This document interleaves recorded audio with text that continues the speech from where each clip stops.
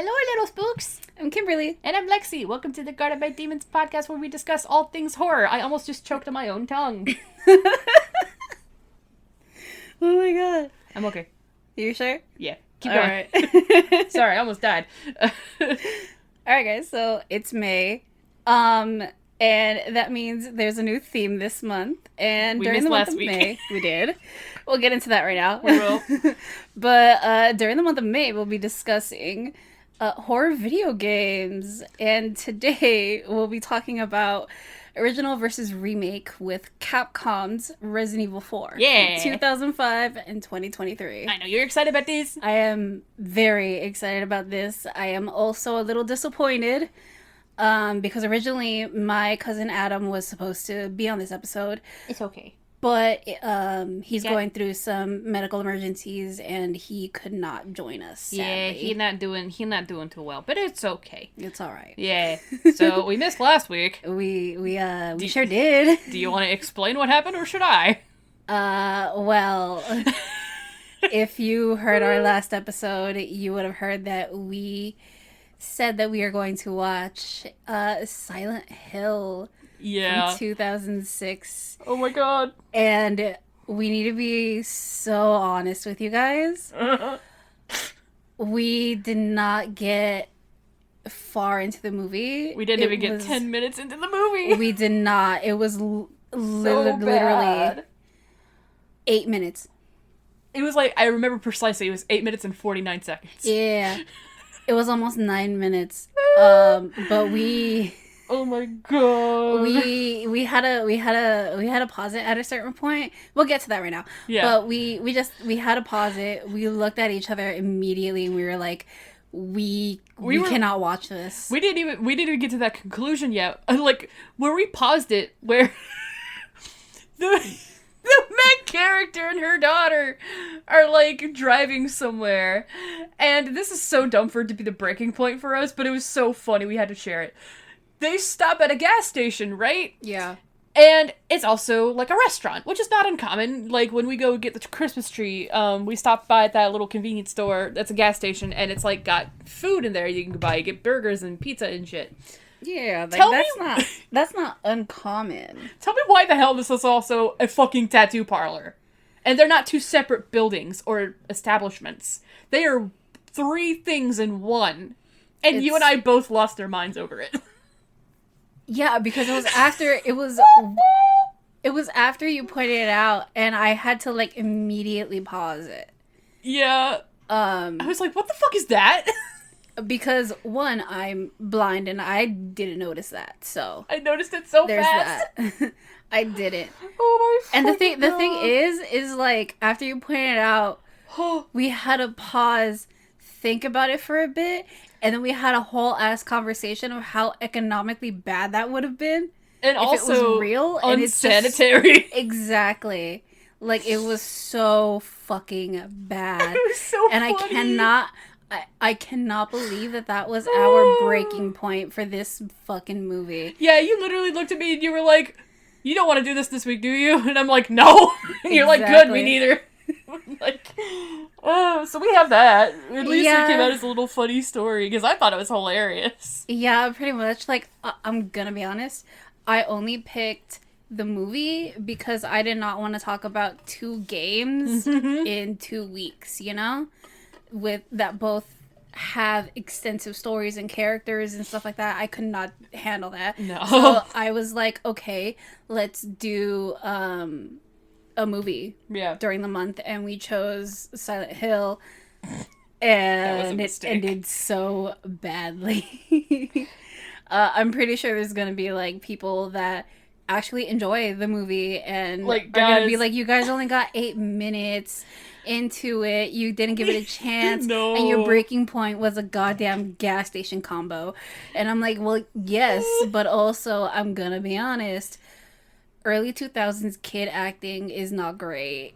And then the mom was like decent to what she was like given, but it wasn't great either, and I could not stand also, the fact she was willingly wanting to fucking seek out Silent Hill because her daughter keeps sleepwalking and talking about it. Well, no. No? No. Her mom was not actively, like, seeking the place where she was talking about. Her mom was taking her to a specialist that can help her figure out why she's having these sleepwalking episodes and figure out, like, what her connection is to Silent Hill. And what happens during the movie is, like, they get into, like, some accident that transports her to the town of Silent Hill. Wakes up, her daughter's not there. It's this whole entire, like, finding my daughter throughout the whole entire thing, and she finds connections to basically how her daughter is connected to, like, Silent Hill and shit like that. So I give it a 0 out of 5. So, with that being said, I literally just read the Wikipedia thing. Because so little happened in 8 minutes. Yeah. So that's the only reason how I know, like, what the movie is. Okay, gotcha. Basically about. But yeah, I told Lexi, like, throughout my years, we had the DVD when I was a kid too, but I've never seen, like, it fully, and honestly, I don't think I ever will. No. But not even for this podcast, guys. Sorry. No. I've only seen, like, bits and pieces of it, and it's usually, like, later on in the movie with, like, the nurses and, you know, Pyramid Head and shit like that. Like, I thought that was really cool, but I've never had full context of it, movie-wise. And then I remember I looked at you and I was like, I would have rather covered the game. Yeah. Like, we probably could have covered PT and still been fine with it. Yeah. But I mean we could have mentioned PT. Yeah. But, like, it wouldn't be the main thing we were going to talk about. No, but I mean, yeah. But it is part of the franchise. It is. Technically. So, shall we get into it? With that being said, let's get into something that's actually good. Let's get into another survival horror game. And that game is Resident Evil 4. Yeah. Spill it. Give me the tea. I know you love this series, and I know you love this game in particular. Yeah. So, a little backstory with me and my relationship with RE4. Yes. And, well, the whole franchise in general. So I grew up watching my cousin Adam, who I said was supposed to be on this episode. Hi, Adam. Get well soon. I hope you do get well soon, dude. I grew up with him watching him play these type of games and stuff like that. Like, I remember watching him play Silent Hill, Resident Evil, and, like, Parasite Eve and stuff like that. Yeah. Amazing. He's the one that got me into, like, all these games. And initially, he was the one that I bonded with the most with the horror genre. Because he's my older cousin, but he's more like an older brother to me. Yeah. And I remember when the remakes started coming out and how excited I was because RE2 is my favorite out of the whole franchise. RE2 has been my favorite, and when I heard that it was getting a remake, I was so shocked at first, but also very excited because it was in, like, new graphics. Yeah. Like, the first one came out in 98. And I remember watching Adam play that, and it was one of the most scariest things I've ever seen him play. Nice. And with the first, like, RE game, that was also one that scared the shit out of me, especially with the first scene with the very first zombie that you see. Terrified me as a kid. But fast forwarding to the year 2005. Yes. The year 2005 was when the first RE4 game came out. Mm-hmm. And it changed the survival horror genre again. Because the first time it changed, it was with the first game in 96. And here we are again. Resident Evil's a real wacky series. It is a very real, like, wacky series, but it's until you understand its story and plot and stuff like that. By wacky, I mean very influential. That's what I mean. Yeah, it is. Because, like, I think a lot of... I don't know, did... Resident Evil came before Silent Hill, right? I'm gonna be honest, I have no idea when the Okay. first Silent Hill game came out. Yeah. I can look it up real quick. Do you know when the first Resident Evil game came out? 96? 96? Okay, cool. Silent Hill 1. Let me see. Silent Hill. Not the fucking movie. Get out of here. Not the trash of the movie. No, I'm talking about the game. I'm sorry, guys. We just really did not like Silent Hill. No.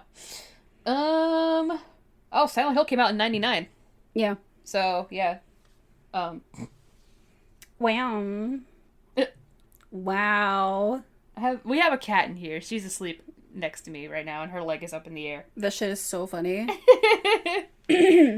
What a baby. But yeah, so I'm gonna assume that Resident Evil probably influenced Silent Hill, at least in some kind of way. oh yeah, definitely. Yeah.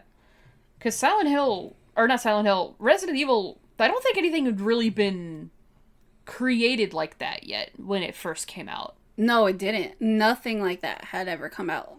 Yeah, so now we've got, thanks to Resident Evil, we've got a shit ton of survival horror in that particular, like, kind of, like... Style, like FPS, and just... I don't even know how to explain it. I love it, personally. Like, I haven't played any Resident Evil games other than Village, and yet I love watching you play because you get really into it. And I have played a little bit of 2. And you laughed at my expense because I got scared. But that's always me with anybody that plays any horror game around me that gets scared. You know? Oh my god, you would have shat yourself watching me play Outlast. I fucking laughed so hard when I saw you stream it. Oh, did you? Yeah, I was watching you stream it when I was back in California. Yeah, it was so long ago now that I don't even fucking remember that, dude. Yeah, you fucking quit. I didn't even get an hour into that game and I gave up. I was like, this is too much. I can't do it. I kept messaging you. I was like, this is the funniest shit ever. You're just watching me suffer. Just like, dude, I can't even breathe in this fucking game without something scaring the shit out of me. Alright, so for context, throughout this whole entire episode, I am going to reference a lot of stuff from Wikipedia that you can get spoilers on there. There's going to be so many spoilers. If you have not played the remake, I highly suggest that you play it yourself if you love the franchise, or at least watch someone else play it, because it's truly an amazing experience. And I will get to my experience that I had after I finished my very first playthrough. Yeah, I watched you play it. I didn't hear any of it because you had headphones on. Oh, yeah. And you were playing on the PlayStation. But I watched you stream it and play it, and I kind of did my own thing in the background. I even fell asleep during one of your streams at one point, and I feel really bad for that. It's not because I was bored, it's because I got really comfortable on the couch. I was like, okay, you're fine, dude. That happens. I was like, this is cozy right here. Good night. It's okay. So for context, everything that I'm like gonna talk about in this public information, a lot of stuff is like my own interpretations of things and my own reactions to it too, and also a lot of my like backstories with these characters and stuff like that is coming from Susie, the spear hunter. Yeah. You got so excited when she posted that video today. Yeah, so guys, that was perfect. I was like, I'm not completely ready to record this episode because I did not have everything I wanted to talk about. And then Susie, the fucking queen over here, Susie, with her perfect ass timing. Oh my god, it was literally after we were like, okay, I'm gonna go to bed, and I saw her tweet in all caps. Yeah. Being like, bitch, I'm gonna watch this tomorrow and take notes. And I did. I just finished. Literally, seconds before we recorded, finished. Yes. So, a lot of the backstory information and stuff like that is coming from her video. Definitely go watch it because it's a 2-hour in-depth video of the remake. Yeah. And it is completely flawless. And I'm sure you'll leave a link. Oh, definitely. I will. Oh, yeah. She is such a great, like, Capcom creator in their, like, partnership and stuff like that. And she is so involved in the RE community, and I love her so much. I Love her so I hope much. she sees this. You will lose your mind. I can guarantee it. I would lose my mind because I'm just a huge fan of Ari. It's been in my life for so long. Yeah. All right, so shall we get into it? Yeah. All right, so Resident Evil 4 is a survival horror game developed and published by Capcom, originally for the GameCube in 2005. God, I love my GameCube. I still have it. I just need to dust it off. I guarantee it still works. Oh man, nice. Yeah. I love that thing. It's so good. It was my first gaming console. Oh, dude, I think my first gaming console was the Dreamcast. Yeah. Crazy what 4 years difference does. Yeah. Well, I guess Adam had a GameCube. I had a Dreamcast. Because my dad was doing some illegal shit at the time. Theoretically illegal. He can't do shit now. He's deported. Oh, yeah, that's right. Yeah. For the record, guys, do not feel bad. Do not go ask questions about it. Do not do that. I'm just gonna say this: I do not have a great relationship with my dad. We'll just leave it at that. So yeah, that's it. We'll just leave it there. That's completely it. But going back to this, Yes. the summary for both Uh-huh. versions of this game is players take control of Special Agent Leon S. Kennedy, who is on a mission to rescue the U.S. President's daughter, Ashley Graham, who's been kidnapped by a religious cult in rural Spain. Leon fights hordes of enemies infected by mind-controlling parasites and reunites with the spy, Ada Wong. Yeah. No. There... When we get to it, we, actually get to, compare... There were a couple of moments you and I were like, oh, with Leon. You guys probably already know what scene I'm talking about with the fucking remake with that. Oh, yeah, definitely. The thing is, oh my god, there's so many scenes that I could compare with. And your words, not mine, Leon Kennedy is the only man you would fold for. Yeah. Guys, if you don't know this by now, I am completely lesbian. Except for Leon Kennedy. Except for Leon fucking Kennedy, man. Hey, Nick, if you hear this, no, you didn't. No. Shut up.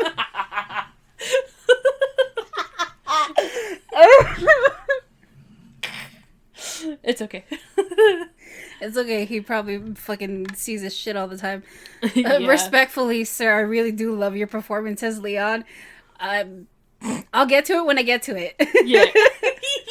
I'll talk more about it when I get to it. Anyway, you motherfuckers not like that, though. Okay. So with the 2005 GameCube release Yes. of RE4, it was actually a huge success. Yes. And So I've heard. Holy shit, people went bananas for this fucking movie. Or game. Sorry, I'm used to us talking about movies. I know, it's okay, it's okay. So over the years since 2005, Resident Evil 4 has been ported to the PlayStation 2, Windows, Yes. the Wii, Yes. iOS, Uh-huh. something called Zebu. Zebu. Yeah. What? I don't know. I'm gonna look it up real quick while you're going through that. Hold on, I gotta know what that is. Again, for the PlayStation 3, the Xbox 360, Android, PlayStation 4, Xbox One, Nintendo Switch, and Oculus Quest 2. How do you spell Zebu?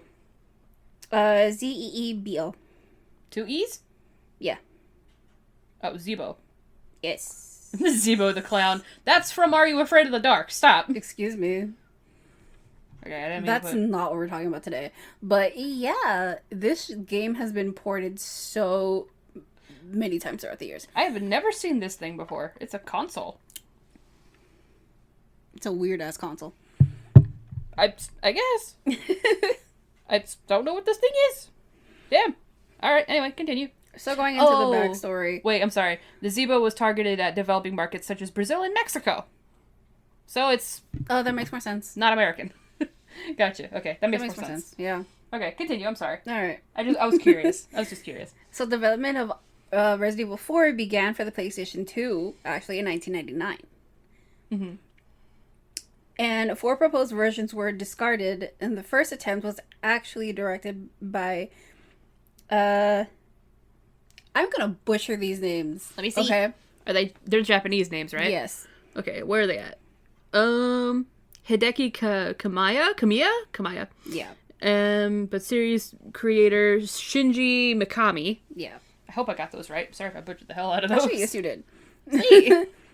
Okay, so but the series creator Shinji Mikami I played a lot of felt it strayed too far from the series' roots. So it was actually spun off as Devil May Cry. Really? Yep. That's makes why it's so a lot similar. of sense. That makes a lot of sense. I don't know anything about Devil May Cry, but I know enough to know that I can see where they're coming from with that. And I feel like a lot of when you're mentioning this, saying that it kind of strays too far from the roots of Resident Evil, I do hear that some people kind of blame this game for the next two games that come out because they're so the way they are. But like, again, I watched you play this and I thought it was very enjoyable. Yeah. To just watch, honestly. Okay, no, like you see me play like the original RE4. You get into it, dude. I fucking do. It's very entertaining. It's great. I need to start eating popcorn while I'm watching you do that shit because it's really fun. So Resident Evil 4 was the game was announced as part of the Capcom 5, a collaboration between Capcom and Nintendo to create 5 GameCube exclusive hardware sales. And this game just blew up. It's fucking amazing. It basically took its original tank controls from the previous games, and now it took it for over the shoulder, third person, still including tank controls, which it's wacky in a sense to its standards now. Yeah. To how we're used to, like, with modern games, it's completely... Yeah, because before then, you couldn't control the camera in Resident Evil before, could you? You could never control the camera until the newer ones with the ARIA engine. Yeah. So that's interesting. It's very interesting. Excuse me. Woo. Almost just died there. Woo. My God. Anyway, continue. I'm sorry. So back in 2002, the remake for Resident Evil 4 was announced and it was released. 2002? Yeah, 2002. The remake for Resident Evil 4? Yeah. Resident Evil 4 was announced in June 2002. Oh, you... 2002. Maybe I 2022. I think... Oh, 2022. Yeah, I was like, what? For the record, guys, I drank a Monster and I'm on a crash right now, so my eyes are not the best. It's okay. I was like, wait. What year is it? What year is it? Do we travel back in time? God. Fuck. I don't want to. I'm sorry. So yes, Resident Evil 4 was announced in June 2022 and released on the PlayStation 4, PlayStation 5, Windows, Xbox Series X and S on March 24th, 2023, and it received acclaim and sold 4 million copies in the first week, making it one of the fastest selling Resident Evil games. That's awesome, dude. Yeah, you pre-ordered this shit. I did. I remember when the day came, your brother was like, hey, you got a package, and I was like, oh, my game. And before that, like, my aunt, bless her, got you a GameStop gift card for Christmas, and you were able to use that for that too. Oh my God, this $70 game became only $32 because of that gift card, and I was so fucking happy. Thanks, Anthony. It was so great. So to get into actual, like, history with RE4 personally, Adam had it for the GameCube. And usually I would just, like, sit back, watch him play it, and I would get really either scared or excited because I was like, dude, this is, like, freaking sick. It's more action than horror, but it still had its horror elements in it. Yeah. And around the time, it was, basically, we're going with what was selling, and it was, like, action. Yeah. But it being a Resident Evil game, they wanted to add horror elements to it, and boy, did it. At the time, it was completely scary with a lot of its characters, with the parasites and the chainsaw dude and stuff like that, with the villagers and Dr. Salvador. God, the Plaga is fucking disgusting. It's very disgusting. In both versions. I hate it both. In both versions. It's disgusting. And I remember I would always like ask him to borrow it because my dad got me a GameCube, and I was like, "Oh shit, cool! I could play this at home." And literally, me and Adam just like lived next to each other when we were kids. Damn. We just lived next to each other. That's why I consider him like an older brother. And we spent so much time together, and I loved borrowing his copy of Resident Evil 4. And then when I got a Wii, I remember the first game I wanted when I found out it could be for the Wii was Resident Evil 4. There you go. And I thought, to this day, I still think how to play the original Resident Evil 4 is with the Wii, because with the controllers, it was acting like if it was an actual gun, and it was really fucking cool. Nice, that's awesome. It was so fun. And I love this fucking franchise so much. And again, I said that RE2 is my favorite of this whole entire game. And when I first heard about Resident Evil 4, and it was basically a continuation of Leon's story, I thought it was so fucking cool. And how in the original he's played as like this... He's a rook. He's a rookie. He's not a rookie in 4. No, I mean in the original, and then on to 4, because I thought you were going with, like, he's not much different, but he's been through shit.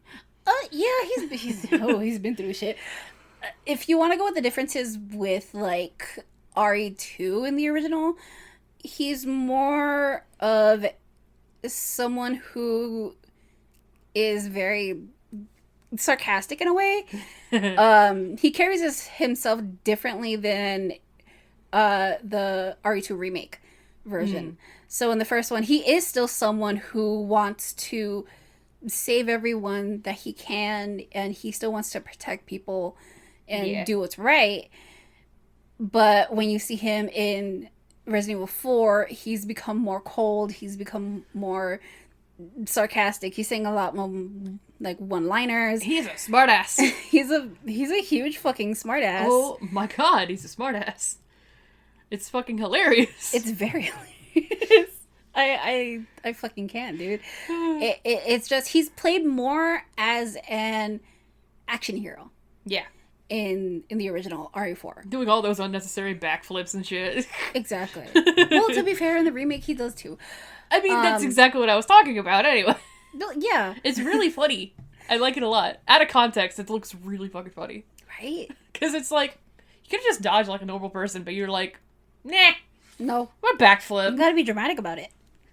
He's emo, what do you expect? It's 2005, of course he is. Yeah.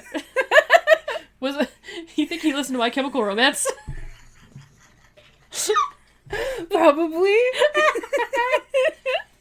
Oh my god, that'd be funny though. Then you get him the eyeliner and the fucking punk edits. Wait. I doubt Nick is ever gonna fucking hear this, but like, if he does, do you think Leon will listen to emo music? Please, like, specifically, Nick. what Please. bands do you think he would listen to? Please, Nick. You're gonna have to tag him in this, dude. Oh, I mean, I was gonna anyway. Sweet. Love that for you. I was gonna tag all the actors for this. So I hope they see it, because I hope so too. That would make your life, and I would love that for you. So pretty much like the original Leon is played as like a action hero. Yeah. In the first one, and it's, I guess it's like more in par with the time. Yeah. And in the original, I want to say like the atmosphere, the fucking sound for the time too, it's phenomenal. The regenerators. I get chills down my spine whenever I hear the regenerators in my ear. I'm like, no, thank you. It tickles the wrong part of your brain. Yes. Yes, it goddamn does. Because I've heard the regenerators in the original and the remake. In my opinion, the original sounds creepier than the remake. Yeah. But there's just something unsettling about it. So the sound for the regenerators in the original, fucking disgusting. Disgusting. Disgusting. But the monster itself in the remake, terrifying. Yes. So terrifying. Combine the two, you've got a perfect monster. Yes. Damn. But it's so fucking gross. I hate it so I think the remake, much. because I've heard the remake regenerator, like the sound it makes. I think it's a little bit too distorted for me. You know what I mean? Okay, yeah. I don't know. There's just something like about the rattly kind of breathing that really does it for me in the original. Yeah. There's just it's so weird. I don't know. It's gross. But also I want to say, like, this whole entire thing, it's literally just going to be me gushing about the remake a lot. That's okay, dude, because I like watching you gush over this game. It's very fun. It's adorable. It's also going to be sad, so prepare. It's, oh, shit. Okay, it's endearing. I will cry. All right, cool. Let's go. All right. So let's start with the environments. Or actually, let me list off the characters in these fucking games. Okay. I feel like talking about the characters first and then the environments might be easier. A little bit. A little bit. Well, we're not going to go in depth with the characters just yet, but I will list all these characters first. Yeah. So for our quote-unquote heroes in this game, we have Leonis Kennedy. Yes. We have Ashley Graham. Yes. We have Luis Serra. Mm-hmm. Oh yeah, I wrote so many notes. I'm so sorry. It's okay. I refuse to believe Louise is only 1 year older than you. He is. We have the merchant. We have Agent Hunnigan. Oh, excuse me. We have Mike. And we have Ada Wong. Yes. And lastly, we have the dog. The dog. Damn, you forgot about Ramon. It's okay. Oh, no, I know. You said the heroes. Ha ha ha. I remember shit, I swear. Here we go with the enemies in order of appearance, actually. Okay. So we have the Village Ganados. Yes. We have Dr. Salvador. Yes. The Lago. Yes. Las Plagas. Yes. El Gigante. Uh-huh. The Colmillos. Yes. The Bella Sisters. Yes. Oh, yeah. Yeah. We have Vitores Mendes. Uh-huh. We have the Castle Ganado. Uh-huh. We have the Gyarados. There's so many enemies, oh my god. We have the Zealots. We have the Amorados. We have the Verdugo. The Novicidor. Can I say, before we go any further, I love your accent so much. I do. I adore your accent so much. I wish I had one, but I don't. Thanks. As a Mexican-American who lost her first language during childhood because school, thanks. That means a lot. Of course. You've always had a cute accent to me. Aww. I mean, raising up my spirits. Dude, like, and when you told me that you'd never heard your accent, I was like, really? I can tell you're Latina. Like, it's kind of obvious to me.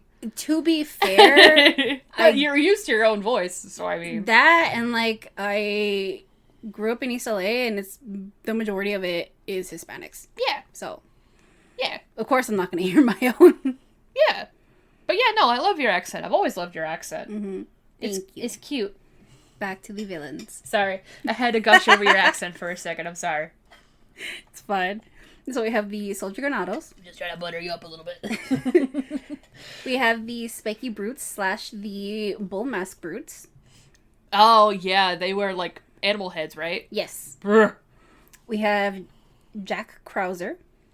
I thought you were going to say Jack Skellington for, like, half a second for some reason. Look, I like The Nightmare Before Christmas, but no. There's a mod for that. Oh my god. There's a mod for everything. Oh, yeah, you got that right. So we have the Regenerators. Uh-huh. The Iron Maidens. Yeah, that's just the Regenerators on crack. Yeah. We have the Spider Plagas. Ew. We have Osmond Sadler. And lastly, Albert Wesker. Yeah. The spider plagas remind me of facehuggers. Mm-hmm. It's disgusting. Wait, you said Ramon, right? Huh? You said Ramon, right? Maybe I just didn't hear him. Yeah, I said Ramon Salazar.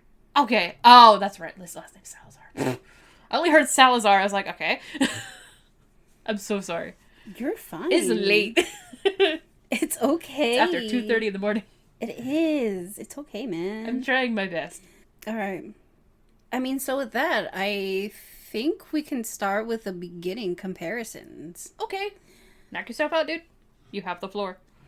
So with the beginning comparisons with the village section in general, it's very different from each other because in the original, you get dropped off with your police escorts. Yes. And it's still similar in the remake. With how they play off each other with the officers and Leon in the car. Yeah. They joke around a lot and stuff like that. But once you get like dropped off, That's it. it's completely different because they're in the original. You go into the first shack. It's like right there where you're dropped off. It's a short walk. Yeah. And you basically assault an innocent man in his own home. Oh, fun.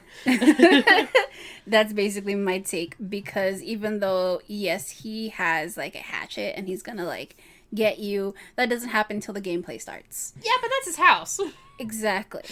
So he's in the right. I know he's in the right, but it's like ridiculous how it plays out in the original. And it's so weird. And the layout is sad pretty much because in everything in the original there is like some type of like textures in there where it's like sort of lived in but not really, and usually in any of the little like shacks and stuff like that, and in the main house in the village too, there's not really much of anything in there. I remember mostly empty. Like, there's, like, a lack of furniture. Yeah. It's very strange. I didn't see the shack in the remake, mind you, but I do remember seeing that particular shack when you played the original. Yeah, it's completely weird. Yeah. I never really thought of it like that. I'm like, yeah, it's just early 2000s, like, video game. It's going to be a little emptier than what I'm used to. But, like, thinking about it, I'm like, yeah, it's a little empty. Where does this dude sleep? Exactly.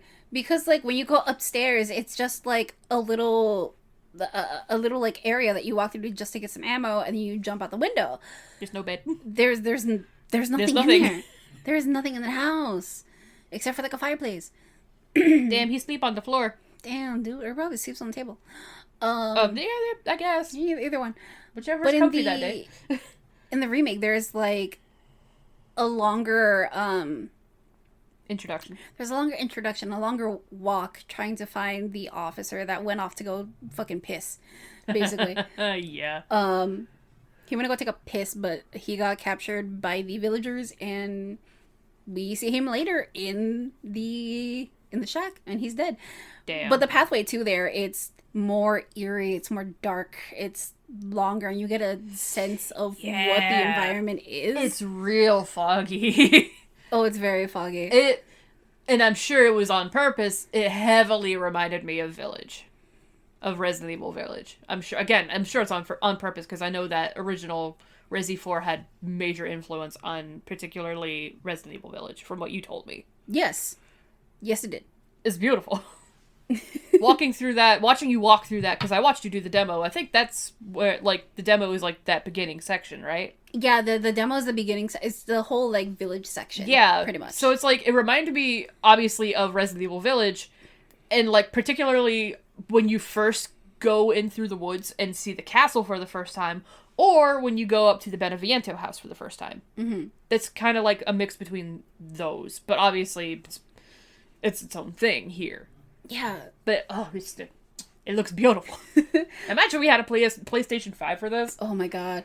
Okay, going back to the beginning of this game, where it's like, they made it more lived in, not just with, like, adding more stuff into it, the atmosphere in it is very nice. It is very nice. It's very more, I guess this feels more at home, is what I can call it, despite it being cozier. Yeah. It's cozier. Yes, yes. In a weird, eerie way. It's exactly. Cozier. How do you feel living in the woods after playing this game? Because we're technically out in the woods a little bit. I know we are. But we're not in Spain, so that makes me happy. Hey, man. Spooks can be in any woods. We're in Appalachia, by the way. Yeah, I know. So... Why do you think I got scared when I watched Scream here? Before you had curtains in there. Yeah. Yeah. You did that to yourself. I know I did. But anyway, continue. I'm so sorry. Yeah. So right when you walk into like the remake's first house, like the Ganado shack, it's more lived in. There's more rooms like you can explore. There's a whole room that has like an actual bed. Bed. Like it's an actual bedroom. It's lived in. Yes, it's very lived in. Let's go. But it's also very gross. He just needs a housekeeper. It's fine. It's all right. Also, the fact that like when you meet the first ganado, Leon speaks Spanish. Yeah, I knew you were really excited about that. Mm-hmm. I fucking was, to the point that I had to pause right after that cutscene because I was like, he spoke Spanish. Yeah, you were like losing your fucking mind. I was like, dude, are you okay? You're like, Leon spoke Spanish. I'm like, basically all he asked was like, he's looking for the cop that disappeared, that was with him, pretty much. Yeah. You were really...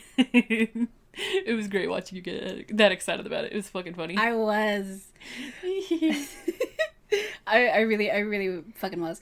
And also Nick talked about this like during his stream because I like up to this episode I have watched him play the game with the voice cast, yes, and the motion capture cast for this game, and he also says like that they didn't need it to be perfect Spanish.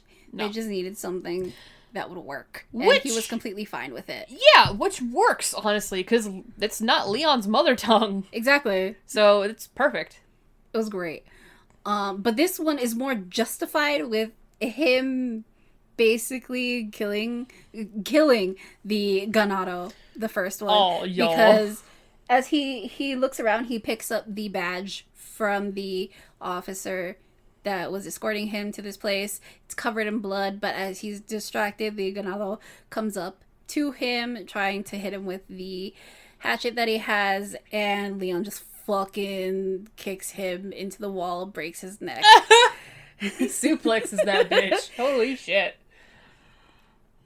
And it's so much creepier because like you get a key, you go into the basement where you find the missing officer that was with you, and on the radio you hear the other one that was accompanying him being dragged out of his car by the villagers. Yeah. So at least we have some resolution like with those guys, and you like you said in the original, they kind of just like drive off, right? No. Oh. No, in the original, what happens is those two get kidnapped. It looks like they drive off, but they don't. Oh, okay, I see. They do get kidnapped, but I guess they are the villagers are like driving the car. And what ensues is the one that still gets burned at the stake in the middle of the village that you see. Oh yeah. Is the one that gets dragged away in the original. I mean in the remake. Ah, tasty. Yeah. And then the officer that he finds in the basement is the one that they feed to the lago. Later in the game, they dump his body.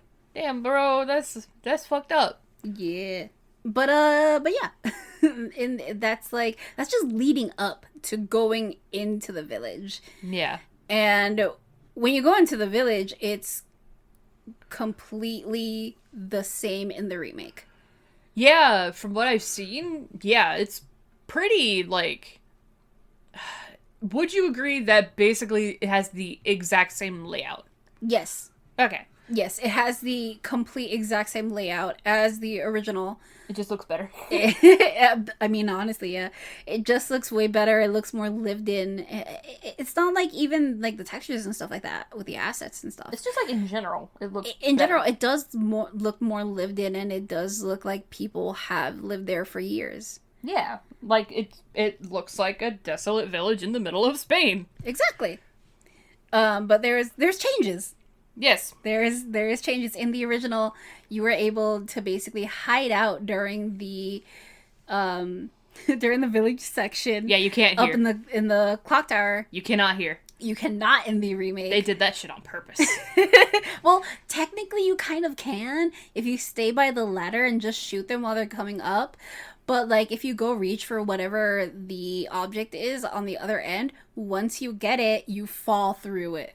And you cannot stay there. You cannot hide out. and you just have to face everything.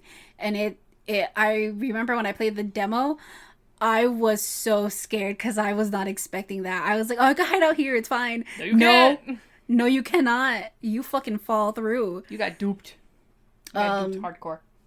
And oh my fucking god, it was the most scariest thing seeing. It was so funny watching you panic. Because I was in there with you when that happened. I was sitting in the armchair right behind you. I was like, damn, dude, that sucks. You were fucking doing your own thing. You're like, damn, dude, this sucks. And you're going back to your thing. Yeah, I'm like scrolling through TikTok. I look up and like, what happened? You're like, I can't go into the bell tower. I'm like, damn, dude, that sucks. And I went right back to what I was fucking doing. This was live streamed, by the way. Yeah, it was. It was live streamed. It was funny. Oh my god, everyone found it funny on my stream. It was great. Yeah, everybody called me the president, so apparently you're looking for my daughter. Like, apparently so. Damn. Sup, guys? I would be an awful president. Do not vote for me. Like I'm running. Amazing. So, with the original Resident Evil 4, I also want to mention, like, some games that were influenced by it. Yes. So, there are games for the third-person shooter. Games like Gears of War, Batman, Arkham Asylum. Ah, I can see that. Yes. It's also become, like, a standard for precision aim feature for third-person action games. Oh, yeah. Just because of the sights, right? Yes. So, like, with Dead Space. Yes. So there's Dead Space, Grand Theft Auto, Ratchet and Clank. Hey, Ratchet and Clank. There's Uncharted, Mass Effect, The Last of Us. Really? Yep. I didn't expect The Last of Us for some reason. Oh, yeah, dude. A lot of, like, the combat style with the original actually did inspire, like... Oh, never mind. That makes sense. I didn't get into The Last of Us. That's why I'm like, huh? Mm-hmm. Shit. So a lot of the original ones... I'm gonna get crucified for that one. Sorry, guys. It got overhyped for me. The combat system also inspired games like Silent Hill Homecoming and Alone in the Dark. I've heard of Alone in the Dark, but I don't remember what it's about. I'll have to look it up later.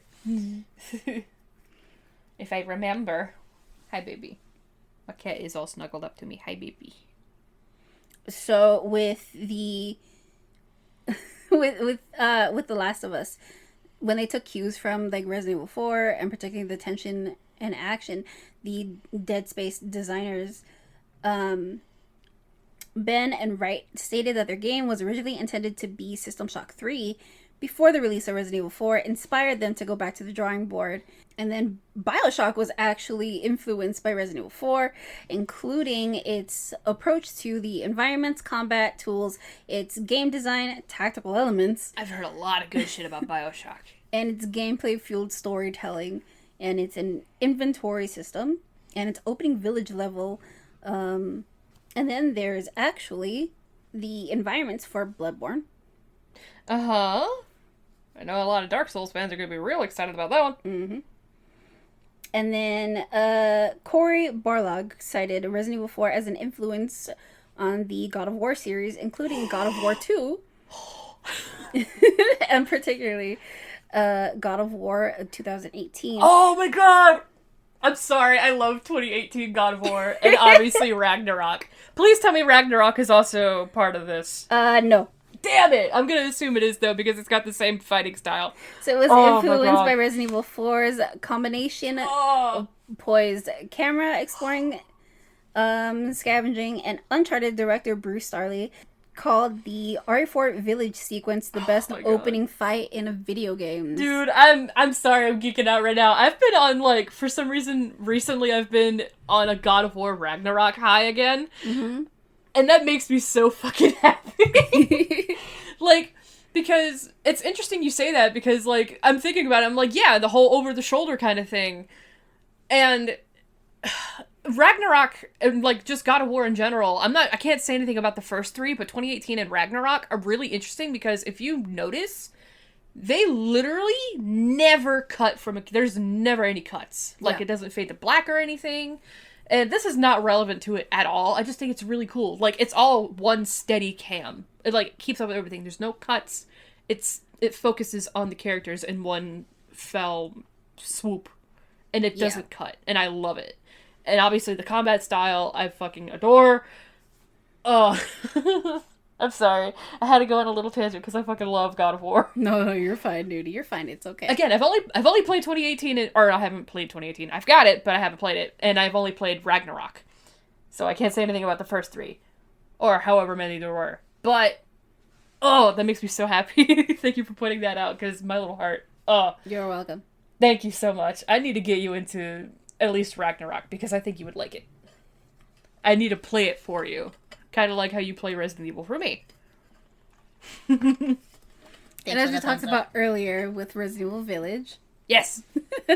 So Resident Evil Village is highly influenced by Resident Evil 4 with its own director, stating if Resident Evil 7 was like a reboot that inherited the DNA of the original Resident Evil, then you could say that this time we're doing the same with Resident Evil 4. Yeah. We've designed the game and its structure with Resident Evil 4's essence in mind, especially with the combat style, with how the enemies attack Ethan. Yes. And the castle.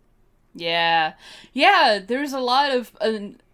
lots of people made this connection that Resident Evil Village was basically a love child between 4 and 7. Yes. And there's literally no better way to put it, because it's exactly that. Because we've got the combat of 4, and then, like, the eerie tones of 7. Mm-hmm. And obviously, 4 is still eerie, but 7 is... oh, fuck. And again, this is before they released Resident Evil 4 Remake. Yeah. And you can tell, because even when you were playing, like, Resident Evil Village, I was like, dude, this fucking reminds me of, like, 4, and about, like, I was, like, picking out different things and stuff like that, comparing it to the original. Yeah. And I thought it was so fucking cool. Even the vibes of, like, the safe room. Yeah. In general. And not even, like...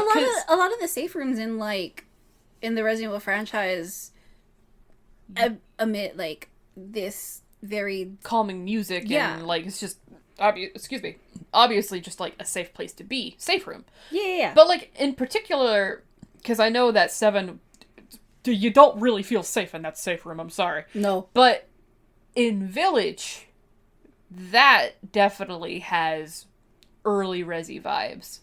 For sure. From at least what I've seen, yes, absolutely. Yes. Yes, it fucking does. And I know you loved the hell out of that. Oh, yeah, dude.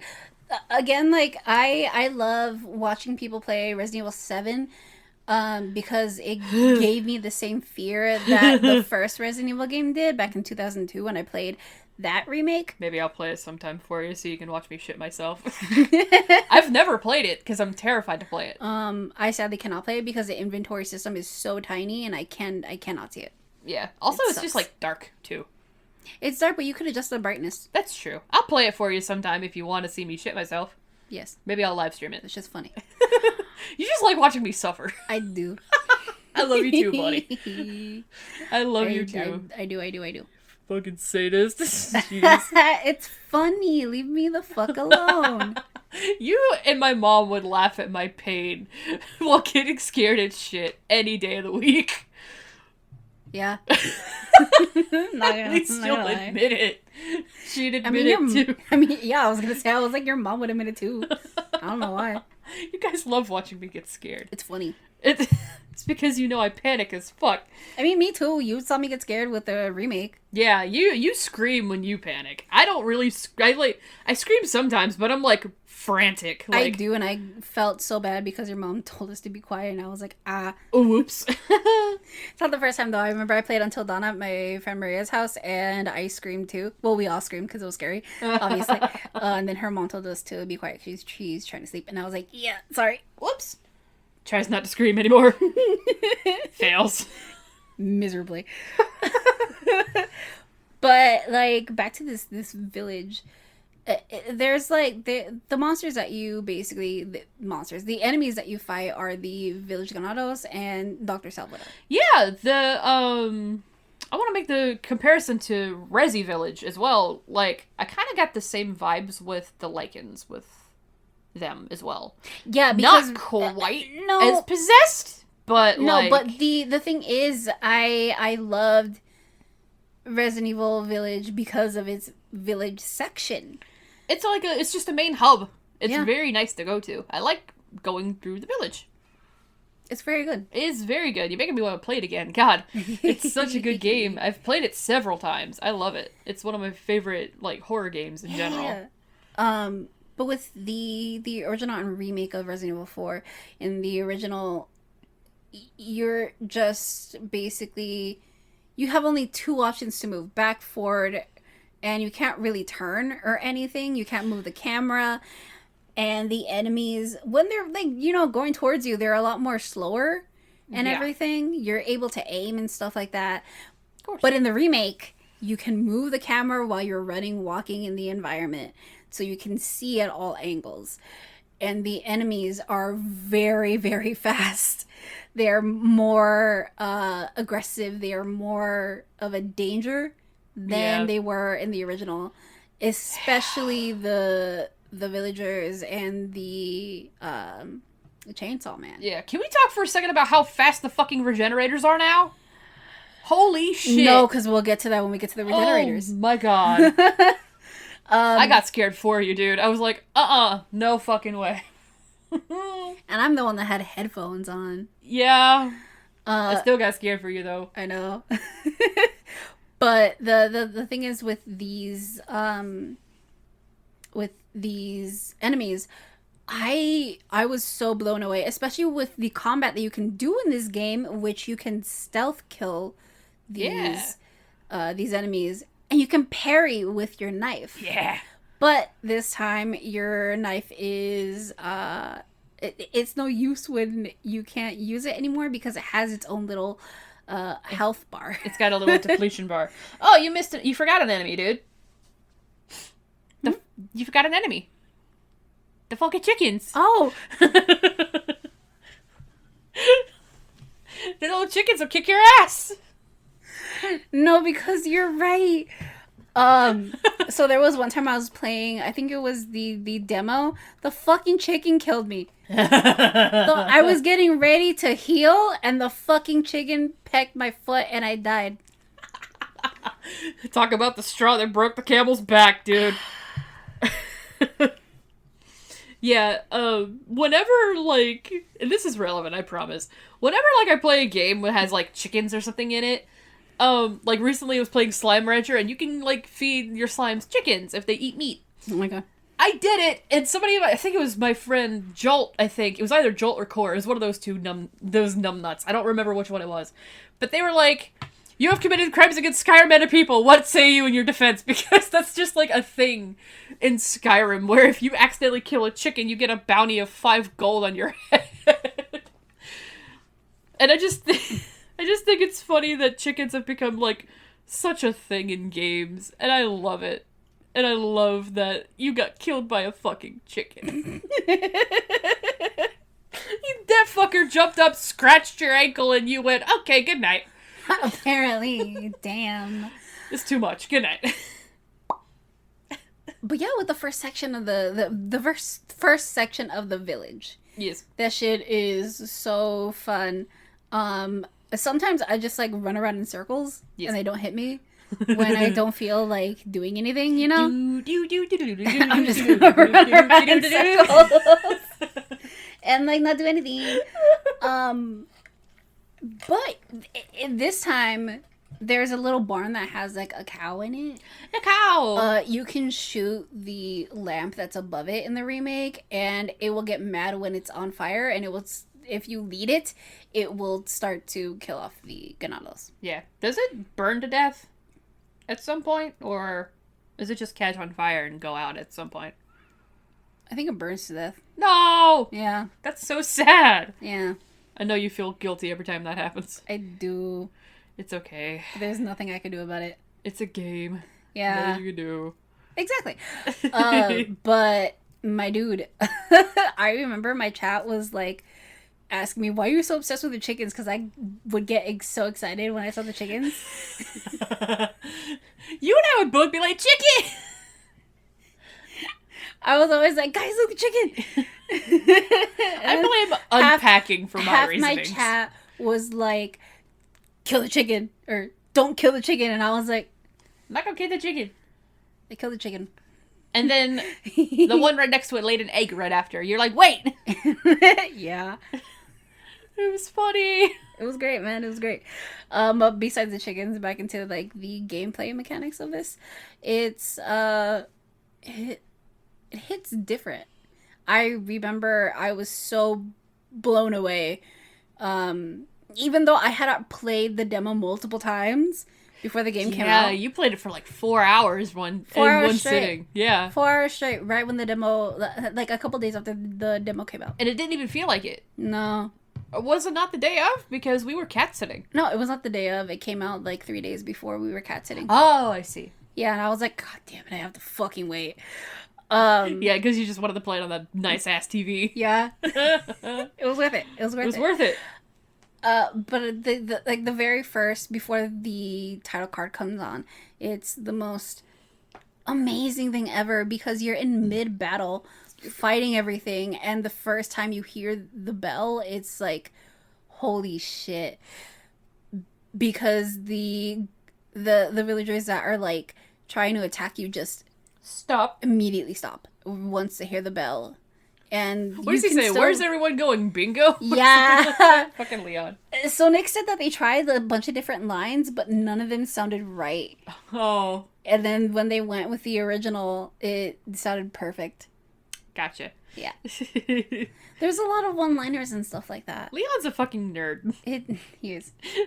The thing, I know a lot of people were like, oh my god, is he gonna lose all his one-liners and stuff like that? He did not lose any of his one-liners. He's corny as ever. And it's so fucking great. Especially when he sees, like, the Bella sisters. That was so fucking funny. Yeah, you were joking with me about that earlier, and I thought it was hilarious. Yeah, I'll get to that line when we get to the Bella sisters and stuff like that. But I just want to say that. And the intro that I completely fucking glossed over. I cannot believe that. The intro where it's recapping the events of like RE2 and in between to how we got to Leon now. In the original, it was basically just about the umbrellas, the umbrella corporation's like downfall. Nice. And how it was like stopped and stuff like that. And I know a lot of us really fucking want a game where we can have that and, you know, figure out what exactly happened, but Umbrella will never truly go away. No. But guess of course it won't. With that being said, it is just kind of like glossed over in the original. Yeah. And you don't really get much of anything other than the fact that like you can hear Leon saying that he was recruited by the government to be an agent and to work under the president. Yeah. And that's basically it. And in the remake, you get this whole thing of Leon reflecting what happened in Raccoon City. Yeah. With the Resident Evil 2 remake. This man needs therapy. And how it affected him. And he said that he was, like, recruited for the president. That he did it out of his own will. Uh-huh. Out of his own free will, basically. He was put into that. Yeah. And we see this flashback with the training that he does with Krauser. And we get a flashback to all the people that he wasn't able to save in Raccoon City, which was Marvin, Kendo, and what he thinks, Ada. Unfortunately. Yeah. I mean, what? Again, we don't like Ada. No, we don't. But we'll get to when we get to her character. Yeah. And it's the continuity, like the connection. Yeah. That's with both these games, because you can see with just that introduction, and it pans out to Leon in the car with the other police officers. You can see why he's the way he is. Vance feels guilty, man. Yeah. Yes, he does. It's okay, dude. It's not your fault. You didn't start the zombie apocalypse. So the thing in the remake with Leon's character, he is more, I guess, more serious. He's less of a A jokester. He's less of a jokester than his his original counterpart, and he is less of an action hero, more of an actual human being. Yeah. Honestly. And that is all thanks to Nick Apostolidis and his performance as Leon. Thanks, Nick. And the thing is, a lot of people think like, oh, they're just like the voices for these characters. And it's like, no, Nick is actually Leon. He voiced and mocapped him. Yeah. Nick just seems like a really just cool dude to hang out with, you know? He is definitely a very cool dude. I know you like watching him stream a lot. I do. It's fun. But I do want to mention the past voices of Leon, and the first one from the original RE2 was Paul Hadid. And he played Leon as the one who, again, he wanted to save people. He wanted to do right in the world. And he just wanted to be a good cop. Yeah. Yeah, this guy, he passed away recently, didn't he? He passed away a couple of years ago, yeah. God, has it been a couple years already? Yeah, it's already been a couple of years. Jeez. That's crazy. Yeah, I remember you telling me about that. Yeah. You were really sad. I felt really bad because I didn't know how to comfort you, my dude, because it's okay. I felt so bad. It's always sad when like one of your favorite like voice actors or just like a really respected voice actor or actor just passes away unexpectedly. Unexpectedly, like exactly. Damn. I remember when his passing was like announced. He had just finished doing a lot of interviews for the Resident Evil community. Yeah. And I think it was the Residents of Evil that did an interview with him, I think probably a couple months before that happened. And they had released it recently. Damn. Yeah. So may he rest in peace. Yes. And connection with that is Paul Mercier. Mm-hmm. And he did the voice for Leon in the original Resident Evil 4. And you can see where the comparisons of the original Resident Evil 2 and then to the original Resident Evil 4, it's a completely different person. Yeah. He still has the element of, like, being sarcastic and stuff like that. Yeah.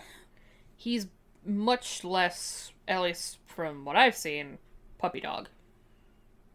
If that makes sense. Well, that's like... That's the remake, though. That's so, like, the remake. I'm talking about, like, the original. The original, yeah. I don't have any experience with the original. With the original, he's more of, like, he's more cocky, pretty much, in the original. Yeah.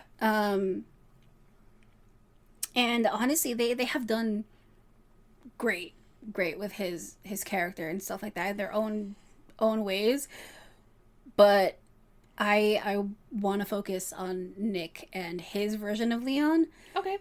Because it's such a refresher with a lot of these like remakes and a lot of the games that keep going on. I mean, there's been like a ton of really amazing men who have voiced Leon, like Matthew Mercer. He's voiced Leon in a couple of things, and he's voicing Leon for, I guess, from what I read on Twitter from him, it's his last performance as Leon. Yeah. For Death Island. I fucking and love I'm so excited to watch that. Matt Mercer. So much. He's genuinely just a really cool dude. Oh, he is. I read their like Twitter exchange on. Yeah, you showed it to me. It was very wholesome. Yeah, it was. Basically, Matthew was, I guess, in a metaphorical way, passing the torch to Nick. Yeah. As Leon. And it was amazing. They were praising each other, and it was so fucking sweet. It was so sweet. I loved it. I loved it. But that's just how Matt is, though. Matt has exactly. always been like a super down-to-earth, super nice guy. He is someone I would adore to be able to meet one day. Same. Simply because he's just a cool dude, and obviously, like, I'm a huge nerd, and although I'm definitely not caught up, I'm still in the first campaign, I watch Critical Role. And just, he's a very talented dude. Like, is an amazing storyteller, an amazing voice actor. And the fact that he went out of his way to basically pass down the torch to Nick the way he did was very, very sweet. And just very, very much how he is as a person. Yeah. Just so kind and so generous. And he just wishes nothing but the best for anybody he works with and everything like that. He's just a cool dude. Exactly. Matt Mercer. That's why I love him, man. If you hear this, man, you are awesome. I can't wait to play Tears of the Kingdom. I just got that shit today. Good job. I already know you did a fantastic job voicing Ganon. And obviously, I cannot wait to hear you play Leon again in Death Island. I'm so excited. Boy. Let me tell you, so many people online were thirsting over Ganon when they found out. That. In general, it just made it worse when they found out that Matt was voicing Ganon. Yeah, I fucking know that. Funny. And I'm like, damn, y'all crazy. This man's got social media. You can say this shit. Digital footprint, guys. Footprint. Your footprint is showing. Your fucking digital footprint. It's funny though. I like that they all take it all in stride because they know we don't really mean anything by it when it comes to something like that. Exactly. It's funny. But I want to come back to Nick. Yeah. Sorry. I just this is just like it's video game month. We can go off a little video game voice actor tangents and stuff. It's fine. Yeah. Exactly. Yeah. But yeah, like you said, just Matt passing on that torch to Nick was just really sweet. I thought it came up on my Twitter feed as well. Matt replying to Nick, and I thought it was really sweet. It is. I love it. Just wholesome. I love wholesome shit. So back to Nick. Yes. I love that Capcom has been consistent with their voice actors with these like games and movies too, because they actually used the same VA for Claire for the Dark Side Chronicles. Dark Side Chronicles? I don't know. You want me to look it up? No, it's okay. It's the Netflix show that's for Resident Evil, the animated one, guys. It's 3 a.m. for me. I'm kind of fucking tired. Yeah, it's okay. It's the one that's on Netflix. Forgive me if I forget the fucking name, but they had the same voice actress for Claire in that, and Nick came back for it, and I love how they were consistent with it. But especially. Okay, never mind. I'm sorry. Oh my god! I thought I needed to sneeze. Oh, sorry. I almost died. Okay, anyway, keep going. I'm so sorry. It was unexpected. It's okay. So I wanna like basically I don't know, I guess praise Capcom for continuing using the same VAs. Yeah. But also for hiring fans. Because, did they? Yes. Oh, that's fucking sick. Because Nick has admitted that he's a huge fan of the Resident Evil franchise. Yeah. And obviously he's played the original RE2 and the original RE4. Mm-hmm. And he, during his streams, he gushes about playing it with his family member, which, like, I a lot of us can relate to. And I used to play it with my cousin Adam. Yeah. And it was like a dream come true for him. At Capcom, you need a cute little Latina girl for one of your games? Here you go. Jesus Christ. This one right here, she will do it. She will absolutely do it. She would do it for a fucking corn chip. I would sell my soul to you for a fucking corn chip, Capcom. Oh my god. All jokes aside, I love that they are doing that. And you can tell with Leon's character development in both. Between both, because in RE2 Remake, he is like a puppy. He's a puppy dog. He's a puppy. He wants to save everyone. He's naive. He's wanting to do his best. He trusts a little too easily, but it's in his character. We love him anyway. It's true. And in the RE4 remake, he's your age. he is my age. Which, like, I still kind of believe. You're like, what the fuck? Wow, what am I doing with my life? Leon S. Kennedy's a fucking agent for the U.S. and I'm here doing You know what you're doing? You know what you're doing? You're being safe, okay? You really want to be in Leon's fucking shoes? You really think you would last an hour in Leon's shoes? You're insane. Fuck no. Would I last a second? No! I'm blind. There is no fucking way I could. But with his character development in both games, you can fucking see it. He looks so tired in the remake. He needs a nap. He really does need a fucking nap. But the thing is, it's like his core element is still there throughout the game sections. You can see him. He's still him. He's basically on the inside. He's still kind of like the rookie he was. He's definitely got more of a wall up now. Oh yeah. I wonder why. Because good God Almighty, this boy, he needs therapy. Extensive therapy. This poor man. Oh yeah, dude. With I want to mention the character development that he has throughout this whole entire thing. Okay. When he basically he's injected with the plaga for the first time. Nasty. It's very nasty. It's gross. I do not like it. Can you tell that I have been watching a lot of fucking Luis stuff lately? Yeah. It's okay. It's fine. It's fine. I blame Andre for his accent. It's fine. I do the same thing with your accent inadvertently. So, I mean... I know you do. I'm so sorry. If it ever offends you, tell me. It doesn't, because I find it funny as hell. I don't mean to. But with Leon's character development, there's this really sweet moment between him and Ashley. Yeah. Where he reverts back a little bit to his RE2 self. Being very gentle and reassuring to her. We love to see it. And that made me cry. Aww. That made me cry the first time I fucking saw it. We miss scene. Puppy Leon. I do. I do, but I do like RE4 Leon, even though he is a very damaged boy. Yeah. His ethics are still there. He needs a back rub. Exactly. And a nap. And a good home-cooked meal. Every time this man goes on a mission, he's always complaining that he just wanted some food. And I'm like... Yeah! Give this man food? What the fuck? Jesus. Y'all send this man on a mission hungry? What the hell is wrong with you? You want to know what? If I were... whatever organization he works for... I would give him the best meal ever before basically sending him to his doom. Apparently, because God knows he doesn't know if and or when he'll eat again. Mm-hmm. At least give him like a Snickers bar to snack on. Yeah. Jesus. But anyway.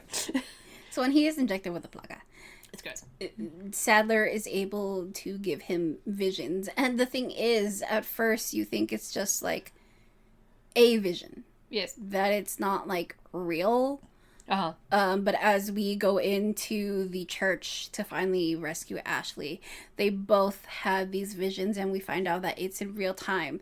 Because whatever Sadler is telling the villagers to basically go after those two because they are escaping,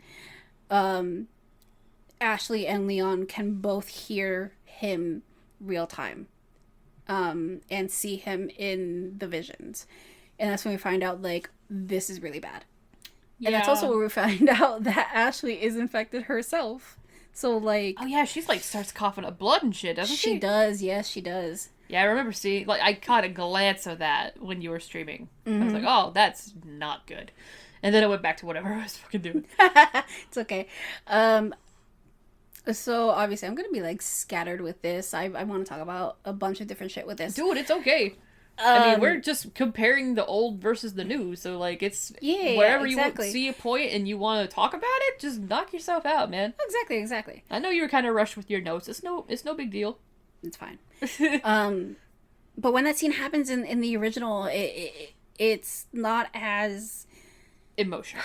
it's not as emotional, and it seems very ineffective because in the original Sadler is actually there, Yeah. and he is just standing in front of him basically doing like the American format of a supervillain talking about his plan Yeah. in a cutscene, pretty much. Yeah. It's less it's less, I think it's less impactful once you compare it to the remake. Yeah. Because in the original, all he does is like, yes, he lays out his plan. These are my plans. This is how you're not gonna stop me. Exactly. And then that's where we find out that Ashley was infected because she starts remembering something. Um, and I don't know. It seems so bad compared to now. Yeah. I mean, yeah. Yeah. But with these I guess visions. That's not saying that the he original gets? is bad. We're just, No. It's The bad original's not compared to bad. what we have. Yeah, compared to what we have now. I think it's because storytelling in video games since 2005 have become real, like, complex now. Yes, and I will get into that very soon Sweet. too. I love getting into that shit. with each character. Clearly, I love talking about video games with you. It's very fun. It's fun. It's so very good. fun. I was really excited about this month. So with that, after he gets infected, you see him just have those visions at first. It's not that bad. He just has, I guess like a headache for a while, but it doesn't kind of stop him yet. It isn't until he reaches a part of the castle with the zealot that has a red robe and this red lantern that basically controls the plaga, and that affects him since he's also infected, and that stops him sometimes from being able to wield his weapon and to basically save himself throughout the whole entire thing. And I love seeing that progress in his character. You can see that it's really, really affecting him, not just like, it's showing you, oh, he's stopping and stuff like that because he has a headache, but you can see it in his character during cutscenes because you can see his veins. Yeah. And I love shit like that. It's so cool. I want to give a couple of examples of that kind of thing that I really appreciate. And first, I'm going to give spoilers for Red Dead Redemption 2 and Shadow of the Colossus for a moment. Shadow of the Colossus came out, I think, 2005 or 2006. And I've shown you the game before. Yeah. Killing these colossal beasts. It's nothing but bosses. There's, how many are there? 12 or 13 of them? I can't remember. But at the end of each fight, you get... it very much reminds me of the Plaga, actually. After you kill each colossi, this inky blackness, these tendrils, like, go into your mouth or, like, into your body, and you wake up back at the temple where you start, where you have to go find the next colossus. Mm-hmm. But as you go along the game, you'll start to notice that the main character, Wander, his skin is starting to get more pale and sickly, and he's starting to grow horns throughout the game. And he's got, like, black veins going up his neck and everything from the ink. And that's that kind of progression, because by the end of it, you end up turning into a colossus yourself to ward off these people who are in the temple, because you're there to help resurrect, we assume, your lover, because she's died, and you're killing all these colossi as a way to bring her back to life, but like yourself is the sacrifice as well in the end. Yeah. And that's a good progression for showing that. On a more realistic note, though, Red Dead Redemption 2 did this thing with Arthur Morgan, where even early on, there's 6 chapters in Red Dead Redemption 2, and if you do everything, it's like 80 plus hours, right? And that's not getting sidetracked.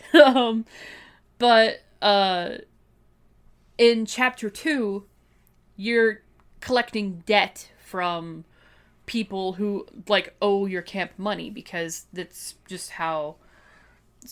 It's hard to explain. It's like, you're being a loan shark, basically. You're collecting money from people who have borrowed money from you, and they need to pay their debts back. There's this one character named Thomas Downs who has tuberculosis, and you have to go collect his debt from him, and he ends up, like, you have to beat him. Like, you don't have to beat him up if you don't want to, because it'll automatically go into a cutscene if you get close enough to him. But you pick him up by his shirt, and he coughs in your face, and it's tuberculosis. He's coughing up blood.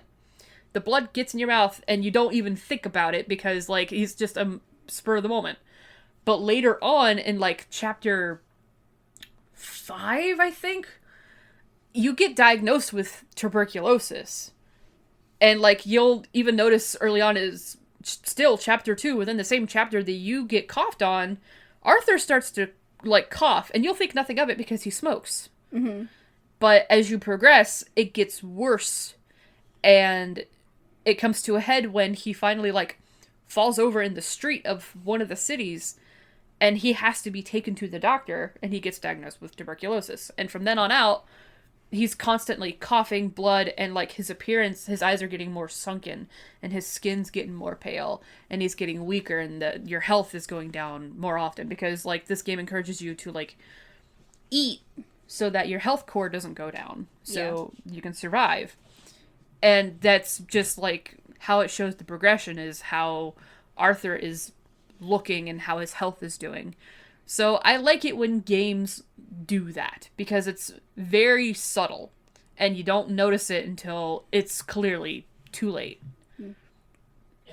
And it's I love that shit. Same. And clearly, like, I think you and I can agree that it's a cool way to show that, oh, this person's just, like, basically a goner, depending on the situation. Yeah. Because, like, in 1898 with Red Dead Redemption 2, getting tuberculosis is basically like, yeah, you're gonna die, because there was no cure for it yet, or, like, no proper treatment, you know what I mean? Yeah. So something like that in games I really appreciate, just seeing the progression of whatever is ailing the character, and just knowing that you have a limited amount of time with this person, even though you and I both know that Ashley or Leon don't die in this game. And they're fine at the end of it, basically. Yeah. But still in the it's moment, like, oh shit. Yeah, in something the moment, it's something bad. It's a threat. You're like, oh fuck, something bad is getting ready to happen. Mm-hmm. So yeah, I just wanted to point that out, because that's kind of, I like that kind of thing. I know a lot of people don't like. Subnautica did the same thing, because you're fighting off this bacteria that killed billions of people, aliens, people, whatever, and the disease is progressive on you, and you have to find a cure for the disease so you can leave the planet, otherwise you'll get blown out of the sky. Pretty much. So what I'm gonna do is go back and forth with some characters. Okay. And I want to talk about Leon's relationship with Jack Krauser. Okay. Oh yeah, you pointed this out to me. You pointed the fact that it was more in depth this time around. Yes, it is, because in the original, you don't really, there's not that much of an impact unless, like, you know the context already of both Leon and Krauser. We don't get a whole lot of context for Krauser, do we? Or do we? Yes, we do, actually. In the original? Oh, no, in the original? Yeah, kind of, but not really. But this one, I know we do. Yes, in the remake, we do a lot. But in the original, there's, like, this knife fight that happens where you have, like, QTEs, and, like, Ada saves you from it. Yeah. Before anything happens. But there's not much. It's just, like, them confronting each other. Leon confirming that, like, Krauser works for the Los Iluminados, and it's, like, not that great. It's just, like, this... It's just like, oh, okay. Okay. It's just that. But during Leon's knife fight with him, which I will bring up again when I talk about Luis. Okay. So with Leon and his fight with Krauser, they talk about Operation Javier and how he basically felt betrayed by the government, because what we find out later, before the actual big boss fight with Krauser, is that the government covered up the operation where millions, where basically his whole troop of men had died because of the mission. Damn. And the only two that survived were Krauser and Leon. And Krauser basically resents the U.S. government. And Susie mentions this in her video, where it's basically a representation of PTSD. Yeah. And he basically resents the government for what they did, for why they covered up the whole entire like operation and stuff like that. Mm-hmm. And that's why. And there's a point where Krauser says to Leon, "You can't save Ashley. You can't save anyone." Oof. And in that moment, that's where you see Leon change his demeanor. And he is completely like, he's more aggressive towards Krauser. Yeah. But he's still understanding. Like throughout that fight, they're talking about how it was when they were training and stuff like that. And there's this part where it also comes up in an earlier section in the castle with Ada, where he says that he taught him that knives are faster than guns. Yeah. And he tells the same thing to Ada earlier, but before like the knife fight with Krauser, Leon reaches for his gun instead for his knife.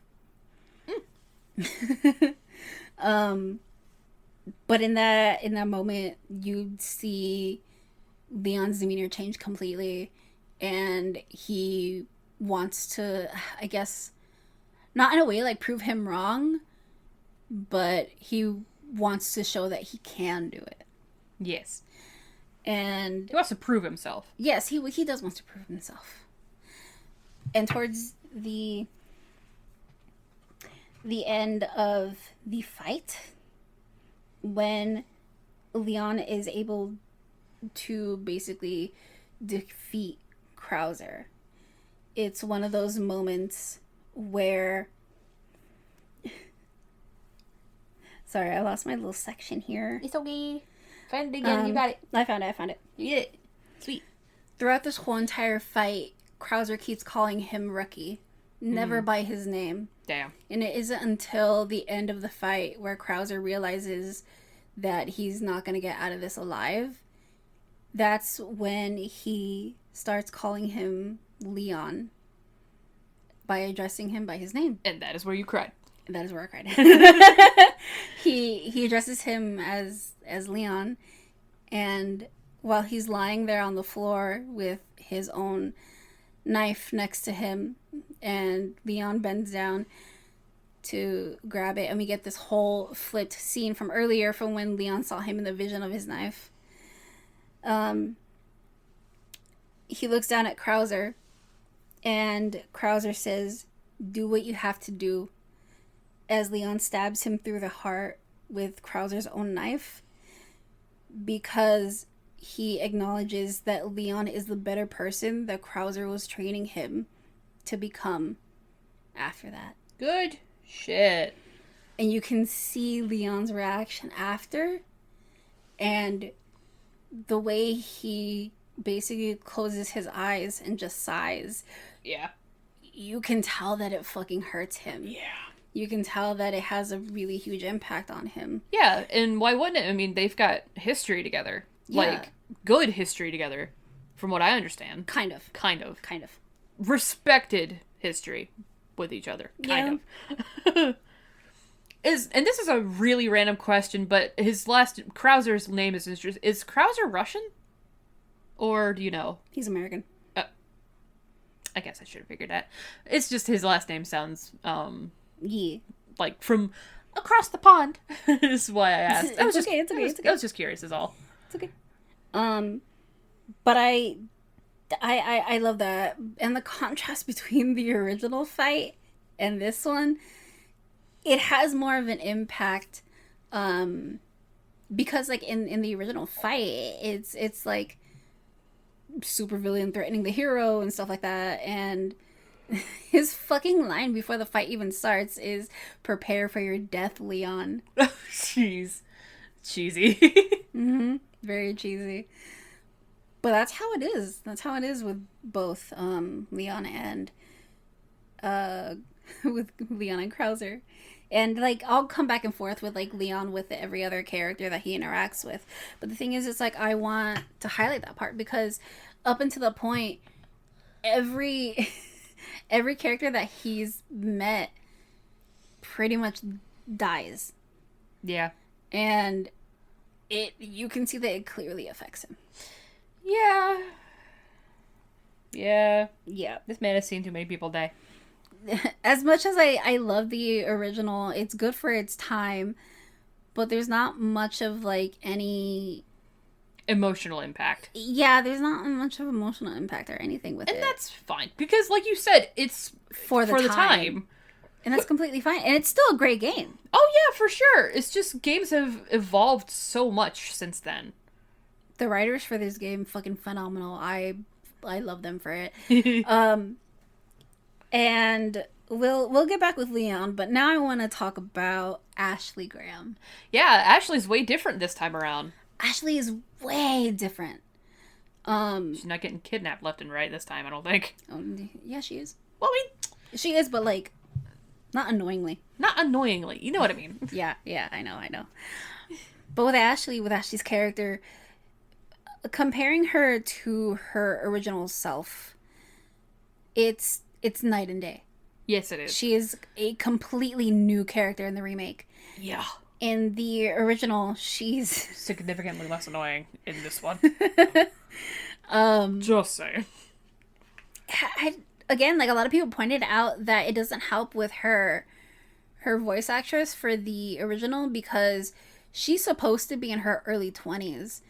And in the original, she sounds like she's way younger, like in her teens. Yeah, I always thought that she was like 16.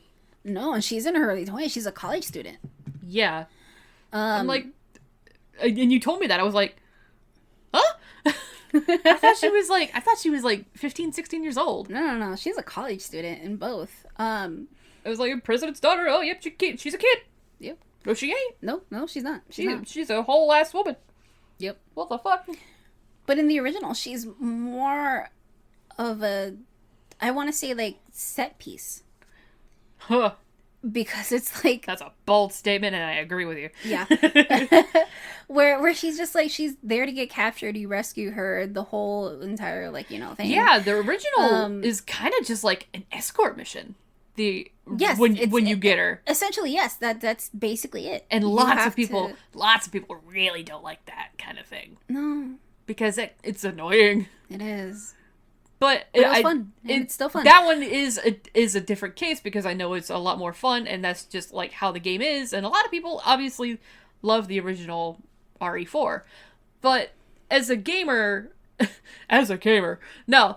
But like from a gaming viewpoint, more often than not, people hate escort missions, and I'm one of those people. I'm like, oh my god, because like. It's where you have to walk somewhere, and they're like, her mechanic in the original, if she gets hurt, you have to use your healing items to heal her. Oh, I didn't know that. Yeah. You have to use your healing items to heal her, and if you don't have any, you just have to fucking make sure she doesn't get hit. Yeah. And in her section too, it's just like her going under tables, doing sneaking around. Yeah, just basically that, because you have no weapons. You can't really do much of anything. Oh. And she's basically useless. Yeah. In the original. Yeah. But in the remake, she holds her own. Yeah. She fights for herself, even though she's scared. And she lifts up Leon, and she's so worried about him too. Yeah. I mean, I know I get there's some people that I have seen react to Ashley now, and they're still just like, oh, she's so annoying and stuff like that. And I'm like, okay, no, you gotta play the game. If you can't see her character growth, that's on you. Yeah. And I would love you. I guarantee. If you shut the fuck up. I guarantee those people are like just like not even playing the game. Oh yeah, because basically. it's night and day, like you said. Yeah. Because there are certain sections. Because I knew everybody was worried about how they were gonna treat Ashley, because they were like, oh god, is she gonna get kidnapped constantly again? Am I gonna have to like deal with this bullshit again? But no, you don't. Especially Capcom listens to their fans. They do. They really fucking do. Because there's sections in like the original where like, oh, you can hide her in like a dumpster or whatever. Yeah. And shit like that. For you can't look up her skirt this time either. Good. You perverts. Jeez. The hell, man. You pervert. No. That's what she says. Yeah, I know. Exactly. I love it. But in the remake, yes, you can hide her in like lockers and stuff like that. Which I remember when we got to the Billa sisters, and I saw that locker, I was like, it's there for something. I don't know what yet, but it's there for something. And then the fucking Billa sisters happened, and I was like, ah, I hate it here. Good night. But with Ashley's character, she is completely new. She holds her own. She develops in. She has a personality. A very likable character. Yeah, she does have a personality, and it shows. I love that there's still like in the original there was like actions that Ashley does where she's like, oh, proud of Leon and stuff like that, but she never says anything. But in the remake, it's more vocal and it's more shown too. Your reaction. She's so proud. I'll get to that when I get to that. You know what I'm getting ready to look and say. Yeah. I'll get to that when I get to that. So her reactions to Leon, like out on the field specifically to like get shots, she compliments him and stuff like that. Yeah. And it's very sweet, and I love that. I love it so much. And especially when she's like on her own in her little section, she is so determined to get back to Leon and save him. She's not just a damsel in distress anymore. No, she's not. She it's can great. hold her own, and it's so good. It's so great. Yes, she's still scared. She's obviously, fuck. But I love her little reactions to things. Because when you're down in the room with all the knights and stuff like that, you have to run around getting these bells or like gongs or whatever to open the gate to get through it. And mid running around trying to get to each one, she yells like, "This sucks." I love her reactions to him jumping across the chandelier. Yeah. As well. Oh my god. So there's this reaction it's that so she has. Funny. She's when they meet up again, she's like, "Leon, are you crazy? You're jumping over like chandeliers." And Leon replies, "What are you, my mother?" And it's like, he's not mean about it. He's no, like, he's not. He's teasing. He's like, what are you, my mother? I bumped into the shit. It's okay. But yeah, it's so fucking funny. It's so funny. That shit threw me. That was hilarious. I love their dynamic. It's great. So much more in this. So much more. There's a mutual respect with one another. You can tell. It's great. Exactly. Especially going back to the scene where it said like, Leon is like so gentle with her when he finally finds her again. My heart. The scene where it correlates with Luis. Yes. But there's a scene where Luis explains everything because he sees Ashley like cough of blood. Yeah. There's this whole like explanation that leads into the next part where they get into this the castle part after the water hall, and it's where Sadler is controlling her, and basically he's speaking for her in this cutscene. Mm-hmm. And she is fainting in his arms, and she says, instead of worrying about her, you should worry about your own skin. And she basically takes his knife from him, stabs him in his hand, basically, like slices his hand because he goes to stop it from the blade. And she walks back with the blade to her neck, threatening to basically kill herself. Damn. And when the gate that separates them goes up, it's when Sadler releases her from his control and she runs away. Jeez, bro. That's heavy. Yeah, it's very heavy. This game is very heavy. And it's when Leon finally finds her again. And you can tell that we see her crying before he even gets near her. And right when he sees her, when she sees him, immediately she's like backing away. She's like, no, don't get close. I don't want to hurt you again. Aww. And Leon, he knows it's not her fault. He knows it's not. And he says, like, I know this is a lot for you and it's okay. In that sense, it's not direct words, but in that sense, that's what he pretty much says. And I love that he still has his like little jokey side too, because after he's just trying to lighten the mood a little bit. After she finds out like he's also infected, he's like, it's okay, but we need to stick together and work together through this. And then he says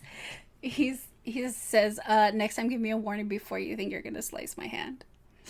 Yeah. And it's so sweet. I remember I cried so much in that part. Aww. Because like their relationship in the new one is so genuine. God of War Ragnarok is gonna tear your ass up, dude. I'm not gonna lie. And then there's the part with the wrecking ball, which basically took the part of the original. Uh-huh. The original was a bulldozer. Damn. Yeah. And in this one, it's a wrecking ball. Ah. Yeah, I think I remember that. Yeah. It's after that where you have this little conversation with Leon and Ashley as they're going up the lift. And she says, we make a really good team, huh? And he's like, I guess so. Yeah. And this conversation, yeah. And she says, well, maybe when we get back, like, we can be a team together and we can, like, go on missions and fight together, you know, and stuff like that. And he's like, I just gotta focus on getting you home first. And then she's like, oh, you're no fun. It's so cute. I want that. It's so sweet. But I want to reiterate what Krauser has said, where it's like, you can't save her, you can't save anyone. There's parts of his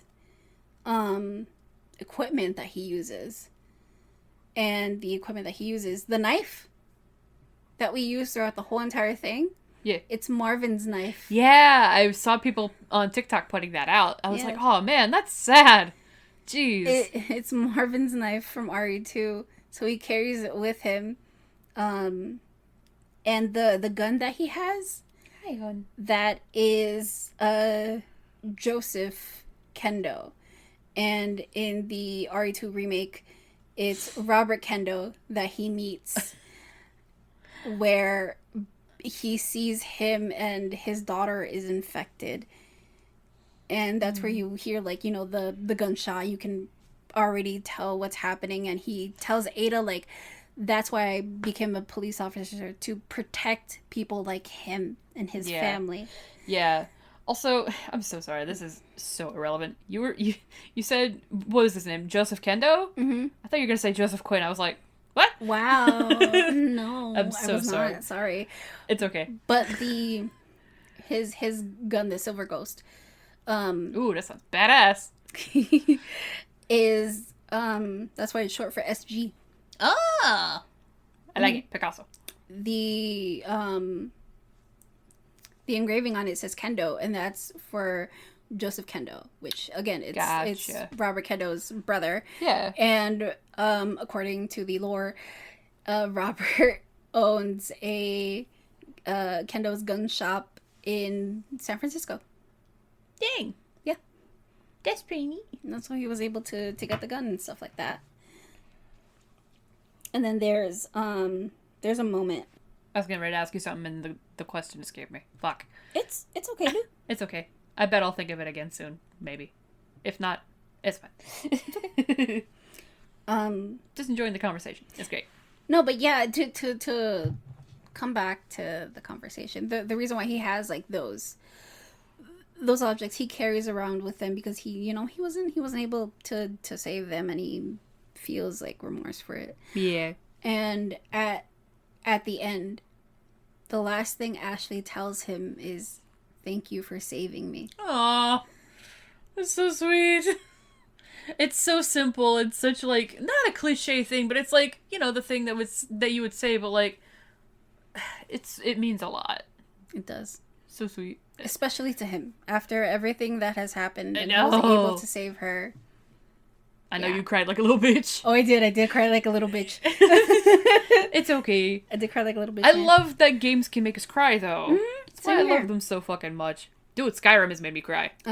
But also with Ashley's character, she does hold her own. She's so strong. Especially with, like, Leon's help and stuff like that. Yeah. But she holds her own. She's really tough, and the fact that she's like, I want to, like, be a team together. Like, maybe we could, fight more monsters together. I would like to see that for her, for sure. I would love that too. A lot of people are saying, like, oh, their Capcom is, like, hinting it, Wouldn't that be nice? It would be nice. At it Capcom, really would. you want to send me an email and confirm whether or not you're gonna do that? Please. Please. But comparing... GuardianDemonPod@gmail.com. Amazing. But comparing original Ashley and remake Ashley, it's... I don't even want to talk about original Ashley. You can't even compare the two because they're so different. Yeah. They're different characters in each their own. They have a better, like... Obviously not in a romance. Well, some people might think of a romance kind of thing. I think of it more as brother and sister. Yeah, but they have a better, like, chemistry in the remake. Yes. Yes, they do. They meld together better. Yeah. And it's so nice. I mean, especially with original Ashley's, like, last line for Leon. What is that? Where she asks, like, maybe when we get back, would you want to do some overtime? So... Excuse me. Yeah. This is a Wendy's. Ma'am? Ma'am, this is a Wendy's. You were almost killed? And you're thinking about that? You want to know what? I can't say shit. I like how you and I came to the same conclusion at the same time. I'm like, well, if you're rescued by somebody in that kind of way, that's trauma bonding at that fucking point. You know what I mean? No, you're fucking 100% right. We had the same realization at the same fucking time. That was perfect.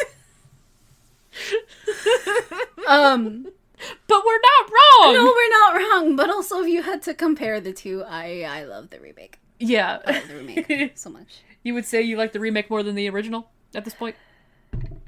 Yes. Night and day? Well, maybe not night and day, but like... But with everything with it, I love the remake so much. So much. Is it your favorite remake that's been made? Yes. Gotcha. So it took two spot then. Yes, it did. It did take two spot. There you go. Remake wise, it's RE4 remake, without a doubt. Oh yeah. I don't blame you. Definitely, man. Maybe I'll give it a go one of these days, but definitely. We'll see. It's okay, man. So at this point I want to talk about who do I want to talk about? I want to talk about well, I'm gonna go back and forth with like Luis and Mendez. Damn, it's almost been 2 hours already. Holy shit. It hasn't felt like it. Wow. I like it though. Keep going. So yes. So Vittorio Mendez, he is the village leader who wanted to just take care of his people. Yeah. Before, like all mind control shit and stuff like that. Yes. So he actually cared about everyone. Aw. And there's this little boy who the thing is, Mendez didn't know how to read or write. and he taught himself that. Damn, that's impressive, actually. He did, yeah. So he taught himself that, and once he got a good flow of it, he started to teach the village children how to read and write, and also how to do math. Oh, that's so sweet, though. And he took special interest in a child who was very, very smart. Sorry, Duolingo was harassing me. So he was like very, very smart for a little kid, and he would always enjoy going over to see him and his grandfather, and the little kid would tell him like these stories. And the story that the kid loved to talk about was Don Quixote. And if you remember, that's what Leon calls Luis. What does it translate to? Do you know? No. It's a name. Oh. Like, it's an actual name. Oh, okay. Big yawn, sir. And the kid is actually Luis. Oh. So with this lore, I'm going to go back with Luis. So Luis was raised in this village? Yes. Oh, shit. It's well, something tells me it wasn't always fucked up, obviously. Mm. Oh, my baby. She has her head leaning against my arm. Oh, cat. You sleepy, sweet girl. So I'm going to talk about Luis right now. Okay. So the little boy who grew up in the village, he was a very smart kid. Yeah. Very smart kid. And he was out hunting with his grandfather, who unfortunately got infected by one of the calmios, which is the plaga dog. Ah. Yeah. Damn. Those things are nasty. Yeah, they are. And since Mendez really cared about Luis, he saved him the suffering. And the house that you see that's on the lake, Yes. that's like burned up, and we see that photo of like a man and a little kid. Mm-hmm. That's Luis and his grandfather. Oh. So It's fucking sad. with the house being Jeez, burnt man. down, Mendez did that. Luis ran away from the village for years, and he ended up working for Umbrella. And when he came back, when we see Luis down in the basement area of the house, Mm-hmm. he's basically kept there.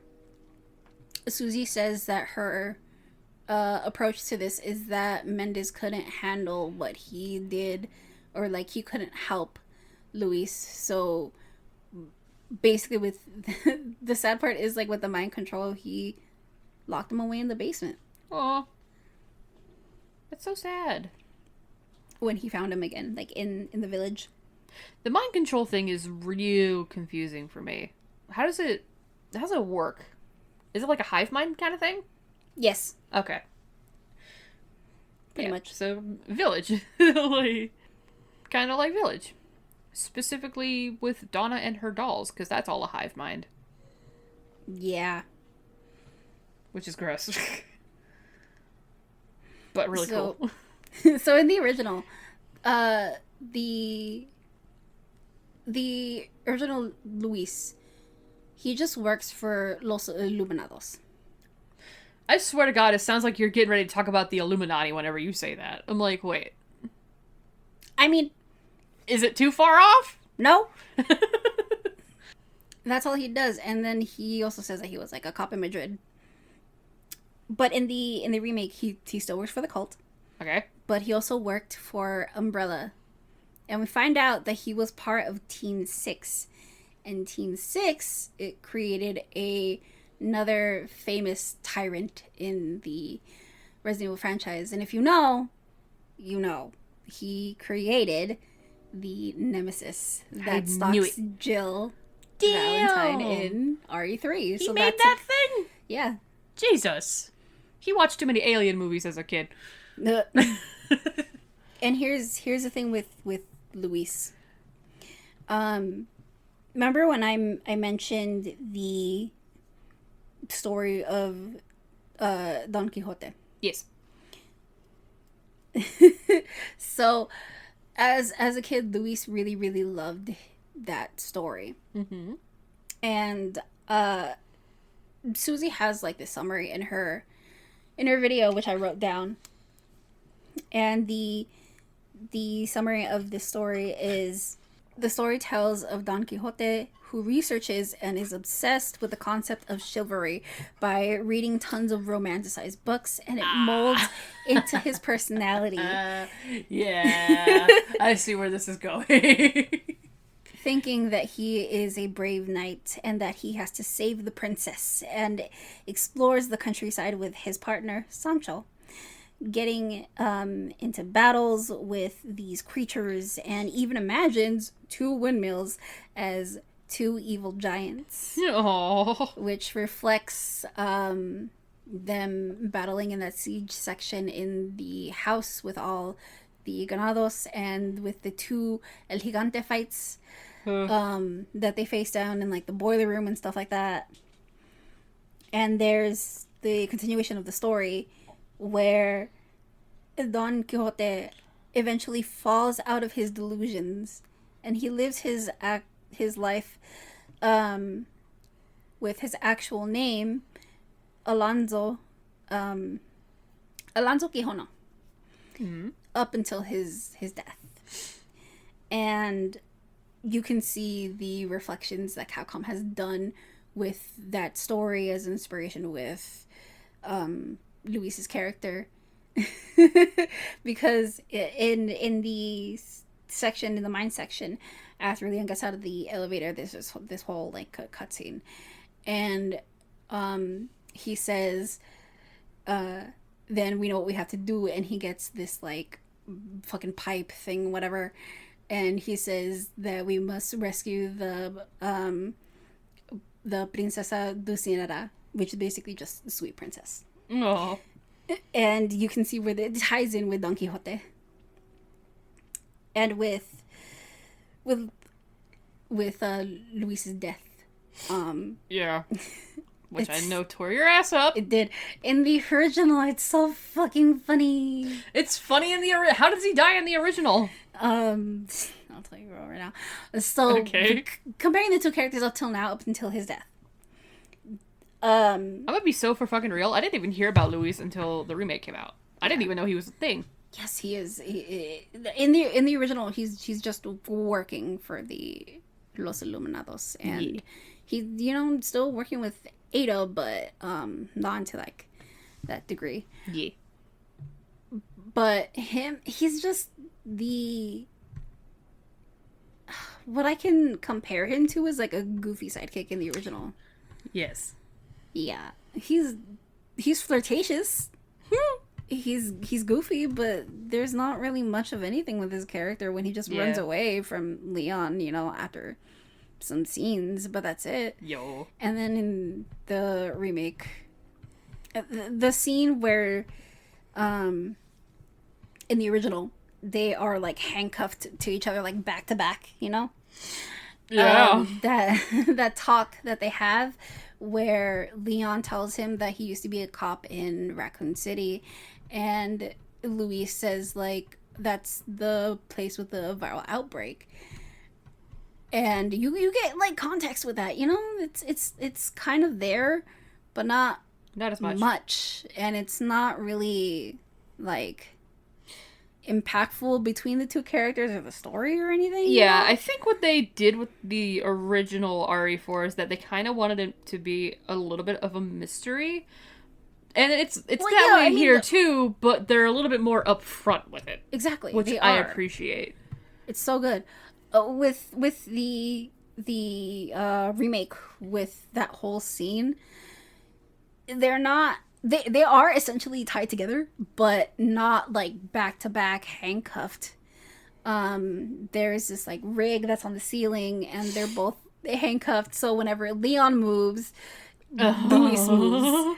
And throughout this whole entire thing, Luis is trying to get information out of Leon, in a more like joking way, where he begins, where it's like we picked a very weird spot for a vacation, and it isn't until he mentions Ashley where he says like, are you looking for a certain señorita.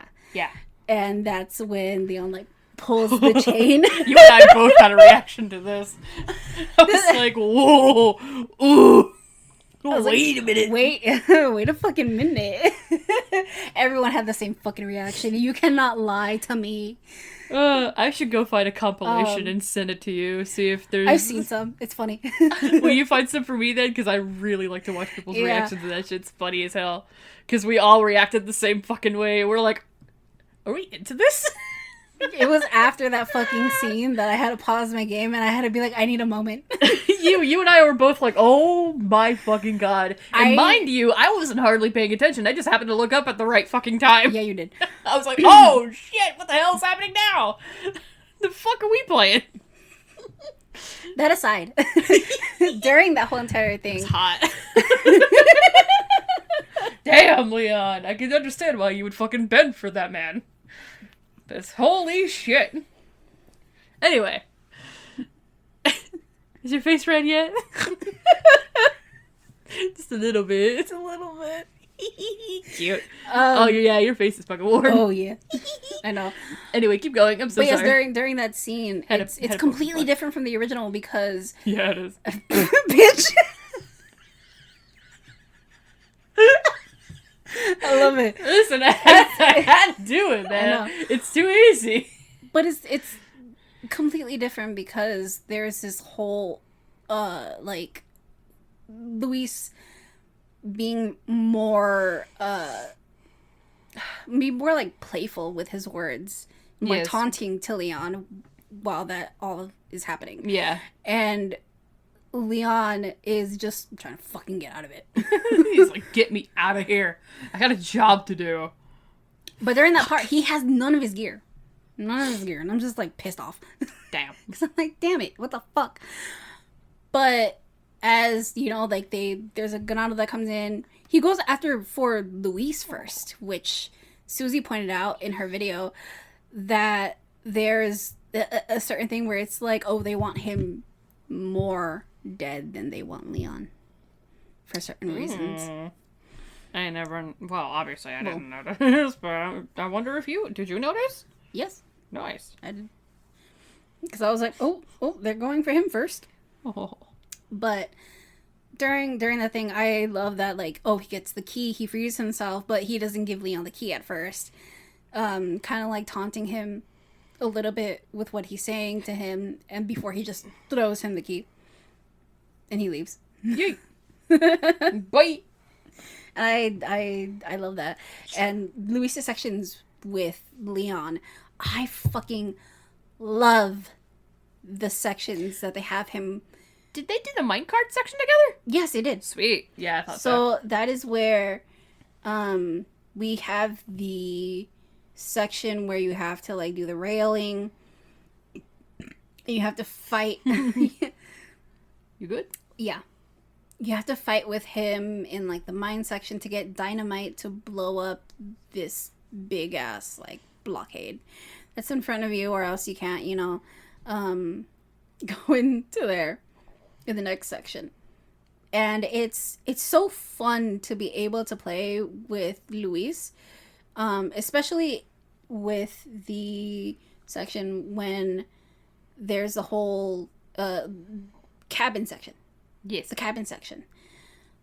That's a lot more in depth because when Luis gets him in there, Leon immediately, like, fucking shoves him to the wall asking for answers. And before they can even, like, talk about anything, there's a bunch of fucking ganados coming towards that cabin. And they both help Ashley hide in, like, this fucking hole that's in the wall. And I love the continuity of this because in the original, literally, Leon just tells her to go upstairs and hide, and you just don't see her throughout the fight. Yeah, that's just a thing in general that they really upgraded for the remake. A lot of continuity. Yeah, where they just, like... Where it makes sense. Yeah, she just doesn't disappear. She's actually, like, off, hiding somewhere. Yeah. Which is nice. Nice little detail. I like it a lot. I loved it. I remember I immediately pointed that out to you when I saw that the first time. She fucking... The Leonardo DiCaprio meme, hey. It's right there. It's right there. I love that fucking continuity. Also, again, with like Ashley's character, at the end of that siege section, she comes up on the second floor, opening the door, telling them to like get out through there. And it's like she found her way out of the fucking house and found a way to get them out safely. Yeah. Or like safely as can be, you know?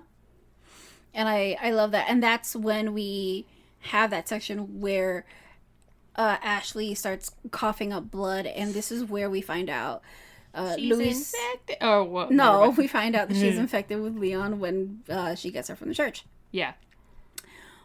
But with Luis, this is where he explains the whole process of like the Blaga and stuff like that, because he was also infected, but he has this like plan that they don't know of yet. Of course. But he does know, he does like tell them, because he shows them his like scar that he has on his chest for removing the Blaga. Ugh. You know that was a nasty process. That was gross. And then once we find out later with Luis's death, it's before the Krauser fight, and it's so sad because you go through this whole entire fucking section with Luis, sections with Luis, which is the like getting the dynamite portion, fighting a lot of these ganados in the mines. You get the 2 Gigante fights. Yes. Which is so fucking fun to play with him. It's great. I love that you get more of his character. That was a very fun section to watch you play. It was so great. I was so annoyed. Because you couldn't get them into the fucking fire pit shit. Yeah, that so was a easily, little... because they were like smart. Bastards. But it was fun getting them to like play off of each other and stuff like that. It's great. And you can see Leon's progression in the remake more than you can in like the original, because in the original it's like Ashley, where she just like runs off and you don't really know what the fuck happens, you know. And there's the part with like the minecart section because Leon does call him like Don Quixote, and then obviously Luis calls him Sancho throughout this whole entire thing. That's cute. Which proves the connection with the story. That's cute. That Capcom did.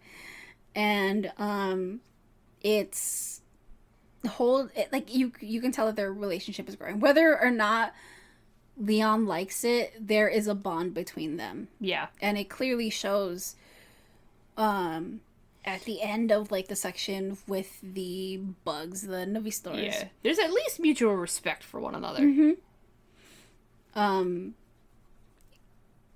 The part where Krauser throws the knife and basically stabs Luis in the back. There's that. Was that part of the original? No. No? How did he die in the original? That is the remake's death for Luis, and it's more impactful. Yeah. In the original... You cried in the remake. I cried so much. In the original, it's before you have to save... I think it's before you have to save Ashley, and then you get, like, her section. It's, basically comes in through the door, says, like, oh, like, I have the sample. He gets stabbed in the chest, and all a lot of us can just say is that it's fucking Sadler's penis shit. Because the fucking camera goes back and it goes under his fucking robe, and we're just like, oh. Okay. So that's what happens. And then Leon's like fucking devastated, you know, he yells out his name and shit like that, and he's like, I promise to avenge you and shit. Oh, it's all dramatic and shit. Yeah, and it's like, it's a lot less dramatic. You've only met this dude a couple of times and he's helped you twice. Yeah, and it's like not that great. It's not that serious, guy. Calm down. Not. It's okay. It's not. But also that helps. Bam, it's Neosporin. It's not maple syrup. Oh, she licking your cut? She's sniffing and she's inhaling deeply. Oh, that's gross. I have Neosporin on my thumb because I've got a split thumb and it smells like maple syrup for some fucking reason. And Suki likes sweet stuff and she's like inhaling it deeply. Okay, anyway, continue. It's okay. So after the section, the knife fight, you get a cutscene, and that's Luis basically shooting Krauser, stunning him. Yeah. And Krauser leaves, And you get Luis just like sitting there. He's talking to Leon, saying that he needs to go save Ashley. And he gives him the key to his lab to basically take out the plagas later. And then he looks up at Leon trying to light his cigarette. And Leon helps him light the cigarette. Yeah. When he just like can't do it with his hand anymore. And then Leon says like, Luis says, I've done a lot of terrible things in my life. But he looks at Leon and he's like, tell me, do you think people can change? The way you cried, dude. And I started sobbing there and then.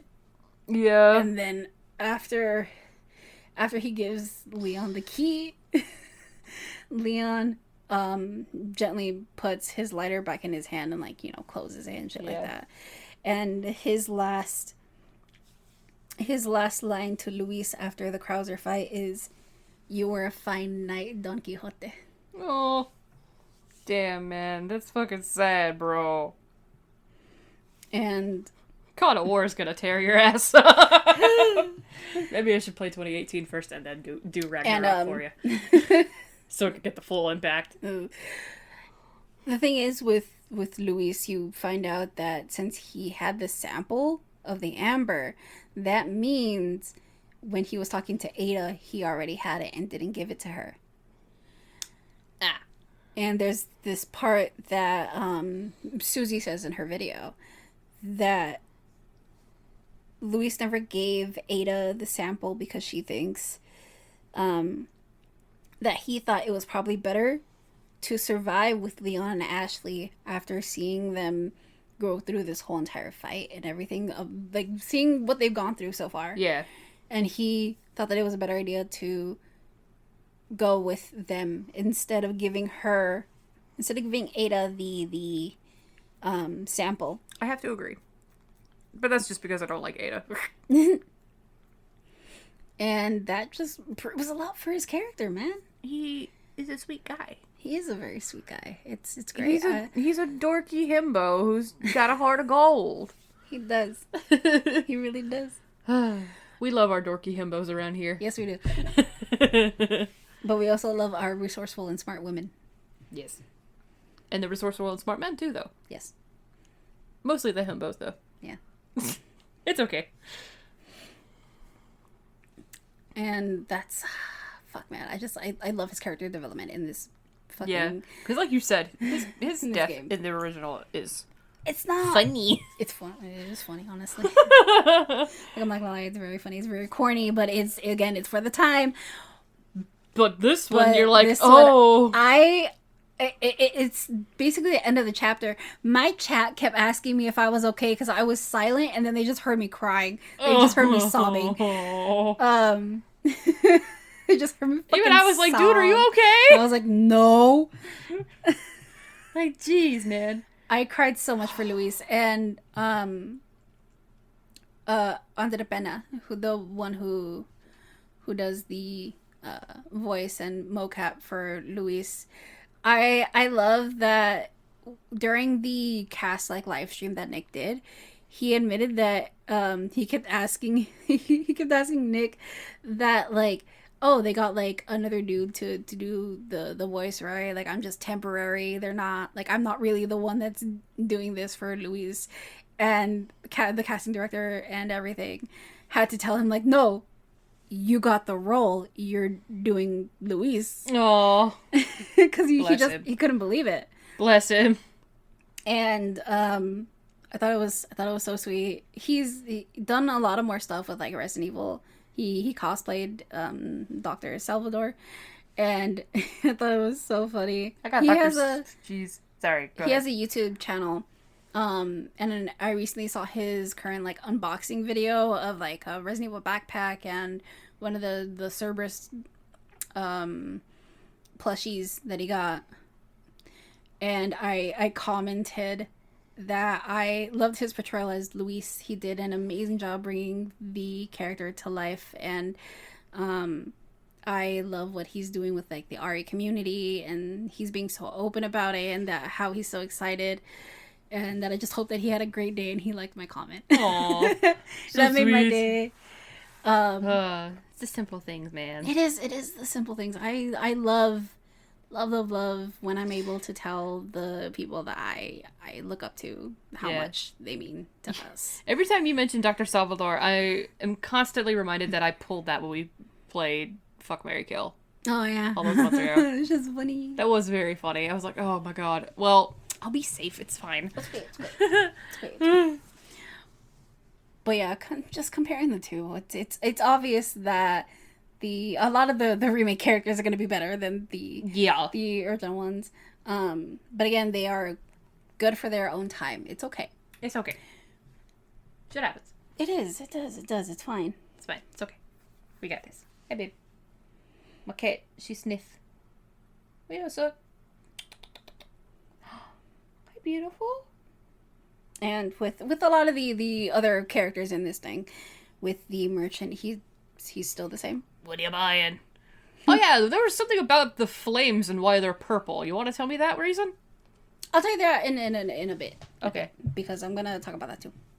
So there's like the merchant, both in the original and in the remake. They are pretty much essentially the same character. So you can't kill him in the remake. Yeah, you can't kill him in the remake. Get wrecked. Sucks for you, Adam. Yo, yeah, Adam killed him in the original, didn't he? He does. Dumbass, I bet I made it a lot harder for you there. Yeah, he did, but he likes the challenge. It's fine. Jeez. And then there's Agent Hunnigan, which is essentially she is the same, where she helps Leon throughout the story, tells him about the mission and stuff like that, checks in with him. I always thought it was funny that they video chat in the middle of everything. Yeah. This way. And then we have Mike, which, again, essentially the same character as he was in the original, where he helps Leon on the island. He shoots a lot of the soldiers and stuff like that. He helps you a lot more in the remake. I love his lines to Leon, because a lot of the time he's just like, sit this one out, I got this. Jeez. And he's just acting like a good friend, and it's so sweet to see. I loved Mike's section in the remake a lot, because he's just playing off of how Leon is, and it's great. Bless.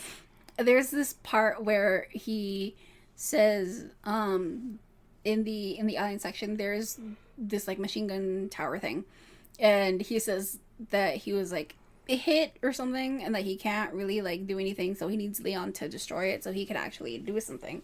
And he's like, why don't you take care of that? I gotta go to the bathroom anyway. Sorry, I'm stretching for a moment. My back hurts. It's okay. Oh my goodness. And then we have Ada. We have Ada Wong. And comparing the two, I'm so salty. I'm sorry. I don't like Ada. She's just a shady ass character. So comparing the two, original and remake Adas, they are kind of the same, but the remake is obviously more in line with the remake of 2. And honestly, a lot of us thought like, oh, Leon's gonna have like a more of a shock reaction to seeing Ada. No, he did not. But it goes with his character as he is now. Yeah. Because he's just so... He's over it. He's kind of over it. Well, he's not technically over it, because there's a scene with the jet ski, because he asked her like, why did she do that during Raccoon City and stuff like that, and she tells him, no, he says like, I guess people change, and then she's like, you haven't. You're still Leon S. Kennedy. You only think you've changed. I would debate that he has changed, but like internally, no. I see what she's saying. Yeah, that's basically what she's getting at. Yeah. Internally, he hasn't changed. No. He's just got a wall now. Exactly. That's why she Can you says... blame him? She says, you only think you've changed. You haven't changed at all. You're still the same Leon. She's still shady as fuck. She is still shady as fuck. Also, I've got a bone to pick with whoever the fuck said that there was a rumor that they were gonna be married in this remake. I was like... That's dumb, firstly. Secondly, fuck you, because that scared me to death. I was like, Leon wouldn't be with her like that, I don't think. Don't do that to us. Don't do Ever that. Don't, whoever started that rumor, shut the fuck up. No, You are not allowed to spread rumors ever again. I also want to boast about Lily Gao, who does the VA for Ada. Yeah. I'm gonna be honest, like at first I wasn't, like on board with her voice. It kind of sounded a little off, but also You just weren't used to that voice. yeah, with her. I was not used to that voice because her previous like voice actresses played her more, I guess, in a more seductive voice. That's all I can say? Yeah, and not matter of fact, right? Yeah, pretty much. She was basically more of I guess a tease in a way. Yeah. With how she is. And in this one she's more of like, I'm gonna do this, I'm gonna get what I want. Yes. Type of person. And again, I'll say this again, like in initially I didn't really like her portrayal. My voice cracked. Wow. Well, it's okay. I didn't really like her voice portrayal at first, and that's okay. You just needed to get used to it, was all. And I did get used to it. Yeah. I did get used to it because I started to like it a lot more the more I played. And it was, I do think it was the right fit. Yes. I do think it was the right fit. But, that being said, to the people who are fucking leaving her death threats and yeah, shit y'all like need to that, quit. Y'all need to stop. look, just because you don't like someone's performance, that Does does not not give you the right to mean- give them death threats over it. Nobody deserves death threats, man. What the fuck? Nobody does. Especially over just, like, work. That's her job. Exactly. Y'all need to quit. Get a life. You think you could do better? Do it. Also, if I remember correctly, she's the first ever, like, Asian woman to portray an Asian character in that Resident game. Evil? Yeah. Really? Huh. Well, no, not in Resident Evil, but like as the voices for Ada. Oh, I see what you mean. Yes. It was like, wait. No, there have been. Yeah, a I was few like, others. what? I was so confused. I was like, No, but I'm pretty sure that's wrong. But yeah, no, for Ada is what you mean. Yes. Yeah. First, like, Actual, like, Asian woman to voice Ada. yes, besides, like the Japanese voices. Well, yeah. But like officially- she's also Asian Canadian. Ah. Yeah. A lot of these actors are Canadian, except for Nick. Voice actors are always fucking Canadian, dude. It's funny. It's very funny. But yeah, I just want to say, like, again, if either one comparing both, I think I do like the remake version of Ada. Even though it's still choppy, I guess, but it still goes with like her core of the remake for 2, because at this point she doesn't have to like pretend who she is. Yeah. He already knows who she is. And if you look at it like this, you can think of like her voice being different as like, oh, she's matured a little bit more because like it's been 6 years. it's been 6 years. Her voice has changed still, like in her 20s. Yeah, dude. My voice has been cracking a lot lately. My voice has been cracking because I have not had my water in a long time. It's okay. But yeah, during that's how that is. With her character, there's not much to say about Ada other than the fact that, like, honestly, her character development between RE2 remake and then RE4, it flows good. That's always good. Like, I think it flows good personally. Yeah. I'm sure I'll agree with you when I actually get around to playing it. Yeah. Because as it stands, I don't like Ada. Like, just, I don't know. There's something about, like, trying to make her seem, like, and this is just basing off of 2, trying to make her seem more mysterious and, like, and I've made this complaint before where video games try too hard to make their badass female characters badass to where it just comes off as annoying. Like, I kind of had that problem with the Silver Sable in 2018 Spider-Man for the PlayStation. And it's just, if you try too hard, then it's, like, gonna come off as ingenuine. You know what I mean? Mm-hmm. It's just, I don't know. I don't know how to, I hope I'm making sense. I know it sounds dumb, but, like, it's just, like, in this age of where, like, we really want to have that kind of badass woman representation, which I personally love. Mm-hmm. It's just, when you try too hard to make them badass, then it comes off as, like, I guess, mocking in a way. It feels like. Does that make sense? Am I making sense? I hope I'm making sense. Yeah, you are. It's just, I kind of get that vibe from Ada in 2. You know what I mean? I don't know why. I'm just like, you're trying a little bit too hard. Just a little bit too hard. And again, no shame towards the actress, because that's not her fault. She didn't write the script. But it's just, I don't like that kind of thing. It's not my flavor. It's fine, though. You don't have to, like, a badass doesn't try hard to be badass. Exactly. You know what I mean? All right. Moving on, I have one more hero to talk about, and that is the dog. Puppy! Doesn't he have a name this time around? He does not have a name, but people have named him Huey. I love Huey, and I would die for him. Me so, bitch. Yeah, they faked this out with the remake, fucking showing us a dead wolf at the beginning. It's so funny because people were buying that. Oh my god, you guys are assholes. I was like, aw, man. Not the doggy. But honestly, I saw that and I was like, oh, dude, that kind of sucks. But I fucking knew that Capcom wouldn't do that. I fucking knew Capcom would not do that. They were like, haha, psych.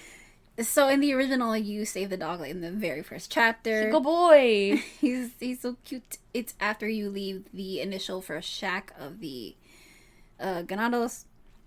And after you defeat some of them, you hear a dog whimper and you find that he is caught in a bear trap. Poor baby. And basically you save him and he helps you in the El Gigante fight. The first El Gigante fight. Yeah. And hey baby. it's so cute. But the thing is, like, he's there, he appears, and then he's like kind of gone for a little bit. Most of the fight. He doing his own thing. No, for the El Gigante fight when he comes back. Oh, I see what you're saying. Like he barks and stuff. He gets the attention of the Gigante, but he said bark. It's not as like. He's still doing a good job. He good boy. He's still doing a good job. I think it's just with the AI was with the enemies. It's like, no, because they have their own shit. But I think it's a lot better with the remake because he actually appears in chapter 3 after you get out of Mendez's house, and he has a bigger role with the El Gigante fight. Like his presence is a lot better. Yeah, and his intro in the fight is basically exactly the same. And again, he uses his bark to distract the El Gigante, so you as a player can shoot the parasite that grows out of his back.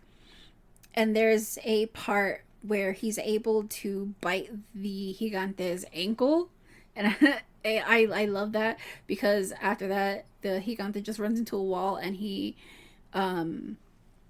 it basically makes himself like fall down for a bit, and you're able to shoot the parasite. And throughout this whole entire thing, Leon is praising the dog. The good boy. And in the beginning, he's like, "Hey, it's that dog." But the thing is, it's like in the original, you don't really hear Leon like acknowledge the dog or anything besides. I'm glad he decided to acknowledge the dog this time around. When he fucking appears, he's like, "Hey, it's that dog," and that's it. That's pretty much it. And then in the remake, he acknowledges, and he's like, "That's a good boy." Good boy. He's like, "That's a good boy." And then towards the end, when you see him just like lounging on a rock.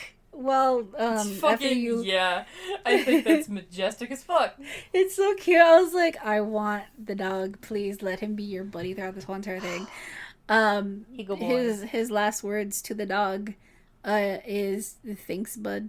And he's so happy. Puppy. It's so cute. But the thing is, like, when he meets him in the remake, And he's like caught in the bear trap. It's so cute because previous like, you know, settings, Leon has also been caught in bear traps. And once he looks at the dog, he's like, "Oh, you too, bud."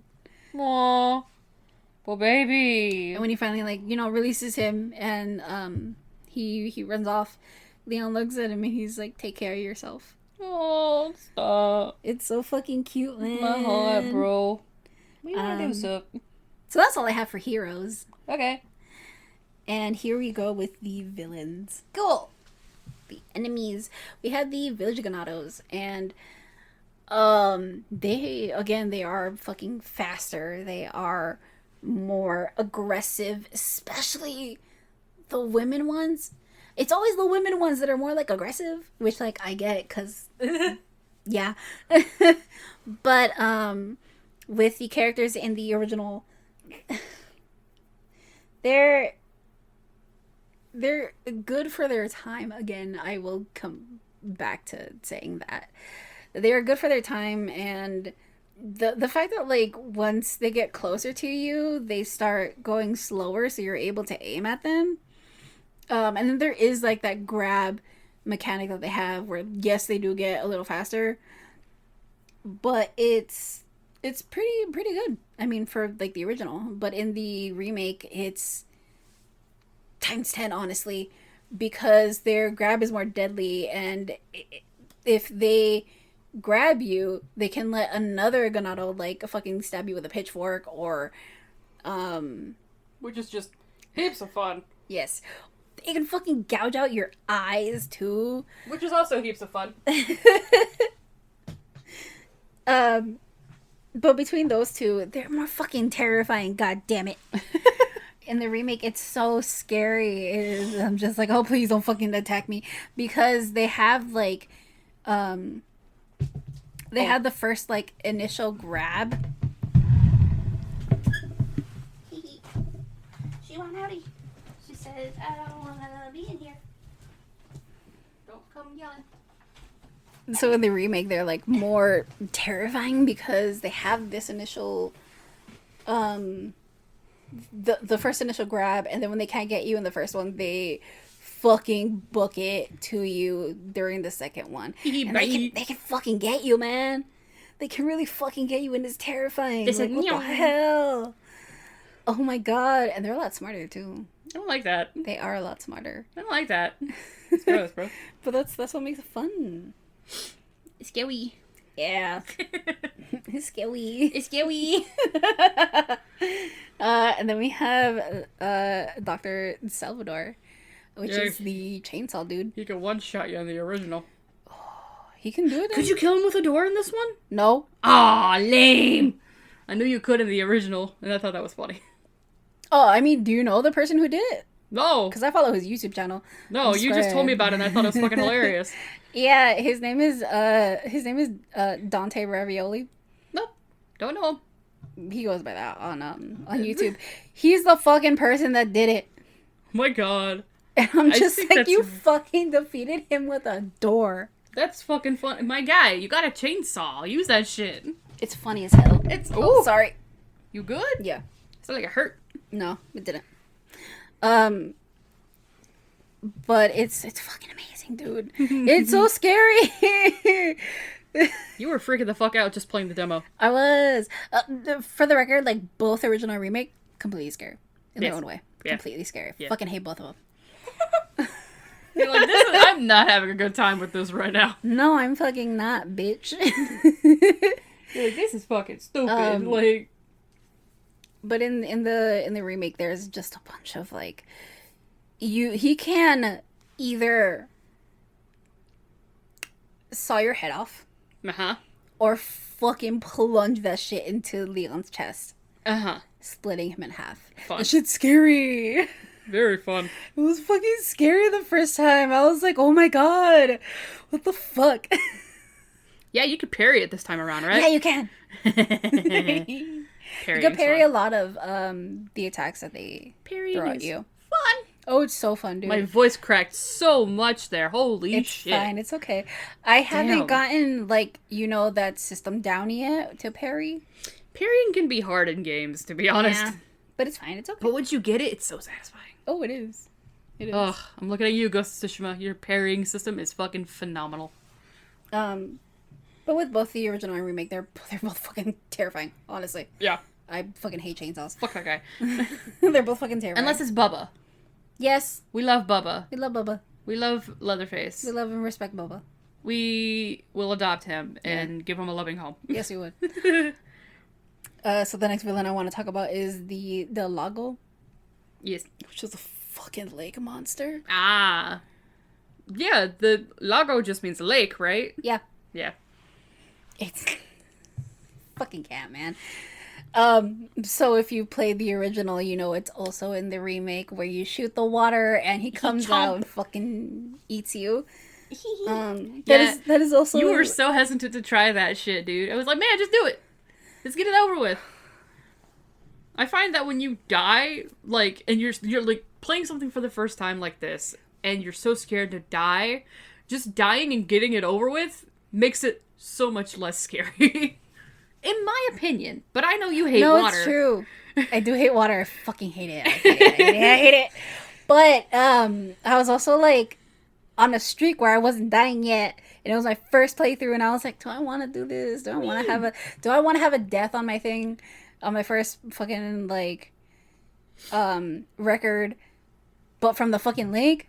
And then I was like, yeah, you know what? I'm gonna do it. I mean, hey, at least it's not like one of just like the enemies that are just wandering around. Oh, exactly. Yeah. But if you're gonna die, it might as well be the Lago. Honestly, yeah.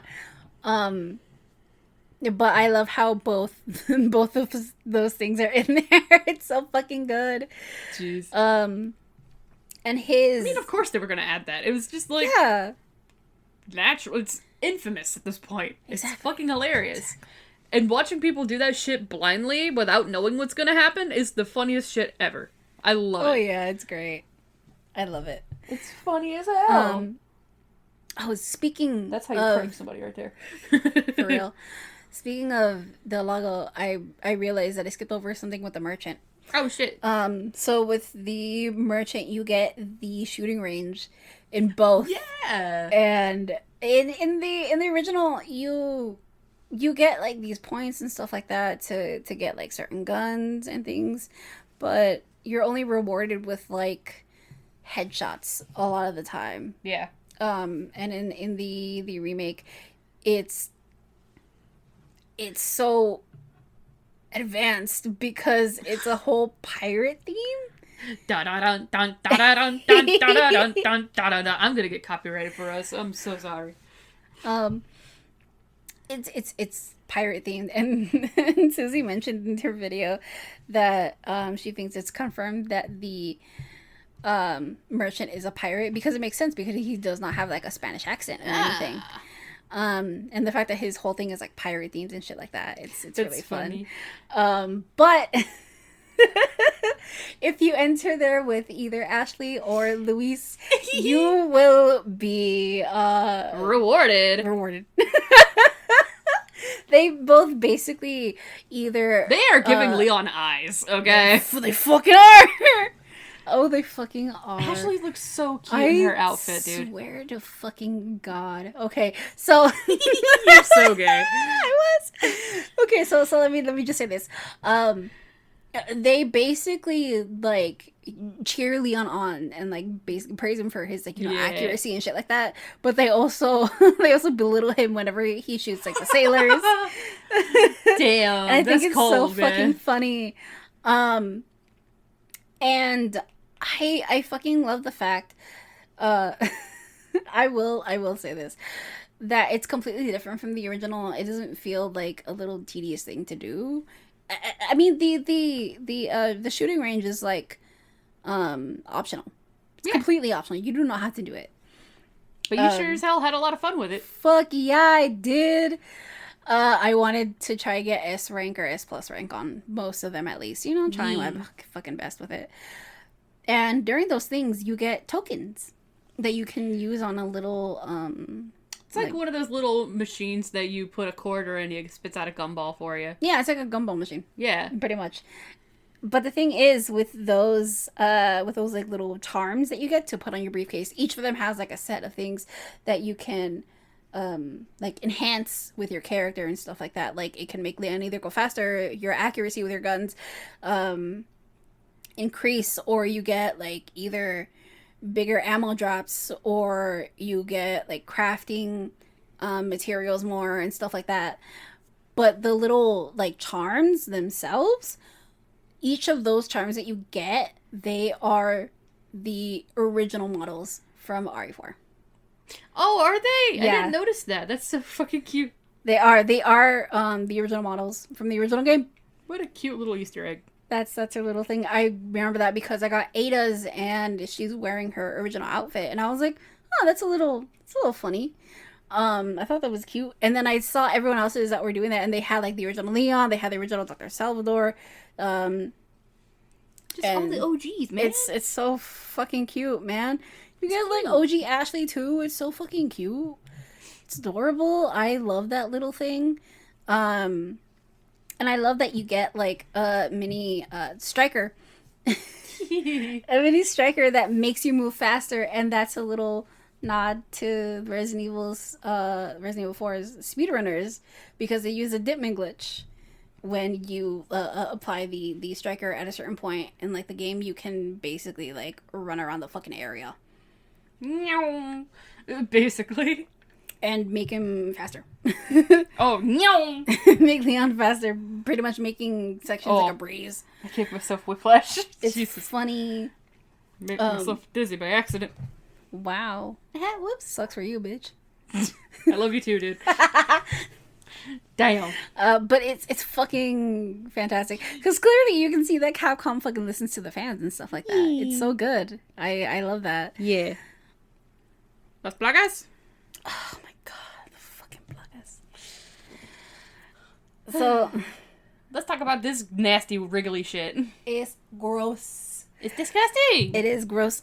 So with both versions are disgusting. Both versions are very fucking disgusting, and I hate them so goddamn much. It's ew. It's like the worst bug you've ever seen. It is. But basically, the fucking plagas, in both like their introductions, it's pretty much kind of the same. They're both fucking gross. I hate the way they flail. I do too. It's nasty.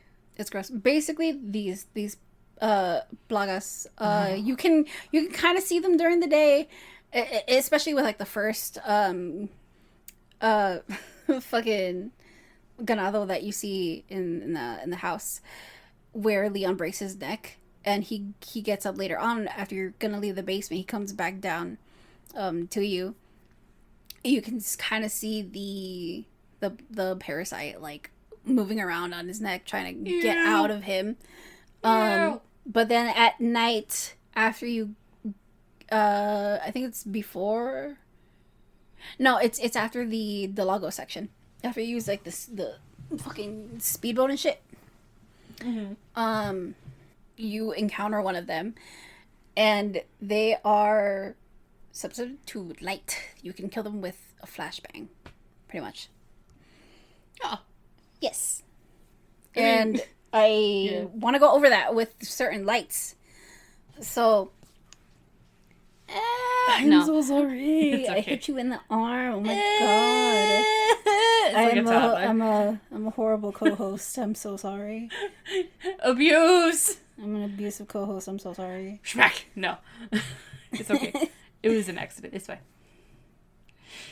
So there's three different flame colors.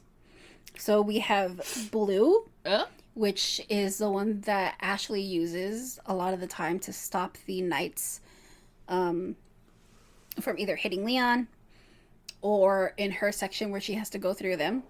And then you see that on the merchant's table, he also has one of those lights. So basically, it's like protecting him. That's why he's got lights there like that. Okay. I thought you'd forgotten about it for some reason. I was gonna bring it up, but no, you did not. You were literally saving it for this. Yeah. Perfect. Awesome. Told you. Listen, I'm just trying to help. Yes. So, that's where that blue light comes from. Gotcha. That's why the merchant has it. So he's not like harmed or anything. Yeah. Wait. Is his blue or are they purple? He has two. So he has a purple one and then he has a blue one. Oh, okay. I see. I guess Yeah. it depends on where he's at, huh? Yes. Gotcha. And the purple one that he always has like around him, like near him, or like outside of a room that he's in, that basically means that nothing can get near him. Ah. Mm-hmm. They don't like the purple lights. No, they fucking don't. I've got purple lights up in my room right now. It's very pretty. Yes, it is. So yes, the plagas don't like bright lights. Me neither. Me neither. Yeah. But yeah, you can use a flashbang. Should we start wriggling around like the plagas? Ew, it's kind of gross, man. You just gotta do the worm. That's all you gotta do. It's true. Damn. I can't do the worm. Okay. I can do floppy fish. So we got the El Gigante. El gigante. El Gigante, and between both of them, they're pretty much the same. Yeah. They are pretty much the The same. boss fight is fun. Yeah. I know it's frustrating a little bit for you. God, it was so fucking frustrating. The AI got a little bit too smart. Just fall in the hole. Sometimes they get a little too smart, and I am just like, why? You're not supposed to be this smart right now. Fall in the hole. Fucking stop stepping out of it. Get in the hole. But no, progress. I want to talk about like the first El Gigante fight that you do. Okay. It's basically essentially the same as like the original. You can take them out with like either your guns or grenades and stuff like that. And either you can be shooting the parasite or just shooting his fucking face. Yeah. Either way, he's gonna be taken down. And the next villain I want to talk is like right after the El Gigante, which basically I put these in order when they appear. So the next one is the Colmillos, which is the transformed Plaga dog. Nasty. I want to look up a picture of it. Hold on. How do you spell it? Colmillos? Yeah. That's how you spell it. Cool meals. Okay. I'm gonna look them up because I'm curious. Because I don't remember what it looked like. They're fucking gross in the remake. Comio de leche? What the fuck is that? Anyway, I'll look that up later because I'm... God damn it, hold on. Resident Evil 4. It gives me food for some fucking reason. Ew. I told you they're gross. Nice smile there, buddy. Ew.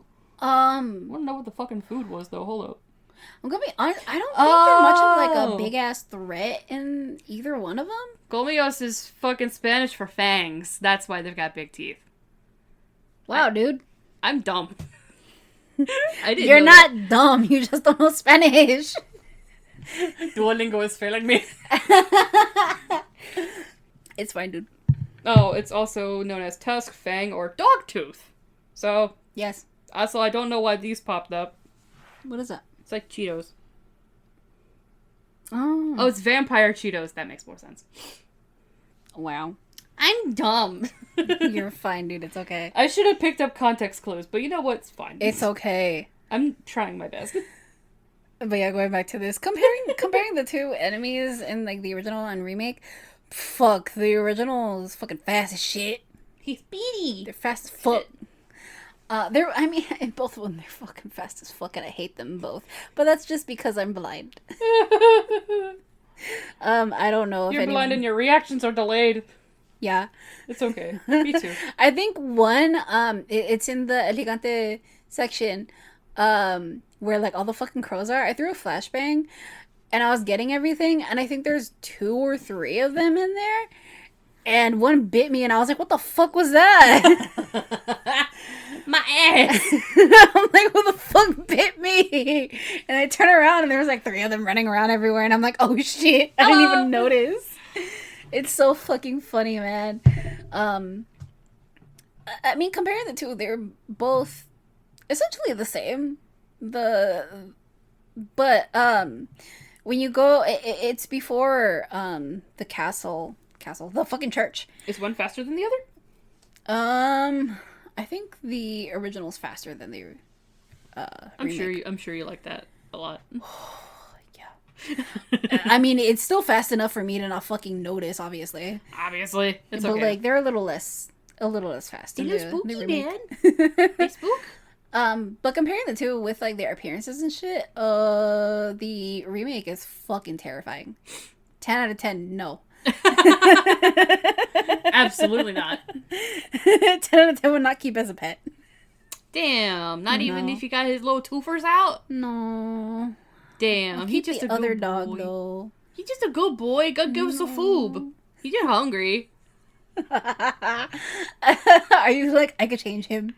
I could change the dog. I could turn him into a good boy. Okay, turn him into a It's how good boy. It's how you raise him. Oh my god. That's how you're gonna fucking raise him, man. Well, raise him to be a good boy. Just give me a puppy. If only. If only. Give me a puppy. I don't think I could change the adult, but give me a puppy so I can, just make sure it's gonna be fine when it grows up. It's still gonna look a little gross, but like, you can't do anything about that. It's true. He's just ugly. It's fine. That's fucking sad. He's born that way. Don't make fun of him. But holy shit, dude, in the original you get stuck, I think, with like 3, 4 of them before you get into the church with Ashley. And then in the remake it's just one, and I'm like, oh, thank fucking god. This is one of these guys. Holy shit. Yeah, you can always either defeat it again with like a flash grenade or your shotgun at close range. Well, they're fucked if the sun comes up. And it's not rainy. Yeah, pretty much. It's like the Zerks and Stray. I mean, that's why they come out at night. They're weak to UV light. That's funny. But overall, those two are like, comparing those two, they're both the same. Okay. To me personally, they're both the same. Original's a little bit faster, but like, Yeah. What's next? The Bella sisters. They wield chainsaws, right? Yes. That's a Yes, Fun. they do. So in the original, this is what the remake took out. okay. So in the original, after the cabin scene, you have 2 choices. You have 2 paths that you could take, or you can take both. Okay. Because there's a path with the El Gigante, and that's on the right. And then on the left side, there's a path with the Bella sisters where you have to get I think there's like a fucking necklace or something. It's a treasure basically. Oh, That's okay. on one of their, Next. yeah. Okay, so like a medallion or something. Yeah, Okay. pretty much. And in that part you have to fight like all these ganados and stuff like that. And you can choose either one. You don't have to go through the Bella sisters. Usually I go with the El Gigante because it's like pretty easy. Oh, so the Bella sisters are optional. Yeah, the Bella sisters are Okay. fucking Oh awesome. yeah, like you said, it's just for treasure. Okay. Yeah, it's just for Let treasure. me skip out on that real quick. Goodbye. Like if you don't want to deal with it, you don't have to deal with it. Yeah. But in the remake, it does not give you a choice. It leads you right to the Oh. Bella sisters. Bug. Yeah, it does. It does not give you the choice of either fighting That you another. were not a happy camper. I was fucking floored when that happened because again, Like, wait, I'm supposed to have a choice. I had no fucking clue that this was happening because I had just like, defeated 2 of the ganados that were outside, roaming around, and then I had to gather like everything that I needed, and then I was like, hey, this looks like a weird fucking locker that's just, Oh yeah, I was In in the the room middle? when you pointed that out. yeah, I was like, why can't you tell her to hide? What's that? What the fuck? Why is And this then I here? did it. It's like And then I was like, okay, I guess I'm gonna go down here, because you had the option to go down there, and I was like, okay, start collecting stuff, and I'm just like, okay, this is all right. And then I saw the handle that you have to get, and it got to a cutscene, and you just see fucking 2 chainsaws going through the fucking wall, and I'm just like, isn't that where no. he does the fucking backflip? Yeah, he does a backflip. Thanks, Leon. Nice. Yeah. No, the fucking locker, seeing a locker like that, you're like, oh shit, either you're gonna have to hide from something, or Ashley's gonna have to hide from something. Oh no, I knew Ashley was gonna have to hide. But if it's any other game, it's like, oh fuck, I'm gonna have to hide from something, and you're not in for Yeah. a good time. Either fucking way, when you see the goddamn locker, you're just like, what the fuck does she have to hide from? Same energy as that is seeing a big ass hole in the wall for no fucking reason, and being like, Wonder why that's there. Yeah. And then just moving on with your day, and then Yeah, it pretty comes much. to play. You're like, oh, wait a minute. You're like, wait. Wait. Okay, so there's I fucking love Leon's lines so goddamn much. He's a so corny it's fucker. after We're getting sleepy, we're getting giggly. It's during the cutscene. Where they basically the Bella sisters go through the wall and they are like they pick up the fucking handle that he needs to open the gate that him and Ashley need to go through.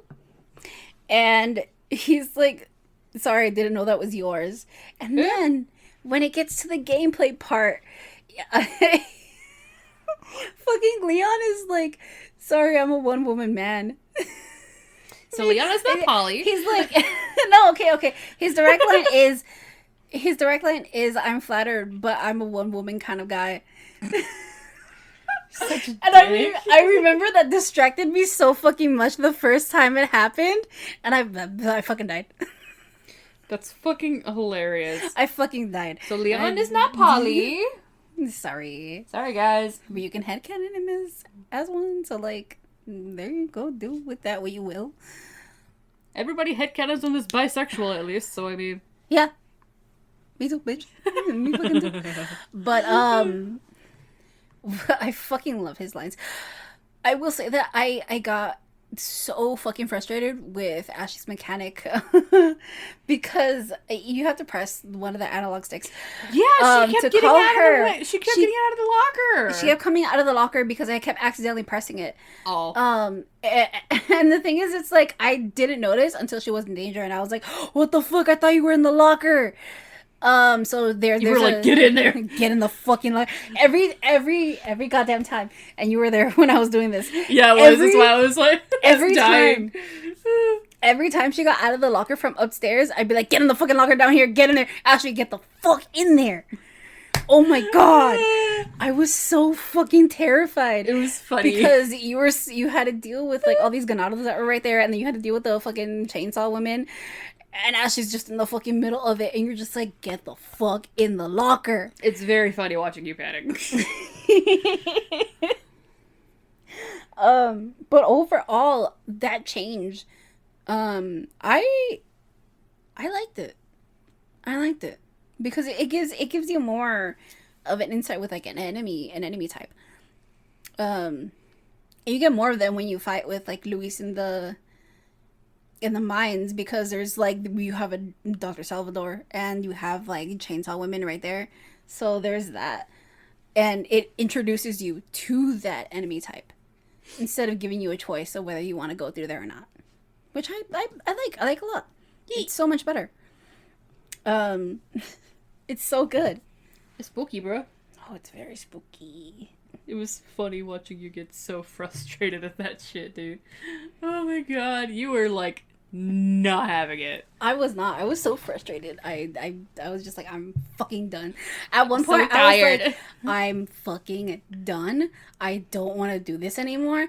And then I was like, okay, I'm just gonna play. I convinced myself. I'm like, I'm gonna do it one One more time. time. And then the one time was like, oh, you did it. You fucking killed them. You got the fucking thing. Now you can continue playing the game. And I'm like, I hate it here. what the fuck? Damn, like, are bro. you fucking kidding me? That fucking sucks. Wow. Wow.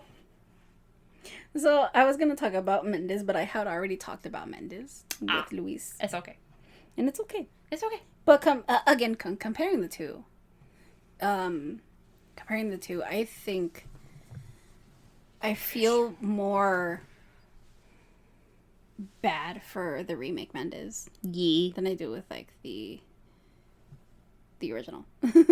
It's sad though, because it's like, again, he was just a leader wanting to take care of his village. He was just trying to do his best, and it's so sad. He was the one who's teaching everybody to read, right? Yeah, He's doing his best. but the thing is, it's Poor like, guy. Somebody help him. the thing is, like, Mendes opened his doors to like Sadler and the cult because the symbol that they had resembled the one of his teacher. So he thought like, oh, I can trust these guys, when in the end it wasn't that at all, and it's sad. He had the best intentions, bro. It's so sad, dude. You know what I mean? Poor guy. So the next part we have is the Castle Ganado, which is the ones that are like, holding the scythe and the shields and shit like that. Yep. But this one, I actually like the remake a lot, considering because the original didn't have female ones, and I like the fact that the remake does, and I was like, you know what? This is cool. I love seeing the female Castle Ganados so much. It's great. So the thing is with that, it's comparing the two, the Ganados in the original are pretty much kind of like the village ones. Yeah. The only difference is that the villagers yell out to Leon. Yeah.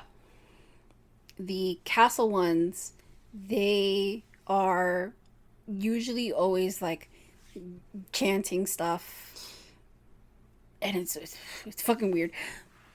We love a cult, man. Yeah. They're usually like chanting stuff, and they don't really say anything to like the characters. In either one, they don't really say anything. They're both the same, like, but their mechanics and stuff like that, how they attack and stuff, they're pretty much the same. Okay. Yeah. There's not really much to compare other than like they look better. Yeah. I mean, naturally. Yeah. And then we have the fucking Gyarados.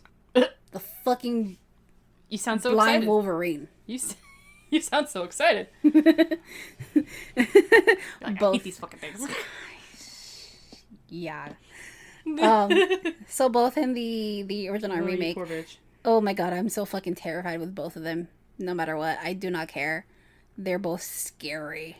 Scary.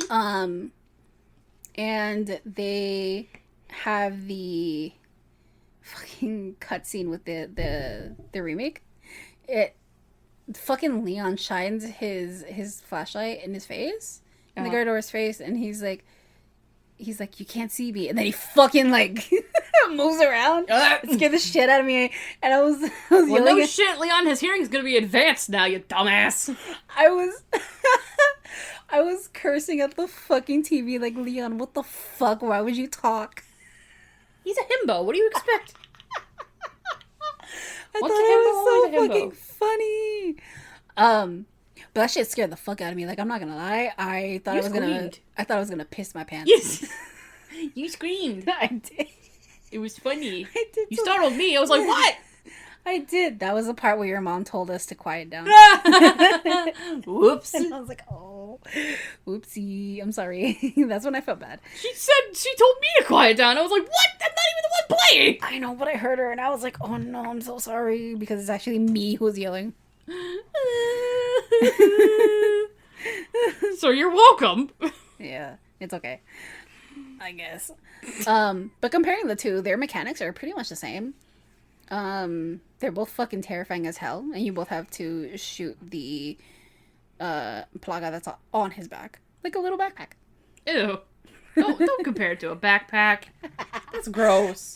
That's how I can compare it to, though. I mean, you're not wrong, but it's still gross. I know. You gotta do that. The fuck? I know. But in the remake, you can either choose to shoot the little parasite that's on his back, or you can choose to knife it with stealth, which I have not done because I panic and then I start shooting at it. It's the fucking Danny DeVito meme. So then I start shooting. So then it's not blast. I'm just like, yes! Because I don't want to deal with him. I never want to fucking deal with him. He's scary to me, man. I don't care if people are like, oh, he's so easy to kill. I'm like, I don't care. Who cares? He's big and he's imposing. Leave me alone. Exactly. I am just a small woman. Yeah, whole 5'1". Yeah. I'm a small woman. I do not. No, thank you.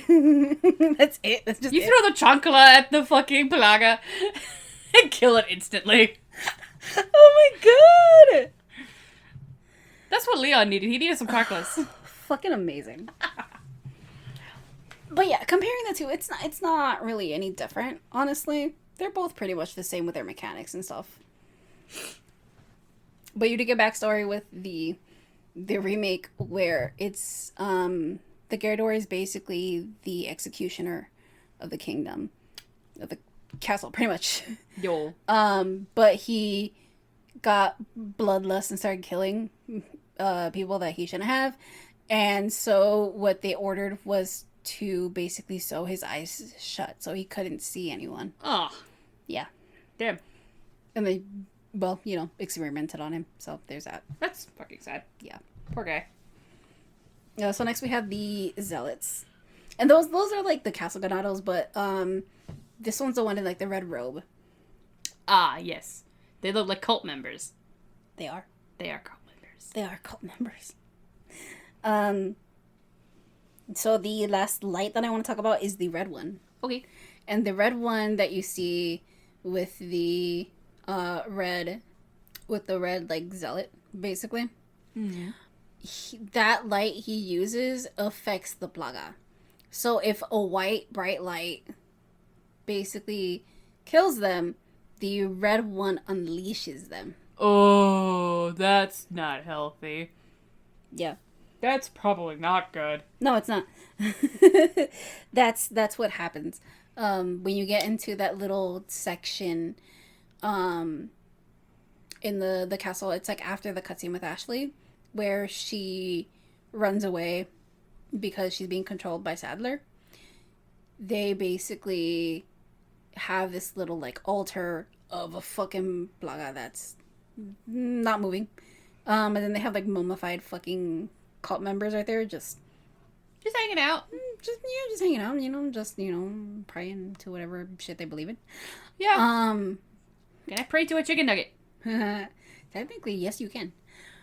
But as you get down there, you get to see the zealot that's basically controlling all of them.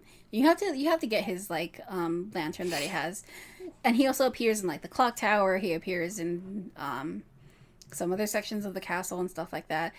Basically, that is what he's there for. He's supposed to control the parasites. Lovely. Yeah, that's what the red flame is. Fun. So we don't want that one. No. We want blue, or purple. Yes, preferably purple. Purple. Oh wow! Purple. What a great realization that I had, because purple is my favorite color. So of course I would have that with me all the time. Because I'm just like, I got purple up in my room right now. I got my purple lights on. Mm-hmm. They look nice. So the next anime I want to talk about is the the Knights, which is, I'm too tired to fucking say the Spanish word for it. So it's the fucking Knights with the parasites. Let me see the Spanish word. I might be able to do it. Is it this one? Yes. Oh. Armaduras? That's what it looks like. Armaduras. Yep. Cool. I'm too tired to fucking say this one. I'm so sorry. But It's okay. Basically, I love that section. In the remake, again, a lot of this is just me praising the fucking remake. But it's a lot more entertaining, I guess. I don't know the word for it right now. Yeah, interesting. Because like in the original, when you fight them, like, yes, you do have to like, shoot their heads so the plaga can come out. You can like use your flashbangs. But in the remake, like, Ashley actually helps you. Yeah. So what we said before with like the blue flames, she throws those lanterns down and she is able to like stun them with the flame. Ash. Let's go. And it's so good because going back to like Ashley's character for a little bit, she is so scared for Leon. Like when he's about to like die, she screams out for him. She's like so scared for him.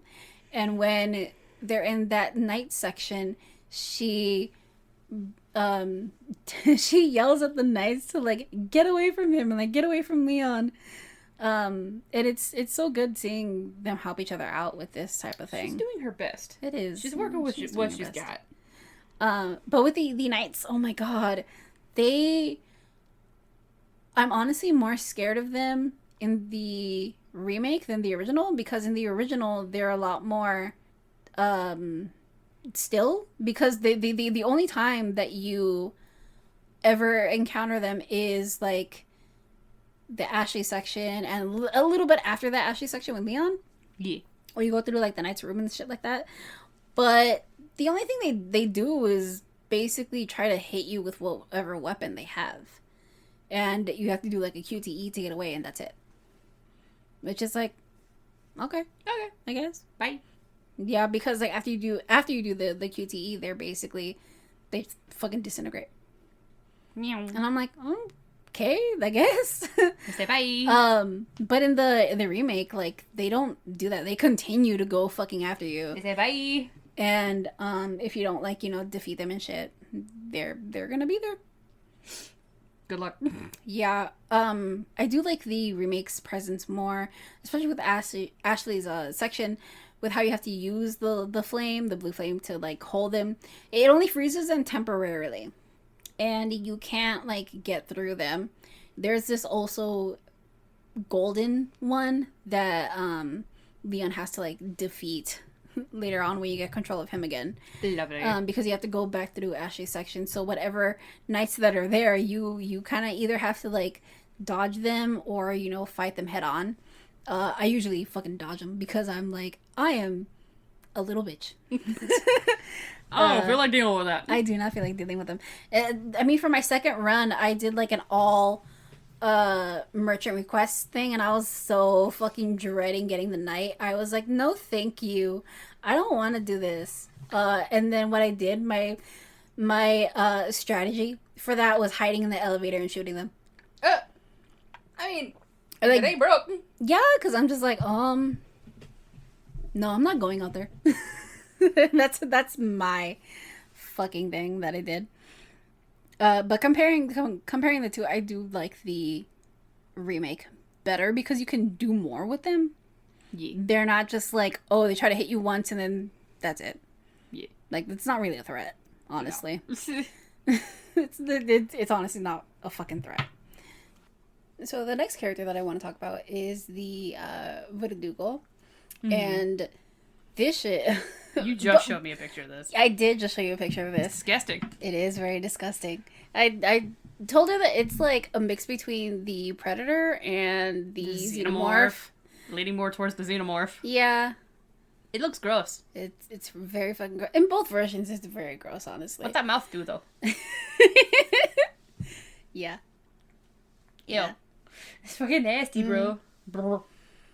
It's fucking gross. But in both versions, essentially their gameplay is pretty much the same. Okay. Where you have to use what the fuck is it called? I don't even know what it's called. Damn. Is it a weapon? It's like some gas or something that like makes it freeze. Liquid nitrogen? Yes. There you go. I could not remember the fucking name. There you go. I was like, it's on the fucking tip of my tongue, but I don't fucking know. I watch enough of The King of Random to know what liquid nitrogen is. Thank you. I got you, bitch. But yeah, basically you use that. In both versions you do, but in the first one it's like tanks, and then in the second one you have to like press a button and it rains down on it. Mm-hmm. Yeah. Excuse me. When I was in 7th grade, we actually got to make ice cream with liquid nitrogen in science class. Yeah, it was awesome. Nice. It came out really good too. Honestly, that sounds really fun. It was really fun. Yeah. But the the fucking like monster is basically the representation of Salazar's like, I think it's like right hand. Yeah, right hand. They basically. You mean it comes off? I had to do it. I'm sorry. It's right there. Oh my god. Exactly. I fucking love all the one-liners. Leo's a fucking doofus. He is. Hello. It's great though. But yeah, he's Salazar's right hand, and apparently it does come off. Because it's fucking walking around down there. Oh! Okay. Tasty. Not really. His gameplay is pretty much the same with both versions. Where you have to like do a QTE to like dodge them. Naturally. In the first one, and the second one you just have to like press a button pretty quickly, which is like kind of a QTE. Yeah, that is a QTE. One, yeah. That's a QTE. Yeah. Essentially both the same. Gotta do that. But I do think he's a little obviously he's a little more tougher in the new one. Yeah. Yeah. I just remember fucking running in circles. He said, hello. Is he Uh, faster? yeah, he's faster. Yeah. He's a lot more faster. I don't like that. I don't like it either. It's so weird. With these enemies, it's so weird seeing them like run really fast when you're so used to them not really doing that. And they said, meow. Exactly. Especially the dogs. They got zoomies. Oh my god. The worst. Extra zoomies. Extra zoomies. Demonic zoomies. Yes, demonic zoomies. Essentially, what it do is pretty much the same in both versions. A little bit faster in the remake, more scarier. Honestly, I'm gonna be honest. It looked gross. I panicked a lot. You panicked a lot throughout the remake. Well, yeah, but I really mostly panicked with like the Gyarados. That's fun. It's love that for you. Like I screamed a lot during the Gyarados. That shit was scary as hell. Excuse me. Okay, so the next villain that we're gonna compare is the Novicidors, and those are like the insect. Oh, the bugs. Yeah, the insect villains. Yep. I know you didn't like that very much either. No, I don't like bugs. You don't mind fireflies. But as long as they don't touch you, you're fine. Yeah. I You're don't like bugs. You just don't like bugs. I can appreciate them. I just don't want them touching me. You could tell which one of us grew up out in the country and who didn't. Honestly. Yeah. It's okay. Because just the other night, I was like, oh, look, a caterpillar. And I picked it up with no problem. I was like, you want to hold it? And you were like, no. No. No, thank you. I'm A-okay. Yeah, but these motherfuckers, oh my god. So with comparing the two, in the first one, they do have like it's not... It is a camouflage per se because they do become invisible. You have to look out for cues, whether it's them like splashing the water, or it's the little sounds that they make, or it's the like glowing eyes that you can kind of see in the water. Yeah, what color are the eyes? Are they like glow green, right? In the remake, yes. Okay, I couldn't remember if it was green or not. Mm-hmm. They glow like a fluorescent green in the remake. Talk about fireflies, huh? Shit. And usually you can just like shoot them down once when they're in the air, and they'll die. They say night. Yeah. There we go. Anyway. Cat. Yeah, so honestly, they're like pretty easy to kill in the original. Yeah. They're not like as gross. Well, I mean, I wouldn't think they would be. That's all I could fucking say. They're not as gross. It's just because I don't like bugs personally. Yeah. They're annoying as fuck, though. Yeah. They are very annoying as fuck. But they're not like gross. Yeah, you were freaking the fuck out when I was watching you play the remake with those. Yeah, in the fucking remake, they have a new, more in-depth like camouflage feature where they can like hide. Especially if you're, like, down in the mines, you're not gonna fucking be able to see them that well. Yeah. Depending on, like, your brightness, which I had it all the way up. Yeah. But it fucking has, like, so many good scares with that. I hate it. Hated it. Every goddamn time one jumped on me. It was so gross. I did not like it. You didn't like it, Picasso. No. That's it. You can still one-shot kill them in the air sometimes. There's some that you can. I know I realized, like, it's not every single time, but sometimes they do. They do one-shot kill in the air. Yeah. But they're not bad. They're pretty decent. I just don't like bugs. You're like, I could take them or leave them. Yeah. But I mean, they're a cool enemy. They're a cool enemy type. Yeah, but that's just you with any bug, really. Yeah. You're like, Yeah. take them or leave them. Mostly leave them.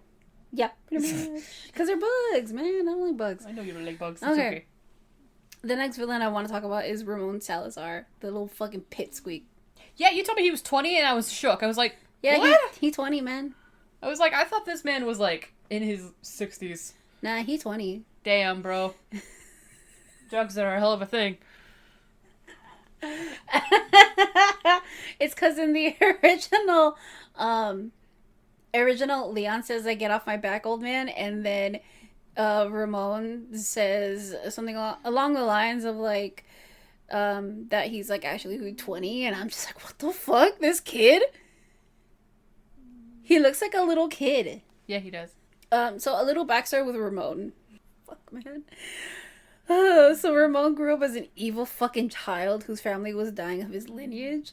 Oh. And his mother basically had let the quote-unquote devil, aka Sadler, in to help him like live because he was the one who was dying. Wow, cat.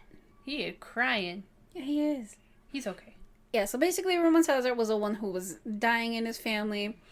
His mom died shortly after he was infected with the plaga, and then his dad died after, so he didn't really have any parents, so he looked up to Sadler after that, and he basically let the parasite, take control. Do its thing. Yeah. He became very devoted to Sadler. Very fucking devoted to Sadler. Ugh, both things are fucking annoying. I don't like religious cults. Oh, God. So yeah, he basically like reigned over his kingdom under Sadler's orders and stuff like that. And apparently he got so mad at at one of his servants that he threw acid in his face. Damn. Mm-hmm. But again, that's what you find out with like the notes that you find throughout the castle and stuff like that.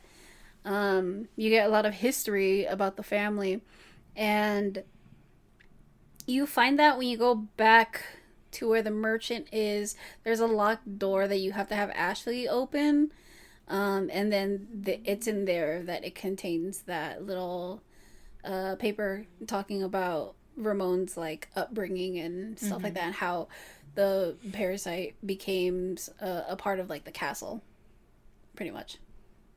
Yes. It's very gross. It's very gross. I don't like that. But also, I think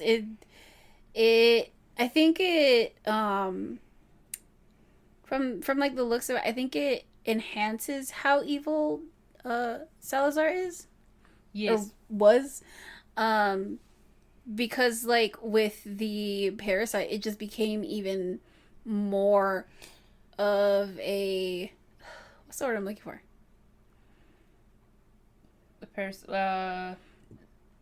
What is the word you're looking for? Say the sentence again to me slowly. That the parasite, because of like his upbringing and how he was already just like an evil child, I think the parasite just enhanced. There you go. Enhanced the... Amplified. Yeah, pretty much. Gross. Yeah. Fun. Parasites are great, dude. Right? So fucking great. Just fucking amazing.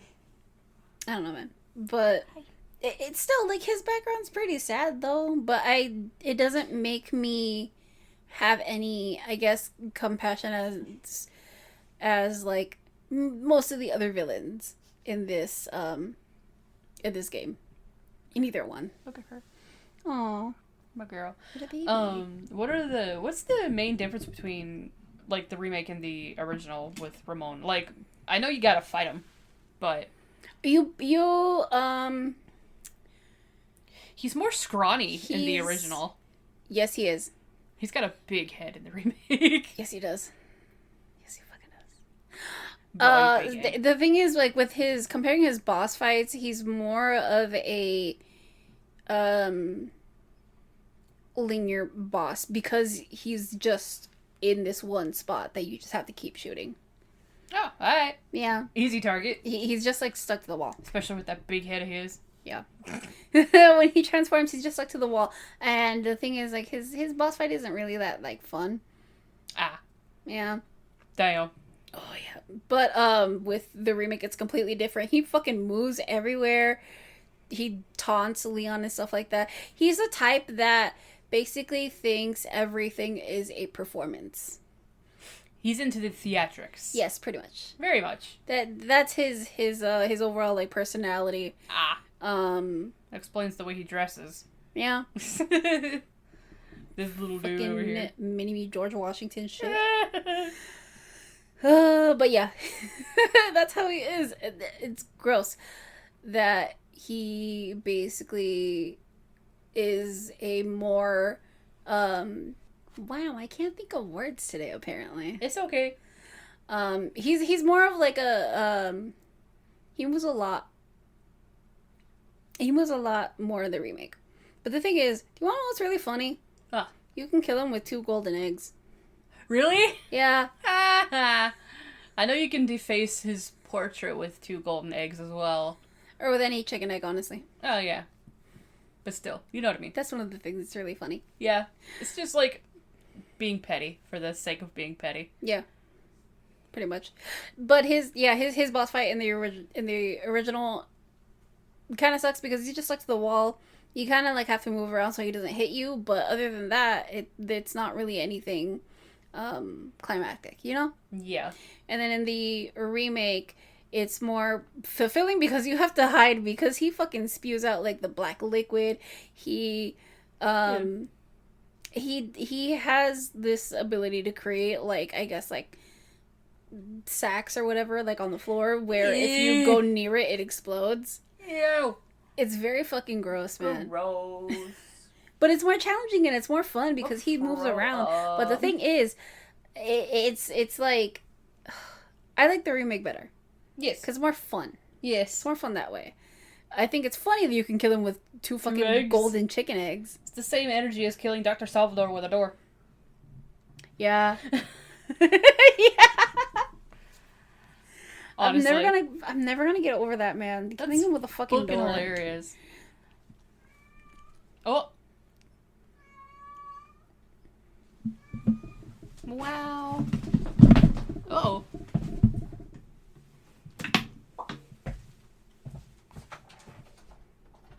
He's not even limping anymore. Oh, wow. Oh, wow. Wow. You're such a cartoon character, you know that? Yeah. He's like, no. Oh my god. You're more aggressive than Silky. Okay. Okay. I guess. Anyway, keep going. Yeah. So that's Salazar. So he's pretty much, I guess, the same in both. He's more of a theatrics in the second one. It's really funny, honestly. So is your cat. Yeah, he's hilarious. He's putting his commentary. We got both the cats in here with us. Yes. We got one sleeping in between us, and the other is yelling at my door, just because he can. And he's aggressively licking himself. What a baby. They both are. It's alright. It's okay. Yeah, the next villains I want to talk about is the Soldier Granados, which is in the island. They're just in the military uniforms, right? Yeah. Okay. They're the ones in the military uniforms. Each of them have their own different style. Pretty much they are both the same in the original and remake. Nothing's really changed besides their, like, designs, honestly. Alright. And their mechanics. Okay. Because you still have the ones with the shields, you still have the ones with the, electric spikes and electric bats and stuff like that. Mm-hmm. They're all pretty much the same. They all work the same, too. Some of them are even in the same spots as the original.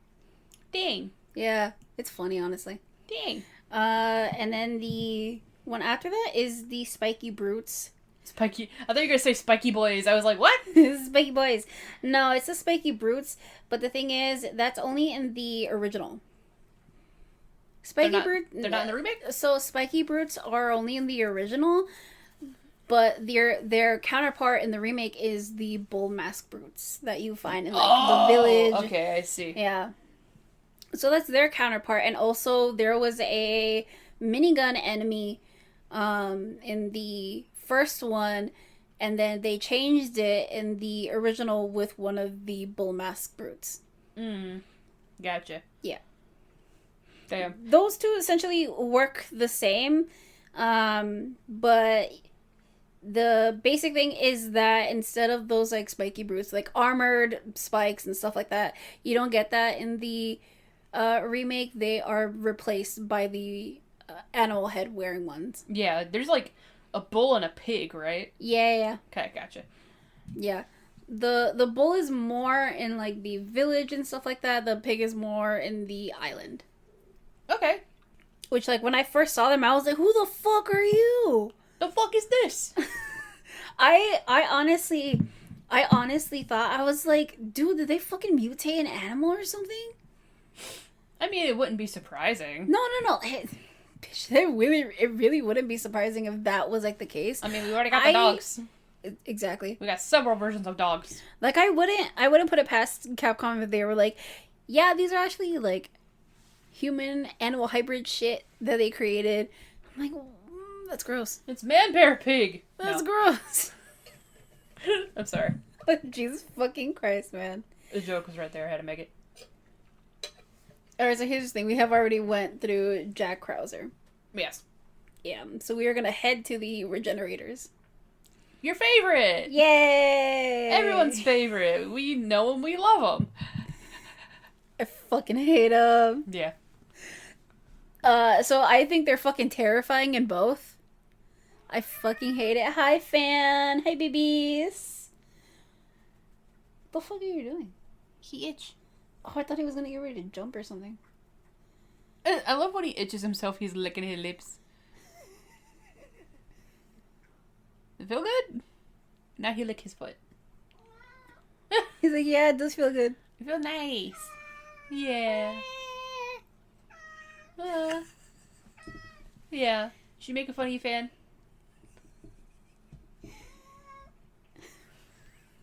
He naked. Someone stole my cat's collar, y'all. Oh, yeah. What the fuck? Someone took my cat's collar. It's not a breakaway, so you'd have. It's like You have to manually like take it off. Yeah. Yeah. So someone took my cat's collar. So that's great. Yeah, no, dude, it's crazy. That shit was expensive. Yeah. Yeah. I know. Mawoo. I know. He hates it too, man. Does he really?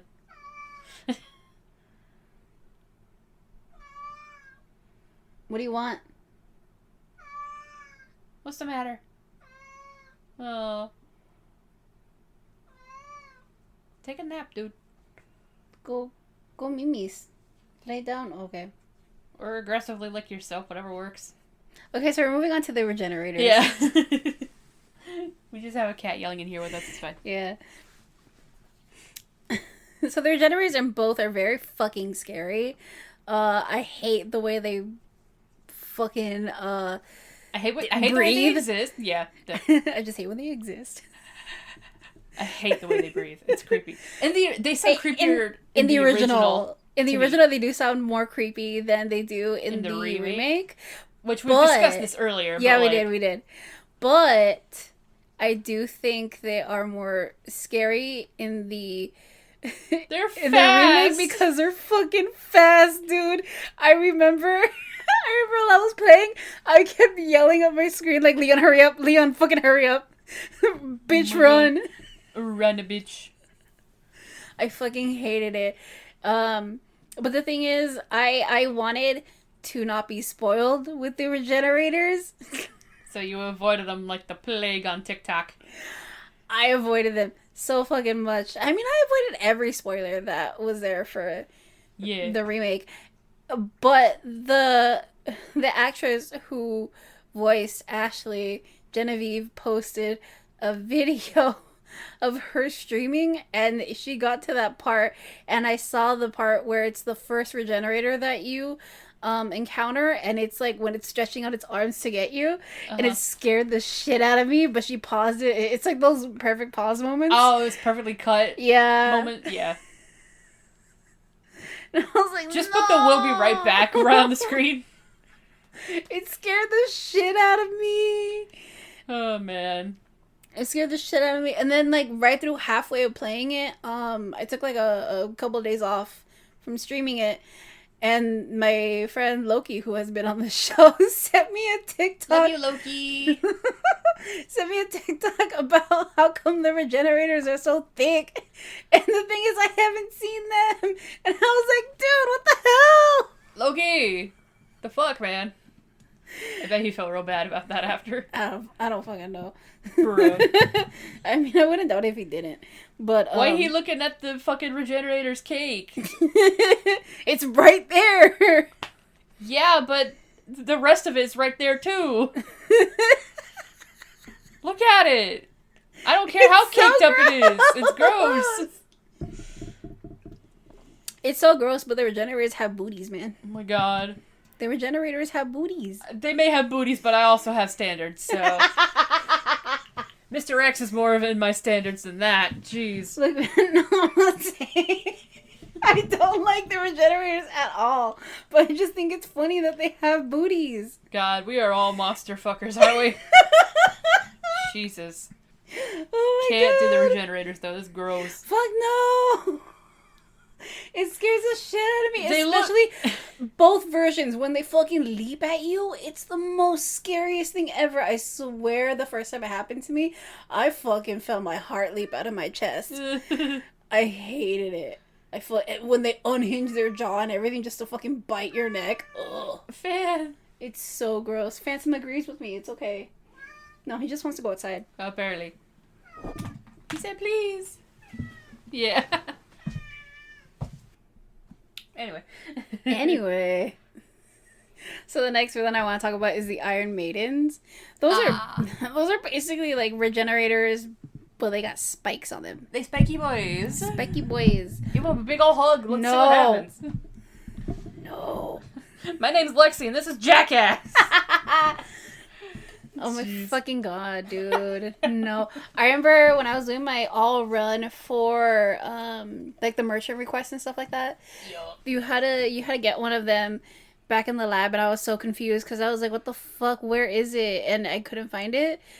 And the little fucking piece of paper was like by the lift. I just couldn't see it. Oh. Yeah. Damn. And that's what activates the Iron Maiden that you get in there. And I fucking hate the Iron Maidens. Because every time you, like, get one of the little parasites that's in them, they fucking spew out needles. And it gets you. And I'm just like, no. And then I got so scared because Ashley was with me. And I was like, oh, fuck, no. And it was so fucking funny when I watched Nick do his stream, and it was that part. He had Ashley with him. Uh-oh. And he was like, okay, I'm gonna use a rocket launcher on this dude. Oh my god. You wanna know what the fuck happened? What? It missed.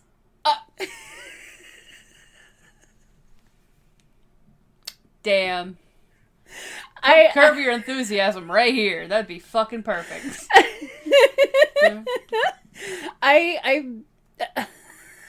I fucking can't, dude. You can't make this shit up. He was so ready. He was like, yeah, I'm gonna do this. And then it fucking missed. And he had to pause the game and everyone was laughing. Jesus. That's unfortunate, my guy. Oh my god. He tried doing it without like the rocket launcher and stuff like that. But he had to restart at that point and just to redo it again. Yep. And Susie was also telling him like, hey, don't go in the room, just get it when he's out there. Oh my you God. know? Yeah. It was just fucking funny. That's man. unfortunate, my dude. Oh, it was so fucking funny. I loved it. I loved it so much. I feel like aiming at the Iron Maiden's feet would have worked better. Yeah. Yeah. Yeah, because the thing is, he aimed like near where his arm was, and he fucking like, fucking Not moved. even near the center of his body. No. Nick. Come on, man. Nick, please. But that happened. That shit was so funny. He really is Leon, ain't he? Uh-huh. He really is. It's fine. He's trying his best. He is. It's fine. It's okay. It's great, man. It's funny. It's very funny. But in both versions, in the original, it's just like a fucking regenerator. You just have to deal with the spikes and stuff like that. Yes. And it's really gross. With the new one, same thing, same as a regular regenerator, but it has like spikes and stuff like that. I do think if I had to choose which one is scarier, it is the remake. Yeah. Yeah. Of course. It's the remake. Yeah. It's just because they move faster. It's gross. It's just because they move faster. It's so gross. It's not fun, bro. No, I don't like it. But the next villain I have is the spider plagas. And those little shits. Which I know you just love. Oh, they're great, man. I don't like them in the original. I don't like them in the remake either. In the original, they're basically, they do the same mechanic pretty much. They're fucking gross. They're basically just like their name, spider plagas. And they're really fucking fast. They're really fast in the fucking remake, and I hate them. But I remember the intro to them in the remake. It's like a small ass cutscene. You see them basically crawl up one of the ganados like back, and then they start sprinting towards you. And I remember I was like, no, I don't like this. I ran away. They said bye. I fucking ran away because I was like, I don't want that near me. No, thank you. No touchy. I had to take a fucking second to like calm myself down and be like, okay, which gun am I gonna use? And I need to go do it. I just need to go face it. Yo. This shit was so gross. I hated it. They're pretty easy to kill. And it's like, I think in both versions, it's like 2 shotgun shells, 3 shotgun shells, at least. Which is not too bad. They're not that, like, great. But they're basically just a controlling device for the actual, like, host that they're controlling on their back. So they're the parasite. Yeah, pretty much. It's they so look gross. like face huggers. Yeah, they do. They do. It's nasty. It is gross. Fucking disgusting, bro. What the hell? But they're a good villain, though. It's a good, like, little enemy. It's gross. That could pair with another one, you know? Yeah. It's gross. Yeah, it's very gross. Ooh, excuse me. So the next one I want to talk about is the main villain out of this whole entire fucking thing, which is Osmond Sadler. Yes. There, in both versions, he's the main villain in both versions. We all know this. In the original, he's more of like a old action movie type of supervillain. Yeah. And he does make fun of like, of the classic like American hero and stuff like that. He does make fun of that with Leon in the original. And I think I like how he is portrayed in the remake because there's more depth to his character. Yeah. I mean, like, yes, there's a lot more depth with, like, a lot of these characters, but with Sadler, it's even more, because he's more terrifying as a villain, even though you don't really get to interact with him physically a lot until, like, towards the end. Yeah, that's kind of like with Mother Miranda in Resident Evil Village, because you kind of meet her once when you first get to the village, and then you hear of her, but you don't really encounter her, like, full force until the very end of the game. Yeah. So that's kind of what that reminds me of. Yeah. Which kind of. I'm sure it was on purpose. Yeah. Yeah. I mean, I think so. I think so. But I do think in the remake it's more expand. He doesn't really, like, do his whole like villain speech where he's going to explain everything that's gonna like happen, what his plan is and stuff like that. He doesn't really do that. A lot more in the remake is just him spewing out this religious phrases, mind controlling the Ganados, and also Leon and Ashley whenever it is possible to do that. Yeah. And I think he pretty much succeeds as a villain per se, because bitch, he was able to take control of a small little town. Yeah. A village. If you will. He was able to fucking control a village, a castle, and a fucking island. There you go. Like, so yeah, I guess a small town, basically. Yeah, pretty much. That's why I'm just like, it's a small town with those 3 combined. Yes. Yes. I hate that the fact that he was the one that pretty much influenced Mendez, where he was like, it's gonna be okay once they opened up the village to the outside world, because, like, you know, resources were depleting and stuff like that, so he trusted Sadler with that type of stuff. Yeah. But once, that happened and all the little mind control fucking parasites happened, Sadler ordered basically everyone to go after outside intruders that came into their area. And that's why in the beginning with the two officers, they talked to Leon about that there's these two missing hikers that were missing like a week ago or a couple weeks ago before Leon had arrived there. And there's a place while you explore during the lake section that you find the two people that were kidnapped and basically sacrificed. You let the outside in one time. Yeah. And that's all it takes. Basically. Truly. That's it. I also want to talk about how he always emphasizes of being of like the Lord and giving both Leon and Ashley the holy body. Yeah, he thinks of himself as like Jesus. Yes. God. Yes, pretty much. That's basically Stroke your own ego, my guy, I guess. And I want to point out at the end when you do defeat Sadler. At the end when you do defeat Sadler, the line that Leon tells him as he stabs him with his own staff that he's used throughout the whole entire game. Yeah.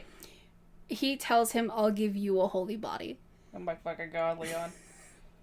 Leon, please. Shut up. Shut the fuck up, Leon. Shut the fuck up. Such a doofus. He's gonna, you know what? If Leon ever becomes a dad, he's gonna make great dad jokes. Oh, fuck, dude. Yeah, you're right. You guys want to headcanon that shit? Because I do think that. I'll headcanon that shit. Please do. I headcanon the hell out of that shit. Leon makes the worst dad jokes, and he laughs at himself every time. Yes, he does. You can't convince me otherwise. Mm-hmm. Isn't that right, miss? She looks like she's gonna fall off the bed. She's fine. My foot's supporting her. It's fine. She's okay. She's my girl. Anyway. Moving on. Anyway, I do like both. I do like both versions. I think they're pretty good in like their own type of way. They're both pretty similar with their counterparts, but I do think the remake the character's more fleshed out in the remake. Yeah, I mean obviously it's more fleshed out. Yeah. It does feel more of like a threat than the original one. Yeah. Because he's not like a typical villain where he's just like saying his fucking plan and like being out in the open where fucking Leon could shoot him. Yeah. he's basically mind controlling him and everything else. See, like that's what I like in the remake. That's one of the changes that I liked. Oh, excuse me. Yeah. I have to agree. Sorry, I had to burp and it came very unexpectedly. Oh no, you're fine. And the last villain that I want to talk about is Albert Wesker. Ah! I pulled him in Fuck, Marry, Kill as well. God damn it. Jeez. So Albert Wesker only comes out as like a cameo in both. Yeah. There's not much of a difference between either one of them, except for the fact that like the first one has more of a like British accent than this one does. All right. I guess. Yeah. So I do want to point out during this cutscene is that he's talking about the amber, the like amber sample that Ada's been trying to get the whole entire game. Yeah. And he tells Ada that there is basically going to be billions of casualties after this, which causes Ada to basically have a change of heart because she fucking That's a lot of blood on your hands there, miss. So she's in that scene. She's basically looking at the amber sample, hears that, gets like disgusted at that, and then points a gun at the helicopter pilot just to turn course, that they're not going where they're gonna go. Yeah, I remember that. I remember catching a bit of that at the very end. Mm-hmm. With you. I just didn't know what the fuck was happening. It's okay. It's fine. But yeah, that happens at the end, and if you see Wesker's like computer that he has right there in front of him, like the screens and stuff like that, he has a picture of Chris. He has a picture of the the virus that is from Resident Evil 5, and it has the continent where Resident Evil 5 is, which is like Africa. Okay. So that is alluding to a Resident Evil 5 remake. Hopefully, it'll be more Resident Evil than what the original actually was, from what I understand. Well, that's the speculation of it, where it's like it's gonna be probably a remake. Sorry, you got some stuff on your laptop screen. I got it. There we go. Nice.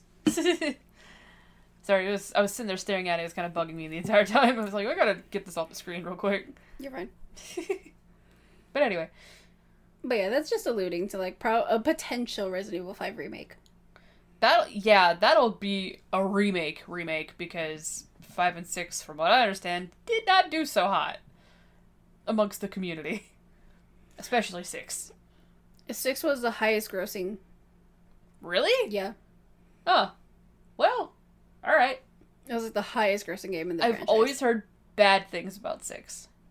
5 and 6. It's not great, man.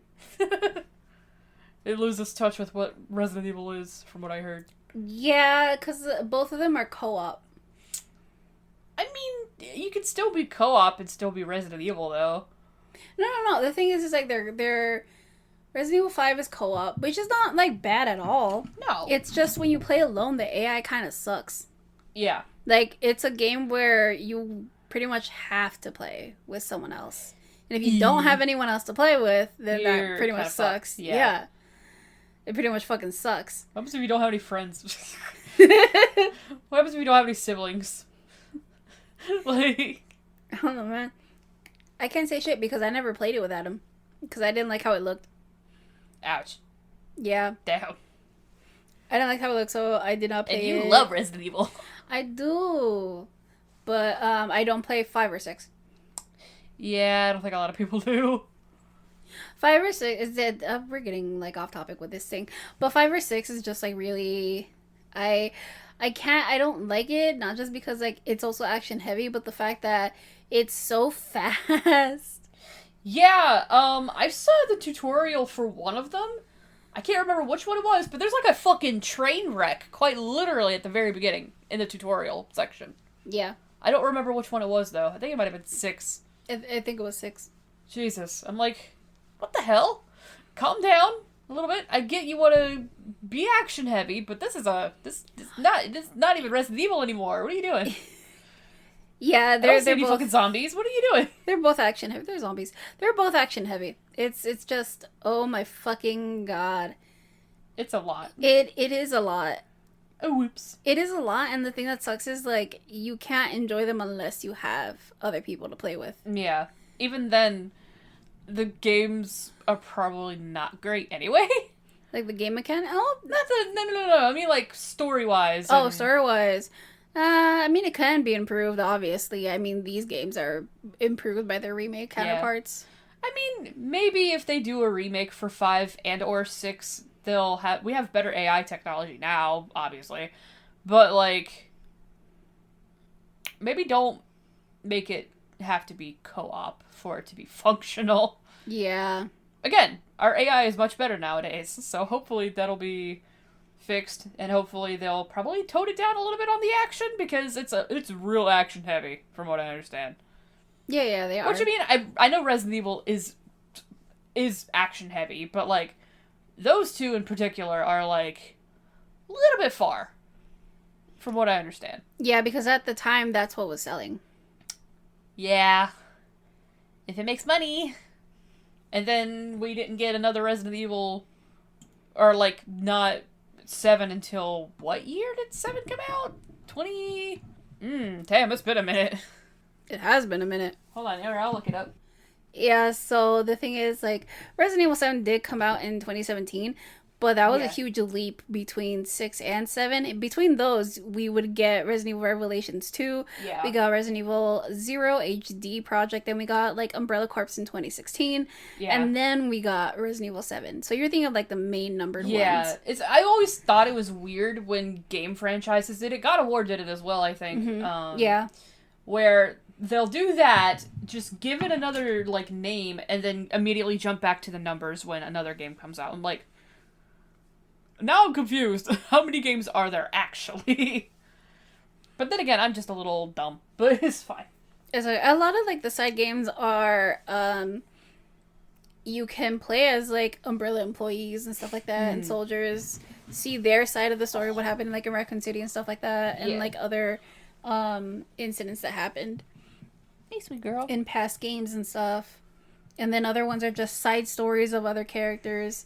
Like when Revelations 2, when I was playing it with you, it was more Myra and Claire. Oh, and we haven't like seen Claire in a while, and Moira is Barry Burton's daughter. Yeah. So you get those side stories and stuff like that. You really wish that I had a second controller so we could play that together. Yeah, because it's fun. You weren't having fun by yourself. I was not. I was there for emotional support. You were. I don't have a second controller. We need to get one of these days. Man, I want to fucking play this game with someone. You look like you're gonna fall, and it's scaring the shit out of me, Suki. I'm sorry. There you go, miss. I don't want you to fall, okay? Mostly I don't want her to fall, then just try and claw either one of us. That would suck. I've already got a scar on my leg from her I know. falling off of me. It's okay. Falling off my desk that's those things where it's like not the main numbered games, but they're like side stories and stuff like that. Yeah, stuff like that always confused me for some reason. I'm like, how many games are there actually? Help me. There's a bunch. Yeah, no, because also there's Resident Evil, there's Resident Evil 2, and then there's like Code Veronica. Yeah. Which I consider the third actual game in the franchise, and then there's Resident Evil 3 with Resident Evil Nemesis and stuff. Yeah. Excuse me. Whew. Because in Code Veronica, that tells the story of like Claire and Chris. Oh. Hi, babies. She said hello.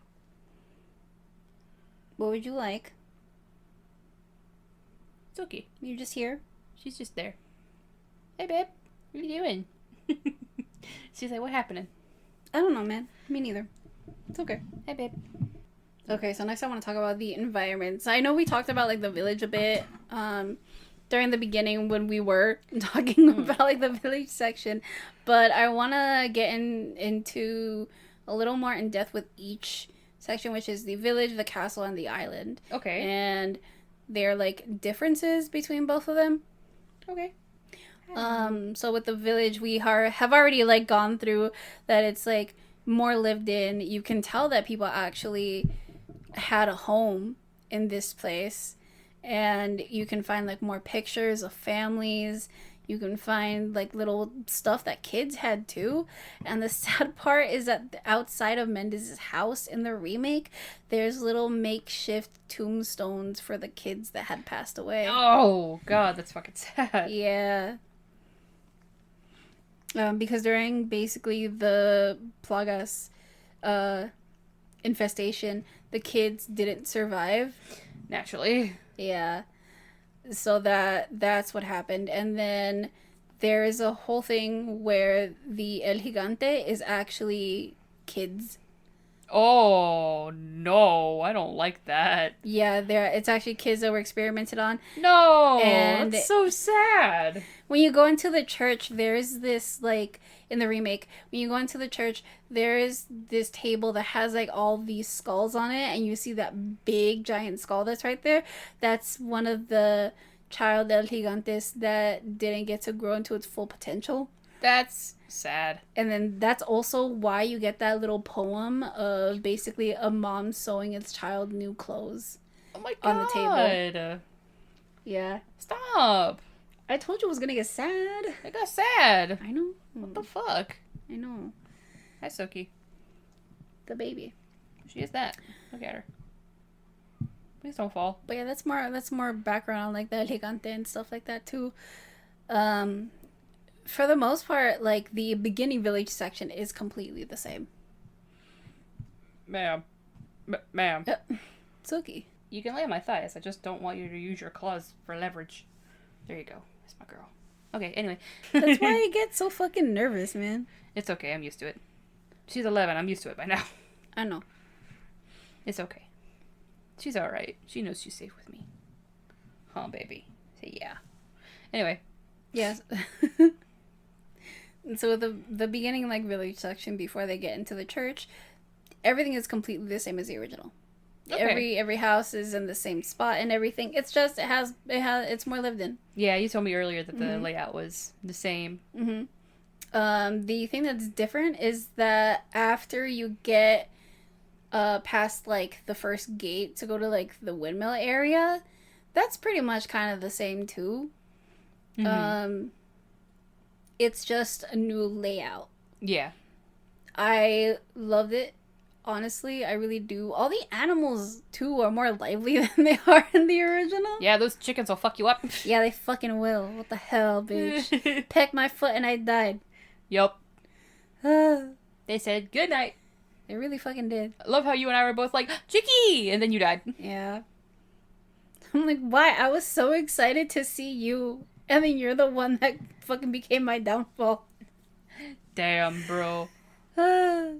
But I love all the I love all the animals in this fucking game, dude. They're so cute. It's great.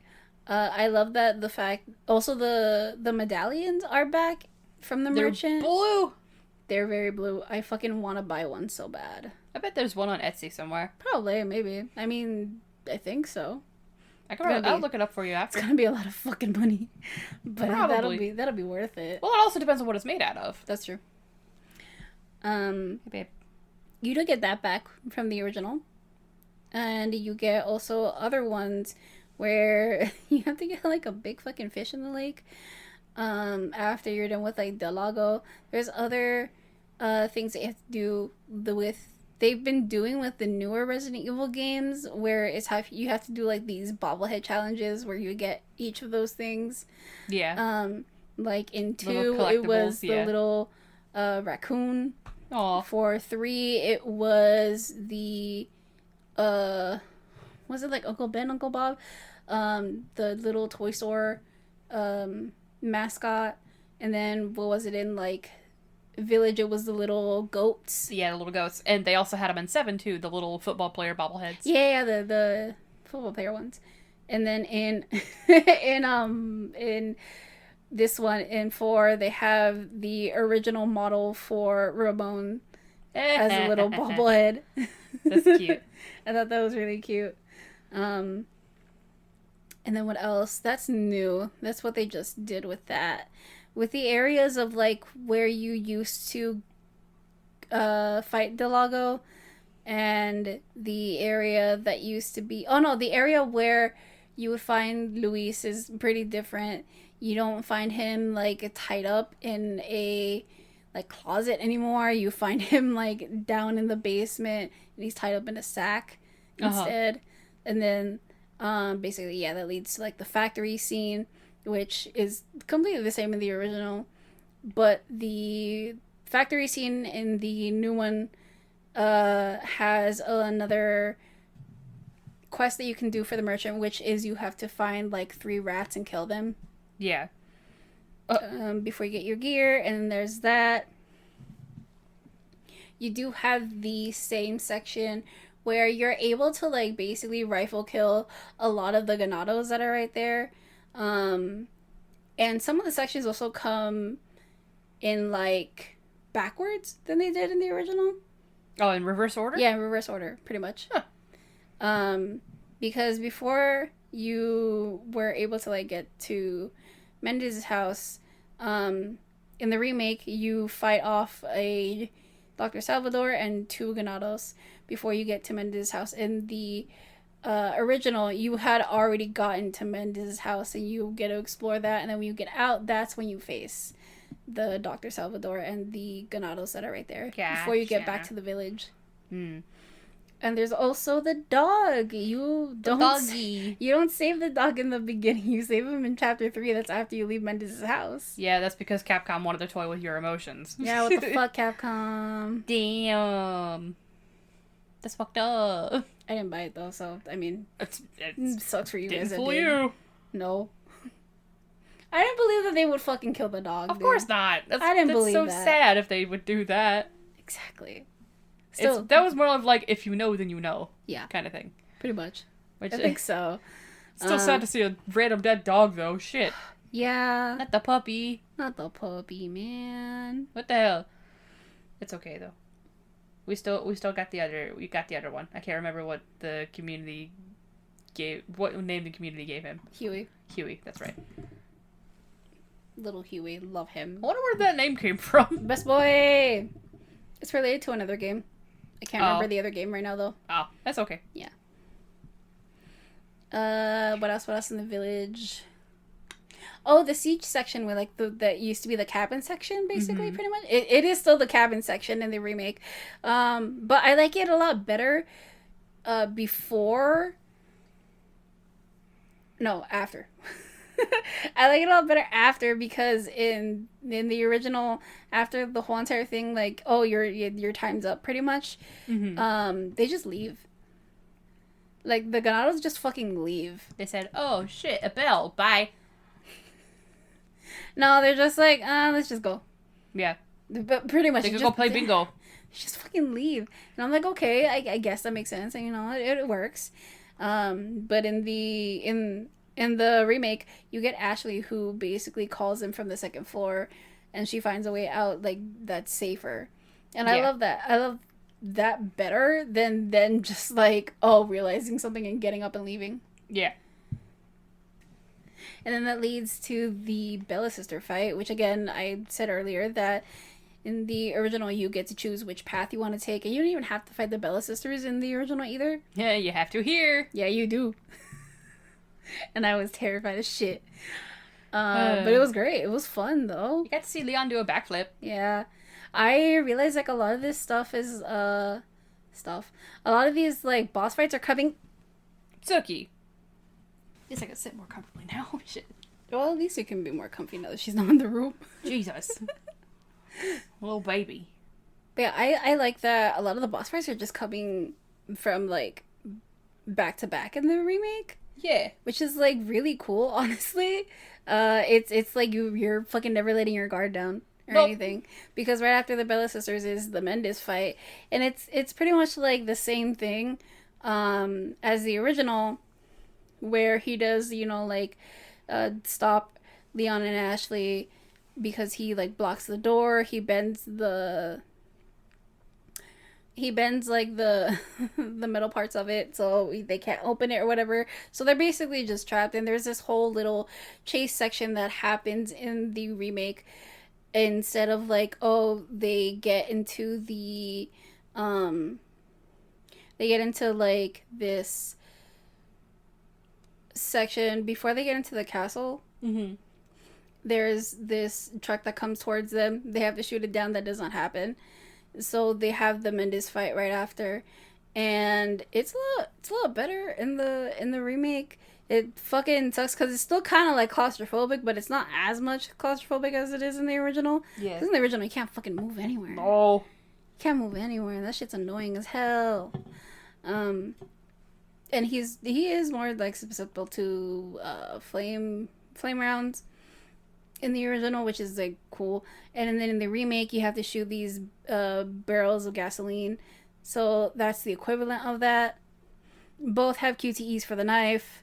And in the original, his eye is basically used as a key item that you have to open the castle gates with. And then in the original, his eye is just treated as treasure that you could just sell. Alright, they took my fucking eyes.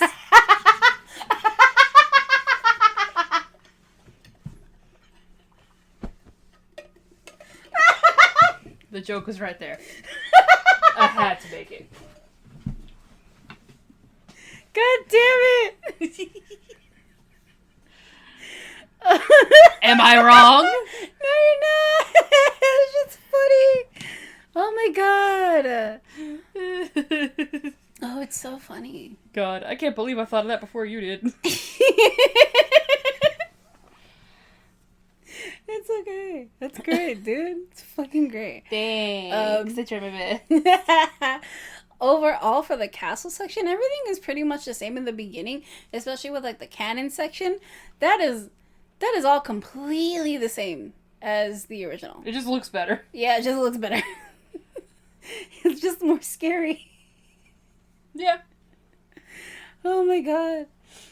It's great. Also, you can use the cannon more in the remake, because I think in the original you're only able to like shoot a certain number of them, and then you can shoot the gate that's basically blocking your way into the castle. And then in the remake you can just fucking keep shooting this shit. Bang. It's great. You can use it to defeat all the little cannon spots that they have if you don't really want to aim for the little red barrels or anything, which is pretty cool. Yeah. And then when you get into the castle, it is fucking phenomenal in the remake. It looks so fucking pretty. It's very nice. It is very nice. I do like Ramon's castle a lot because it looks really, really pretty. And it's so funny comparing it to like the village, because like right after you fucking leave the village, you're into this castle and it's so fucking pretty. It's so beautiful and shit like that, and well kept. Yeah. Compared to everything else. Yeah. It's the juxtaposition. It's so good though, and then you fucking meet Ramon and it's like, why the fuck is Pipsqueak here? What's with this sassy lost child? Oh my god. Yeah. Where's his parents? Where are your parents? Dead. Sucks for you, dude. Damn, man. Sucks to suck. I'm so sorry. I'm so fucking sorry. There's a section in the castle in the original where you have to like put these swords together, which is the silver and the gold sword, and you just have to like switch them from like upstairs to downstairs. In the remake, that's changed into 4 different ones where you have to tell a story with each one, because one is like bloodied, one is brand new, one is rusted, and one is gold. Interesting. Yeah. It tells a story of a knight becoming a knight and then defeating someone, and then they die in honor. Nice. Yeah. And it's completely brand new to the original. I love it. The mechanics and stuff like that you have to like, you have to shoot those like gongs or whatever to turn on the flames and stuff like that, to turn the gate, to open the gate. And then you get back upstairs and you're able to actually vault over those like chandeliers that you saw when you first entered. And I think that's really fucking fun, because I was like, are we gonna be able to like swing on these? That's so cool. I love that in the original. And then you were able to do that and I was like, oh, yes! I was so happy with that. That shit was cool. The only thing I don't like is that you can't control the chandelier with your controller like you can in the original. And I was like, damn, man, I just want to see it swing. Oh my god. I just want to see that. But it's cool, though. Ashley can't do that, obviously. No. But Leon can. She'll comment on it, though. Yeah, she will comment on it. It's very funny. I love it. Also, when you go to, like, the Garrador scene in the remake, if you take her down there, the thing is, when you're in the dungeon room, you hear the Garrador. She asks, like, what's that, an animal? Or, like, do they keep animals down there? Uh-huh. And then when you take her down there and she sees, like, the Garrador that's down, basically on the floor, she's like, is that the animal? And Leon's like, no, you can't keep it. Oh my god. Leon, please. I fucking love this. I'm not keeping any animals from here. Not even the chickens. The chickens would kick my ass. Exactly. They'd fucking peck me to death. Yeah. I might keep the cow. Cows are more okay. Yeah. Mm-hmm. Chickens will fist fight God for a fucking corn chip. Yeah, they fucking would. What the hell, bitch? Not all chickens, obviously, but, like, some chickens are fucking mean. Some chickens are just hostile. Yeah, they are. Jesus. Why do you do that? Speaking of chickens, you can find them in Ramon's throne room when you have to go deface his portrait. Yeah. Because you're circling back. But pretty much also there is a water hall in the original and a remake. Both made it in, and it's just, whoa, fuck. That water looks nasty. It is. And by the looks of it, because you get more of it, more info in the remake about it when you get into the dungeon area, pretty much. And you find like notebooks from the prisoners that were down there, and they were forced to drink the water. And that's what made them transform and become these weird like monsters. And a lot of people theorize that that's an early stage of the mold from Resident Evil 7. Ah. Oh. Interesting. Take a big old sippy. Let's see what happens. Yeah. Tasty. Well, that's why they theorize that, because it's also black, too. That would make sense. Mm-hmm. And also, you said that kind of works like a hive mind, too, right? Yeah, exactly. Yeah, that would make a lot of sense. That would... Ugh. Jeez. The mold's been everywhere. Everything is connecting. My real question is... Well, I was going to be like, well, how did the mold get over into Louisiana if it's all the way in Spain? But then I remembered, oh yeah, they're on a ship and end up in the bayou in Louisiana. Yes. I forgot about that. It's been a minute since I've seen anything about Resident Evil 7 is my thing, so. It's funny, though. It is funny. At least I remembered anyway, because if I didn't, I would have looked real fucking dumb. You're fine. You're fucking fine, dude. I'm trying my best. It's okay, it's okay. So for the water hall, pretty much everything is exactly the same as the original. Except, like, in the original, there is no mechanic where you and Leon have to, where Ashley and Leon have to, like, step on these platforms to bring up the main valve that you have to crank to get the stairs down. Instead of that, you have to get the crank that's downstairs. Where you would previously go into the room, you just get the crank that's on the statue and you go back upstairs to use it. And the mechanic for her to go up into the columns to get the other crank so she can complete the bridge, because before you get there you get another fucking crank that Leon has to do. Mm-hmm. And that, I think he only is able to do like the last one, and then Ashley has to do the first two that you have to walk by. And it's the same thing as the original, where you have to protect her, and you also have to fucking protect yourself, because there's a lot of Castle Ganados, like, fucking trying to get her and you. Yeah. So it's like, oh fuck, okay. We don't want to get got. No. And then after that, after that is the section, like the garden section in the original. And then in the remake, it's actually the section where you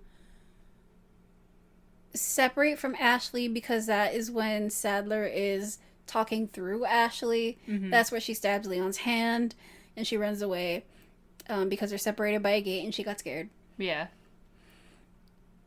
In that part, you get into the part with the zealot that's basically controlling the parasites, and that's where you find out, like, oh, he's also affecting Leon, because when he releases those parasites from the other ones, he's getting like a massive headache, and on screen you can also see that everything's so blurry, and that's basically how he's seeing everything. Ah, that's fun.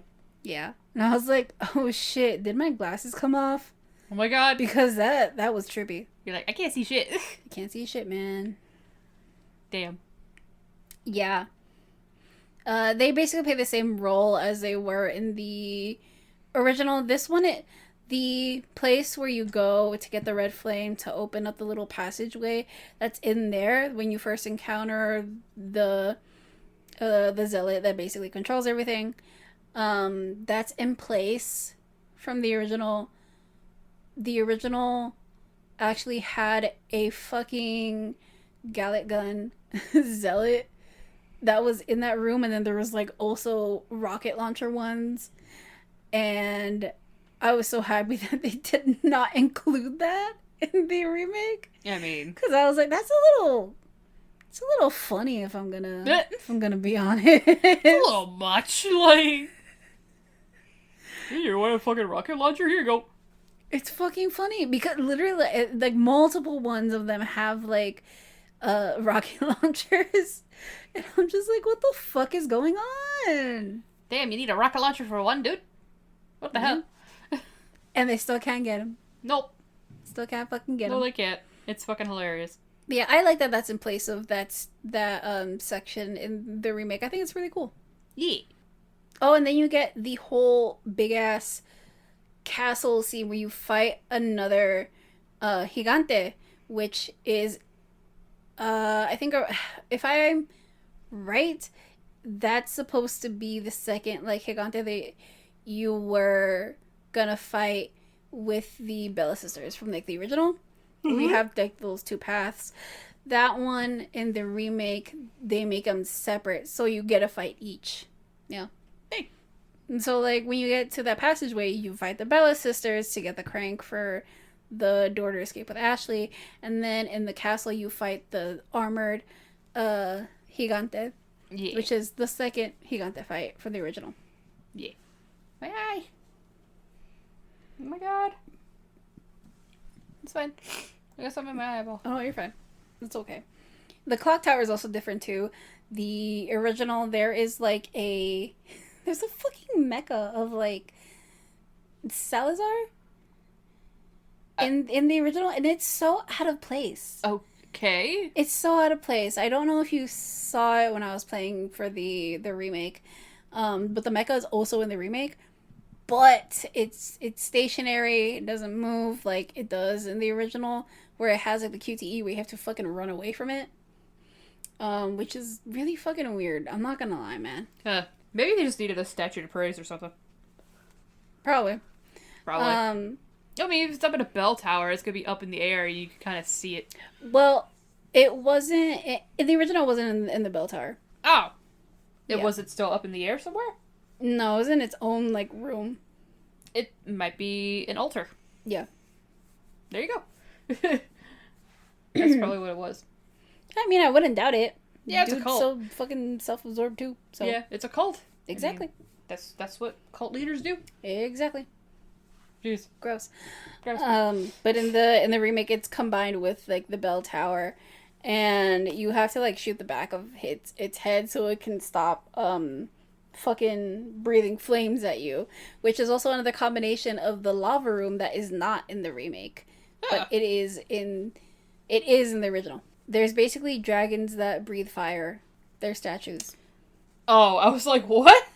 I was gonna be like, what the fuck are you talking about? there's statues. Damn, I did not know there was a lava room. Obviously, there's a bunch of stuff I still don't know about Resident Evil, like, period. Oh yeah. So here's the thing. There's no QTEs for no like boulder runs. There's no like knife QTEs like with Krauser or anything. Yeah. Besides like for you to parry it and stuff like that. I'm getting into like cut content now, apparently. Oh, alright. It's okay.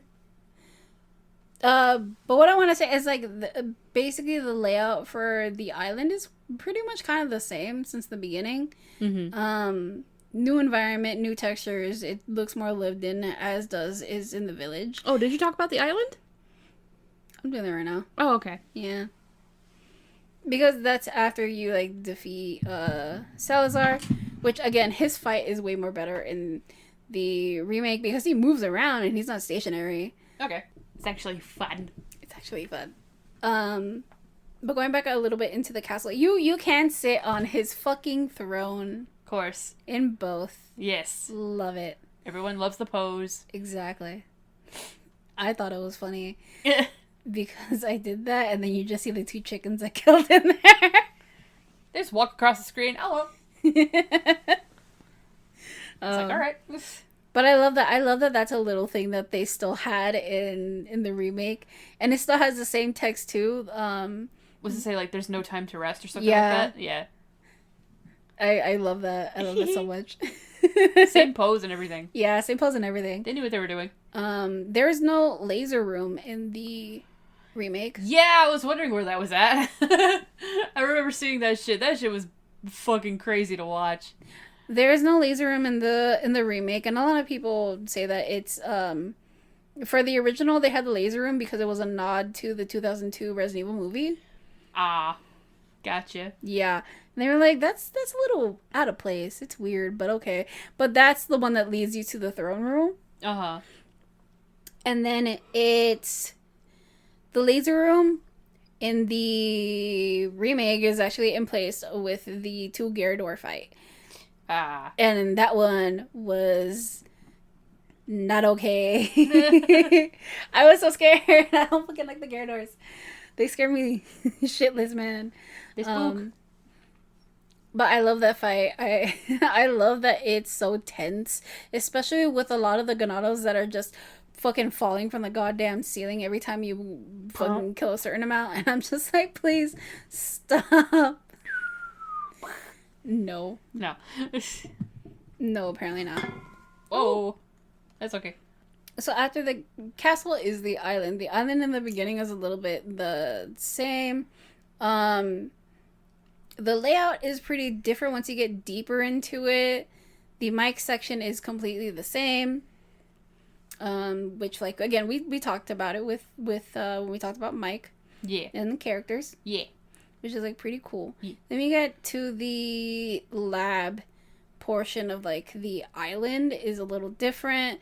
It's more expanded than it is in the original. Because in the original, you just fight a few of them, get Ashley, and then you're able to get to the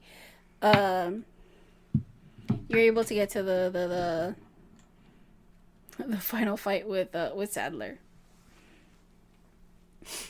It's not that great, man. It's okay. But overall, each section still has like remnants of the original. Either it's exactly like it or it's not exactly like it. It's a revamped version of it. And I think that it's a new twist for anybody who has played the original, who has been a fan of the original for a long time. They can see that in the remake, and they can see that a lot of the people who have worked on the remake actually care, and they listen. Yeah. They listen to their fans. Yeah. There's also some other things that they like cut from the game. Okay. So they cut the U3 boss fight, which honestly, I wasn't a fan of in the original anyway, so I didn't really care that they cut that one. Yeah, didn't I read something about U3 for you? Yes, you did. Yeah, because you had me read some stuff out loud for you because the text was small. Yeah. So we did get to read about U3, but we don't get to fight him in the remake, which is like okay. I remember reading about U3 out loud, and you were just like, "Oh no," because you thought you were getting ready to have to go fight him. Yeah, and then it never came. It never came, and I was like, "Wait a minute!" And I didn't realize it until like the very end, and I was like, "Wait a minute, where he at? Yeah, he gone." Damn. Which, honestly, I'm fine with. Personally, I am fine with. Yeah. And again, the second El Gigante fight is not there until like you get to the castle. Yeah. There's a giant drill that happens in the castle where you're like right there in front of Ashley, but she's on the other side of a gate, and then there's like a fucking huge ass drill that is operated by 2 Ganados, and you have to basically shoot them to stop the drill from getting Ashley. And I can see why that was very unnecessary. Yeah. They didn't have that. As of now, Capcom has not said anything about Separate Ways, which in the original Separate Ways is Ada's side of the story. It's not canon or anything. But the thing that I guess made its way from Separate Ways is the conversation that she has with Luis after Luis talks with Leon and Ashley about working together because he can help them basically take out the parasite from them. Take it out. Let me out. I don't want it. I want it. Before. It's gross. Yeah. But yeah, the whole conversation that they have like with the Amber and stuff like that, that was in Separate Ways.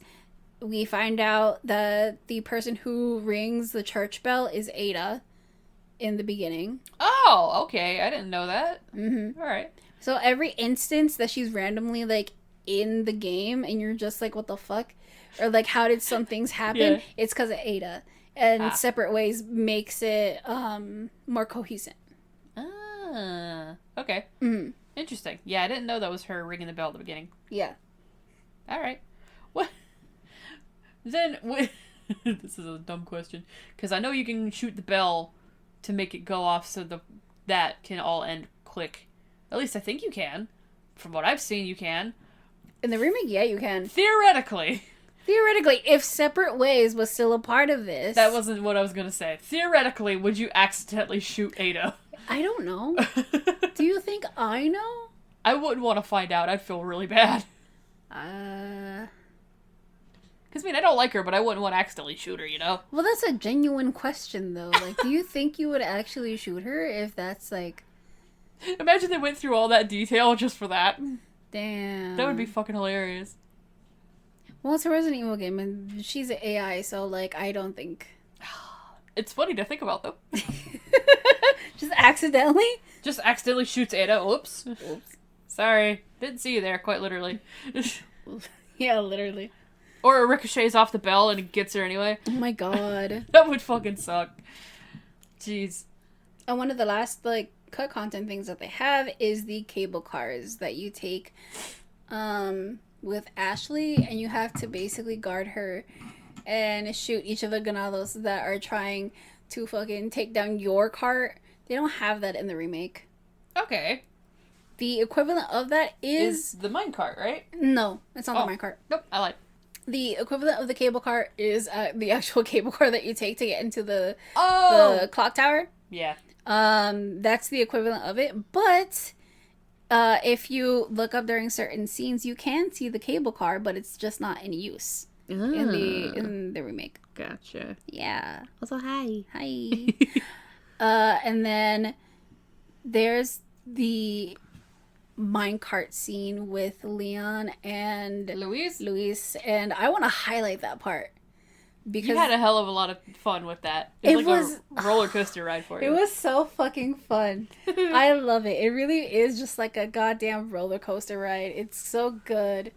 I love that they expand Luis's part in the remake because it makes you love the character more. And again, I want to thank, like, Andre for doing an amazing job with Luis and being such a huge fan with Resident Evil 2. Hell yeah. It's so great. Like, he loved doing it. He loves, like, everything that's coming from it. It's great. God. It's so good. He gave that dude more life, more character. I fucking cried so much after that. I know you did. Mm-hmm. It's honestly the minecart section in the original. It's like, it's hell. Is it? It's hell because you just have to fucking make sure that none of those ganados are like coming down into your cart. Oh. Yeah, and you're alone in that one. You don't play with anyone else. Uh-oh. You're alone in that one. I hate it. You're fine here now. Yeah. It's fine. Because in the remake, you actually get to have Luis's gun, which is the Red 9. And also, you can find the Red 9 yourself when you explore the lake. I have not fucking did that because I only go to the outside sections. I haven't gone to, like, the inner center of the lake. But you could find the It's because Red you 9. don't like water. I know, I don't like water. It's okay. It's okay, though. If you want me to get the gun for you, I will. No, it's fine. You're like, I'll suck it up eventually. Yeah. But you can get Luis's gun, the Red 9. But basically, you use it in the minecart section, and it's really, really fun because it has infinite ammo. Because, of course, it would have infinite ammo in that section. And that would also explain why he never runs out of ammo. It's like Herschel's shotgun from The Walking Dead. Yeah. That's a joke I haven't made in a while. Jesus Christ, man. Man. But yeah, that's it. Like, that's for like the minecart section. I think it's really fun. Yeah. I enjoyed watching you play that part. It was very fun. This show was so fun, dude. I love that it's more expanded, that there's 2 sections that you have to do. I mean, well, like, in the original, there's also, like, 2 sections. Like, you stop and then you just have to like keep fucking you're shooting every fucking gun out of there is trying to come into your cart. And then you have to basically shoot the lever to make the cart go again. But I like that there's 2 separate cart rides. And the fact that it does feel like a roller coaster, it's so fucking fast, but like in a good way, you know? And actually, that's the last time you see a Dr. Salvador. If you... Oh yeah, he's in the cart, isn't he? Yeah, he's in the cart. I forgot about that. If you're able to shoot him, there's a line that Leon says, and he says, "End of the line, asshole." Oh my god. This fucking guy. Leon, shut the fuck up. You corny ass motherfucker. I love it, dude. I love it. It's so funny. Nerd. He's such a nerd. Yeah, he says, "End of the line, asshole." And the thing, that's the last time you see him, because he just fucking vanishes. He's gone. In that section, he drops his chainsaw. Oh. And then the other times that you kill him, he doesn't drop his chainsaw. He's still holding it even though he's on the ground. Yeah. So there's like this legend. Again, if you guys have seen like Susie's video, she goes into this too. But apparently there's like this legend in the village that he was like an actual doctor. He was very rich. Yeah, I think you mentioned this already. Yeah, and he just doesn't die. Yeah, he does not die. Yeah, that's just like the, I guess, ghost legend. That's their own little ghost story for the town. Yeah, except it's real, and he's wielding a chainsaw. Yeah, and he go get your knees. Damn, not my knees. I'm already short enough, man. No, he'll take your head instead. I guess. I mean, I don't need it. No thought, head empty. Literally. No thought, no head. God. So no head? No. I'm so sorry. Oh my fucking god. God damn it, dude.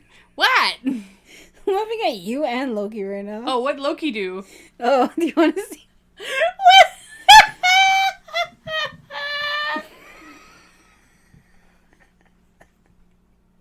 Fucking Leon. Oh, he broke the fourth wall. He became self-aware. This is getting cut out. Yeah, it is. It's so funny. Loki, please. God damn it. I was trying to see my notes and the fucking message popped up. You just saw dead ass? Yeah, and I got curious. I was like, what? God damn it. Okay. Thanks, Loki. Mm-hmm. Anyway. Oh my god. Fucking great. So with comparing both original and remake, they are both very great for their times. Yes. I can say right now, out of probably all of the games so far in the Resident Evil franchise, and I'm not just saying it because it's recently released, you know? Yeah. 4 Remake is my favorite game in the franchise. Hey, there you go. Nice. Yeah. Glad you like it. I do. I love it. It's so faithful. It's a lot of fun. It's so faithful. You can see all the love that happened behind the scenes with the actors, the directors, and the writers and stuff like that. I mean, I just fucking talked your fucking brain off out of this whole entire thing. Yeah. By the way, guys, this took us 2 days to do. Oh, yeah, it did. We had to stop because we got tired. But it's okay. Not just because we got tired. We recorded the first half of this for 3 hours, and it was 5 a.m, almost 6. Yeah, we were like, okay, we're tired. We got to stop. Yeah. And literally, by the time we're getting to here, it's like 1 hour and 30-something minutes. So... It's almost 4:30. It's almost 4:30. In the morning. Again. So... But that's fun because we started like at 2. Yo. Yesterday we started like at 1. So it's not bad. Yo. Jeez. No, but like serious. Comparing the two, you can compare them as like night and day. again, you can just say like, yes, 4 remake is way better just because it's more modern and everything. Yeah. But It's more complex. yeah. Which, I mean, I mentioned this before, but, like, that's just how gaming is now.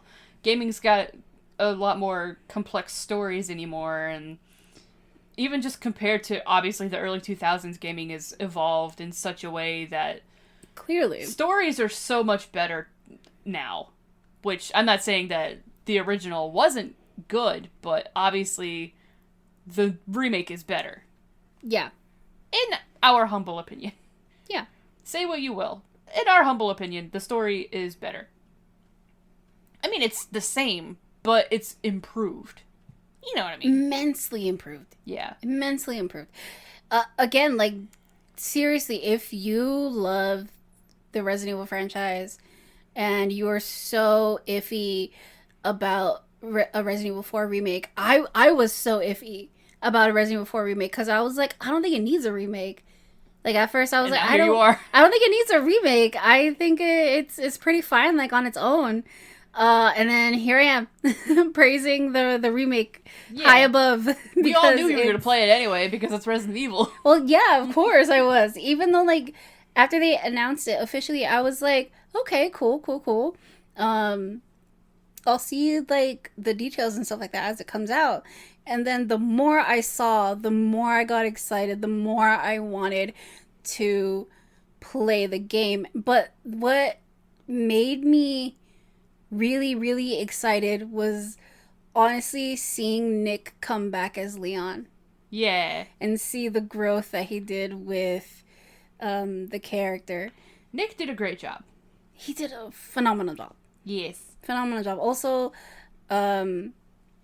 Genevieve, who played Ashley, she did an amazing job as Ashley. What was she in that you and I saw together? That we talked about? We didn't see anything with her in it. I said that I saw her in Jennifer's Body because she plays one of the goth girls. I could have swore that she was in something else. She's also in Supernatural. Okay. Hold on. What's her last name? Genevieve Buckner.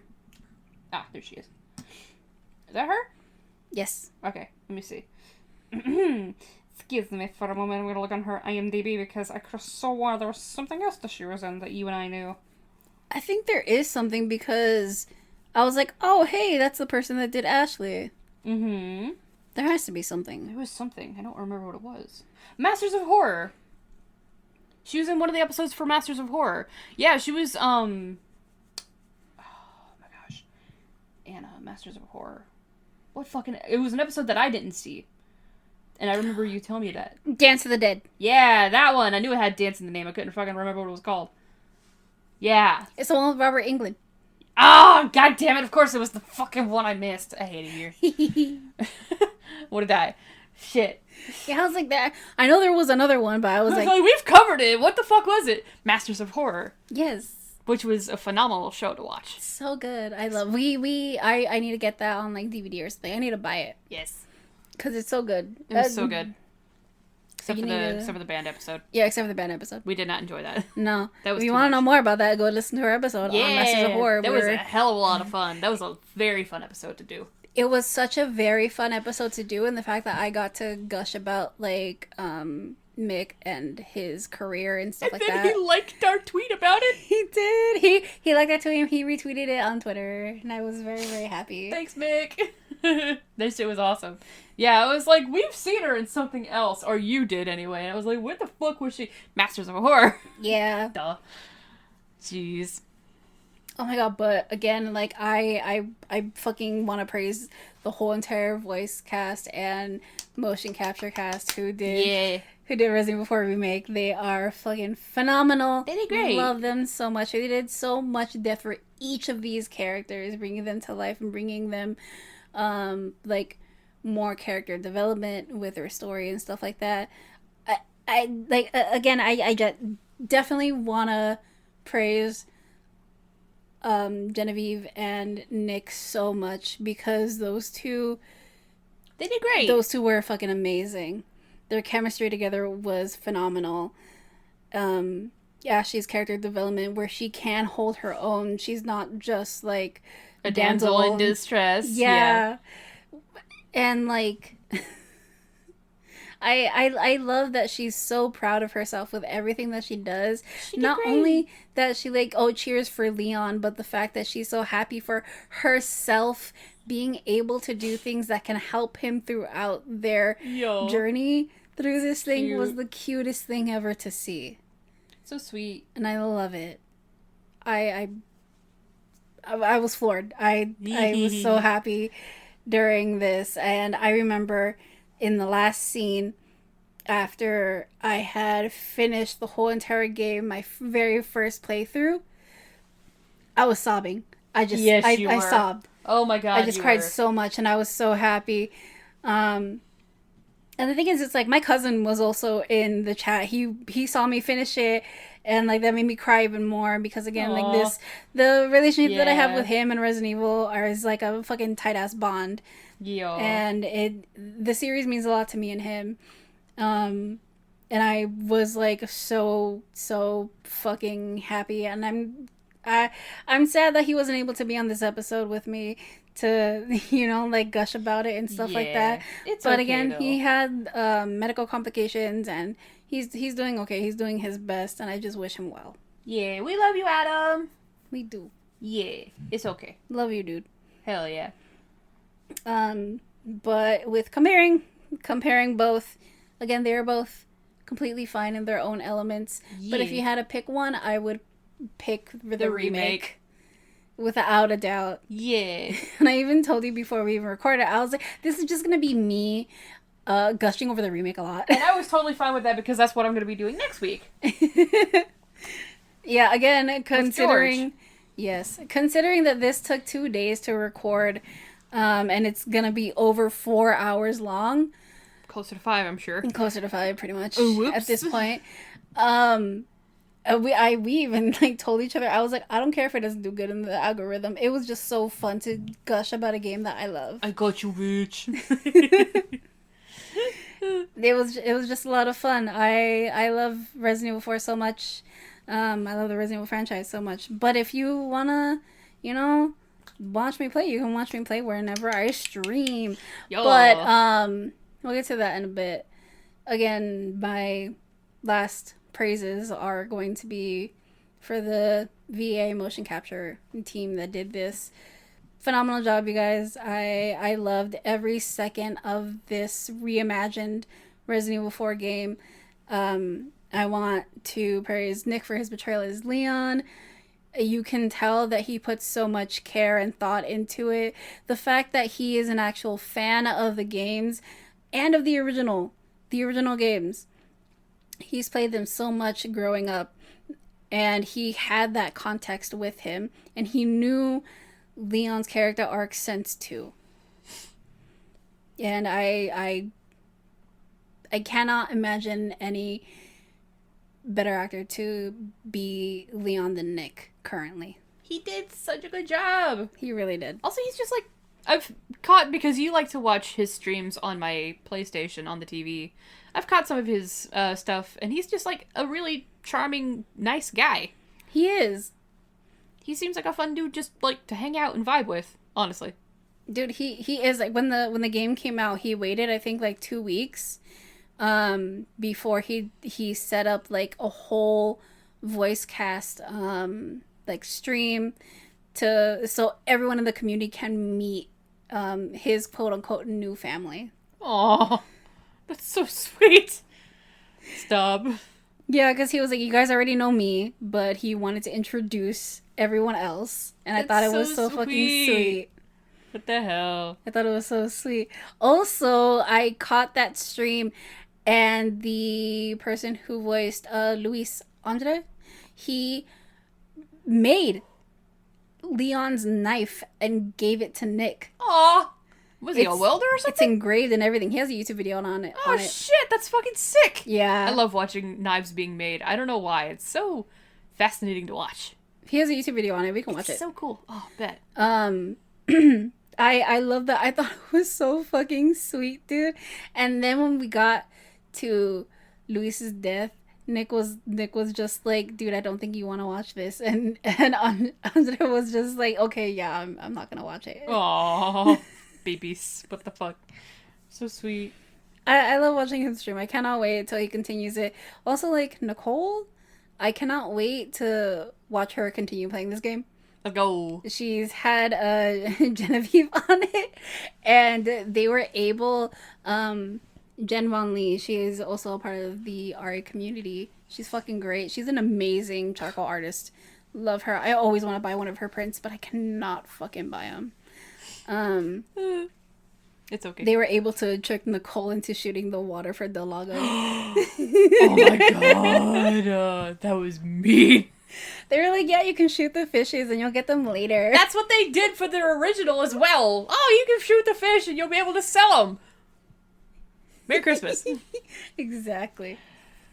Jesus. Like, I love that you can still trick people with that. It's so funny. That's fucking hilarious. I've seen clips of it on TikTok. People still get got with that shit, and I think it's hilarious.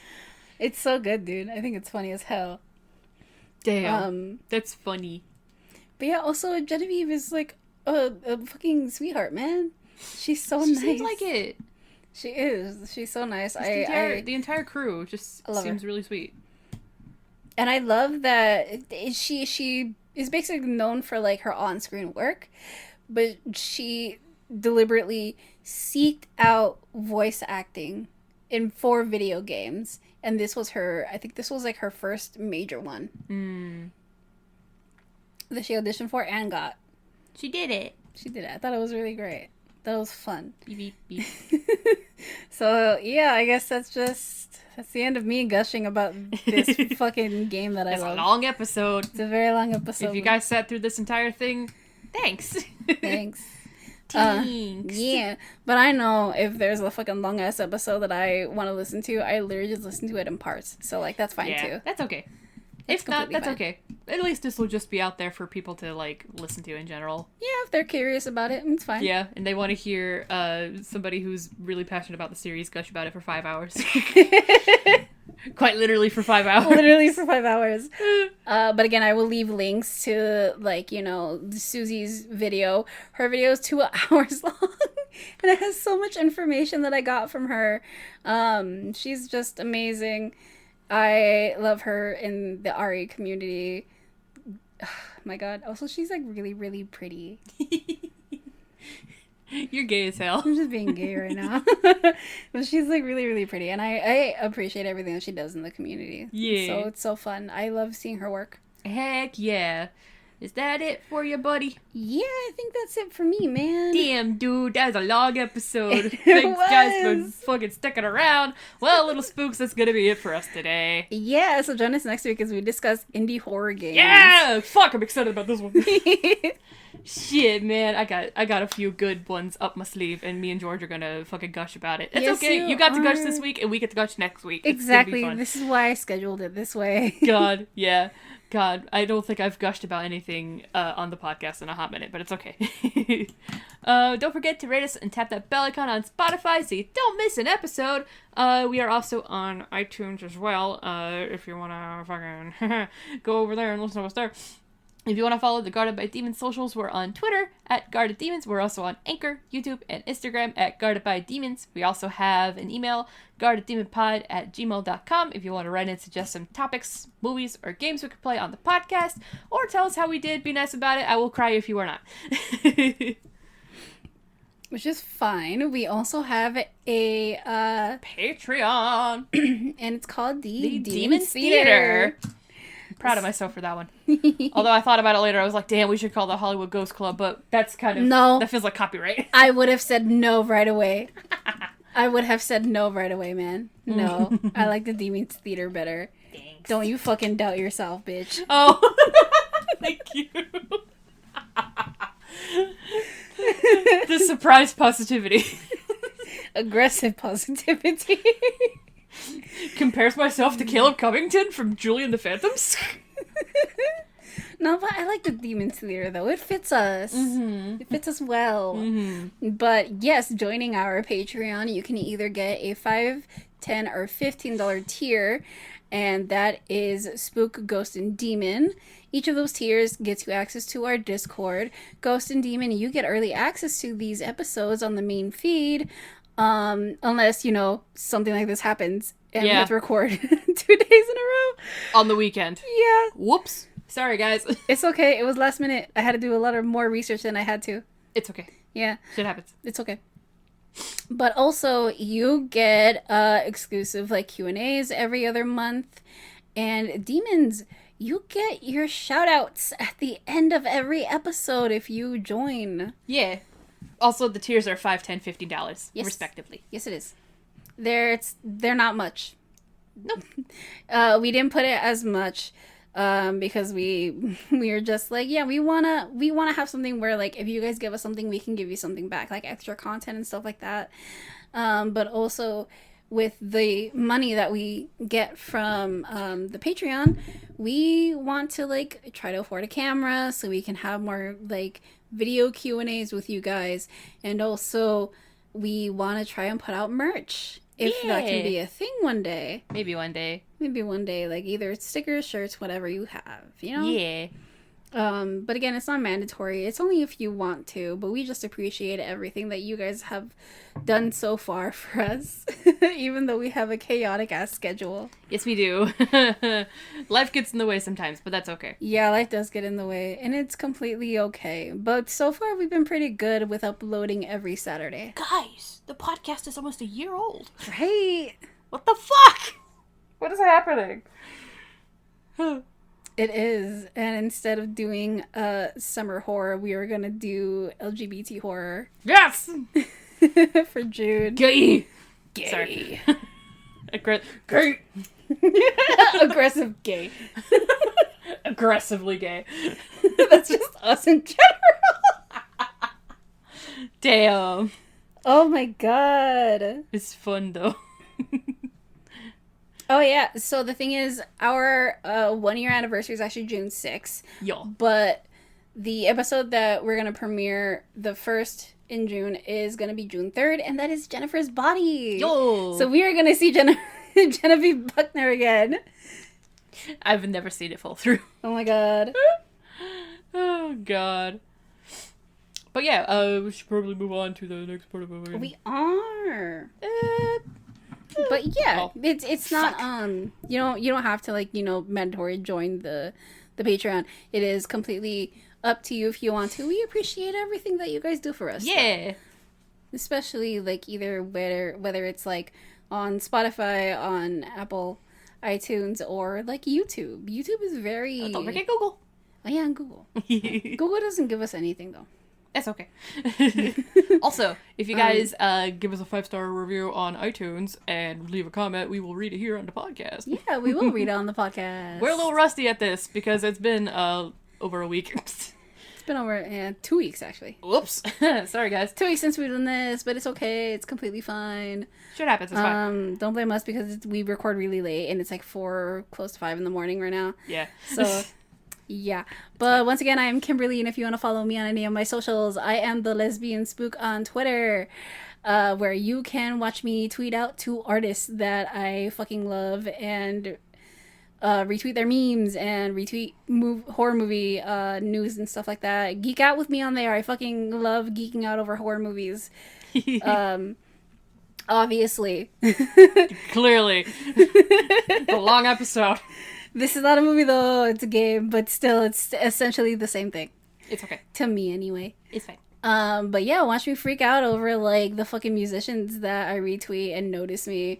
And if you wanna fucking follow me on Twitch, where I play a lot of Resident Evil games, and if you wanna look at my past videos where I have played Resident Evil 4 Remake, you can follow me as Spooky Scary Lesbian on Twitch. And Tumblr. I don't really post on Tumblr, but that's going to change soon. Yeah, it is. That's going to change soon because my Google Docs finally decided to work for once. Yes. After 2 years. Let's fucking go. But we found that out right before we recorded the second session. I know. We got so excited. I got so excited for you, dude. It was so fun. I'm very excited for that to continue everything I've written. But yeah, again, if you want to see me play Resident Evil any of the games in the And franchise. freak the fuck out. Yeah, I'm freak out. You can follow me on Twitch as Spooky Scare Lesbian, where I am an affiliate, actually. Yes, you are. I'm so That's, proud like, of you. really fun. Also, if you are hearing this on YouTube, don't forget to like, subscribe, and click the bell icon so you don't miss any of our notifications. Remember to comment on any of the videos that you like. And, leave suggestions. Tell us how we're doing. We can both check that. Yeah. Heck yeah. And I'm Lexi. If you want to follow me on Twitch, it's at SemiProEagle. I play a variety of games there. I do draw from time to time.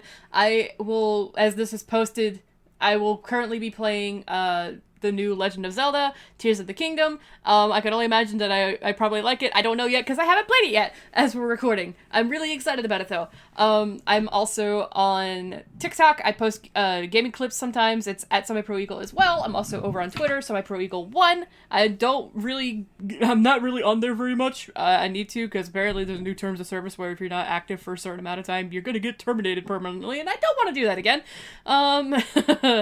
And I'm also on, where the fuck am I at? I think that's probably about it, actually. Wait, no, I'm on Twitch, it's fucking TikTok, Twitter, yeah, that's probably about it. But yeah, no, I'm also on Tumblr. I forgot I have a fucking Tumblr. I'm not very active on Tumblr either, but, shoot me a DM over there sometime if you want to talk about Joy and the Phantom with me, because I'm still fucking hyperfixating on that shit. I could not understand anything you just fucking said. I'm sorry, I'm tired. But yeah, no, I'm over on Tumblr, SemiProEagle as well. If you like Julie and the Phantoms, shoot me a DM. I like to talk about fucking Julie and the Phantoms because I'm still hyperfixating. I blame myself for that. It's fun. And I think that's about it for me. You good? I think I'm good. I'm also hungry. All right, are we going to close this out? Yes. All right, guys. Stay spooky.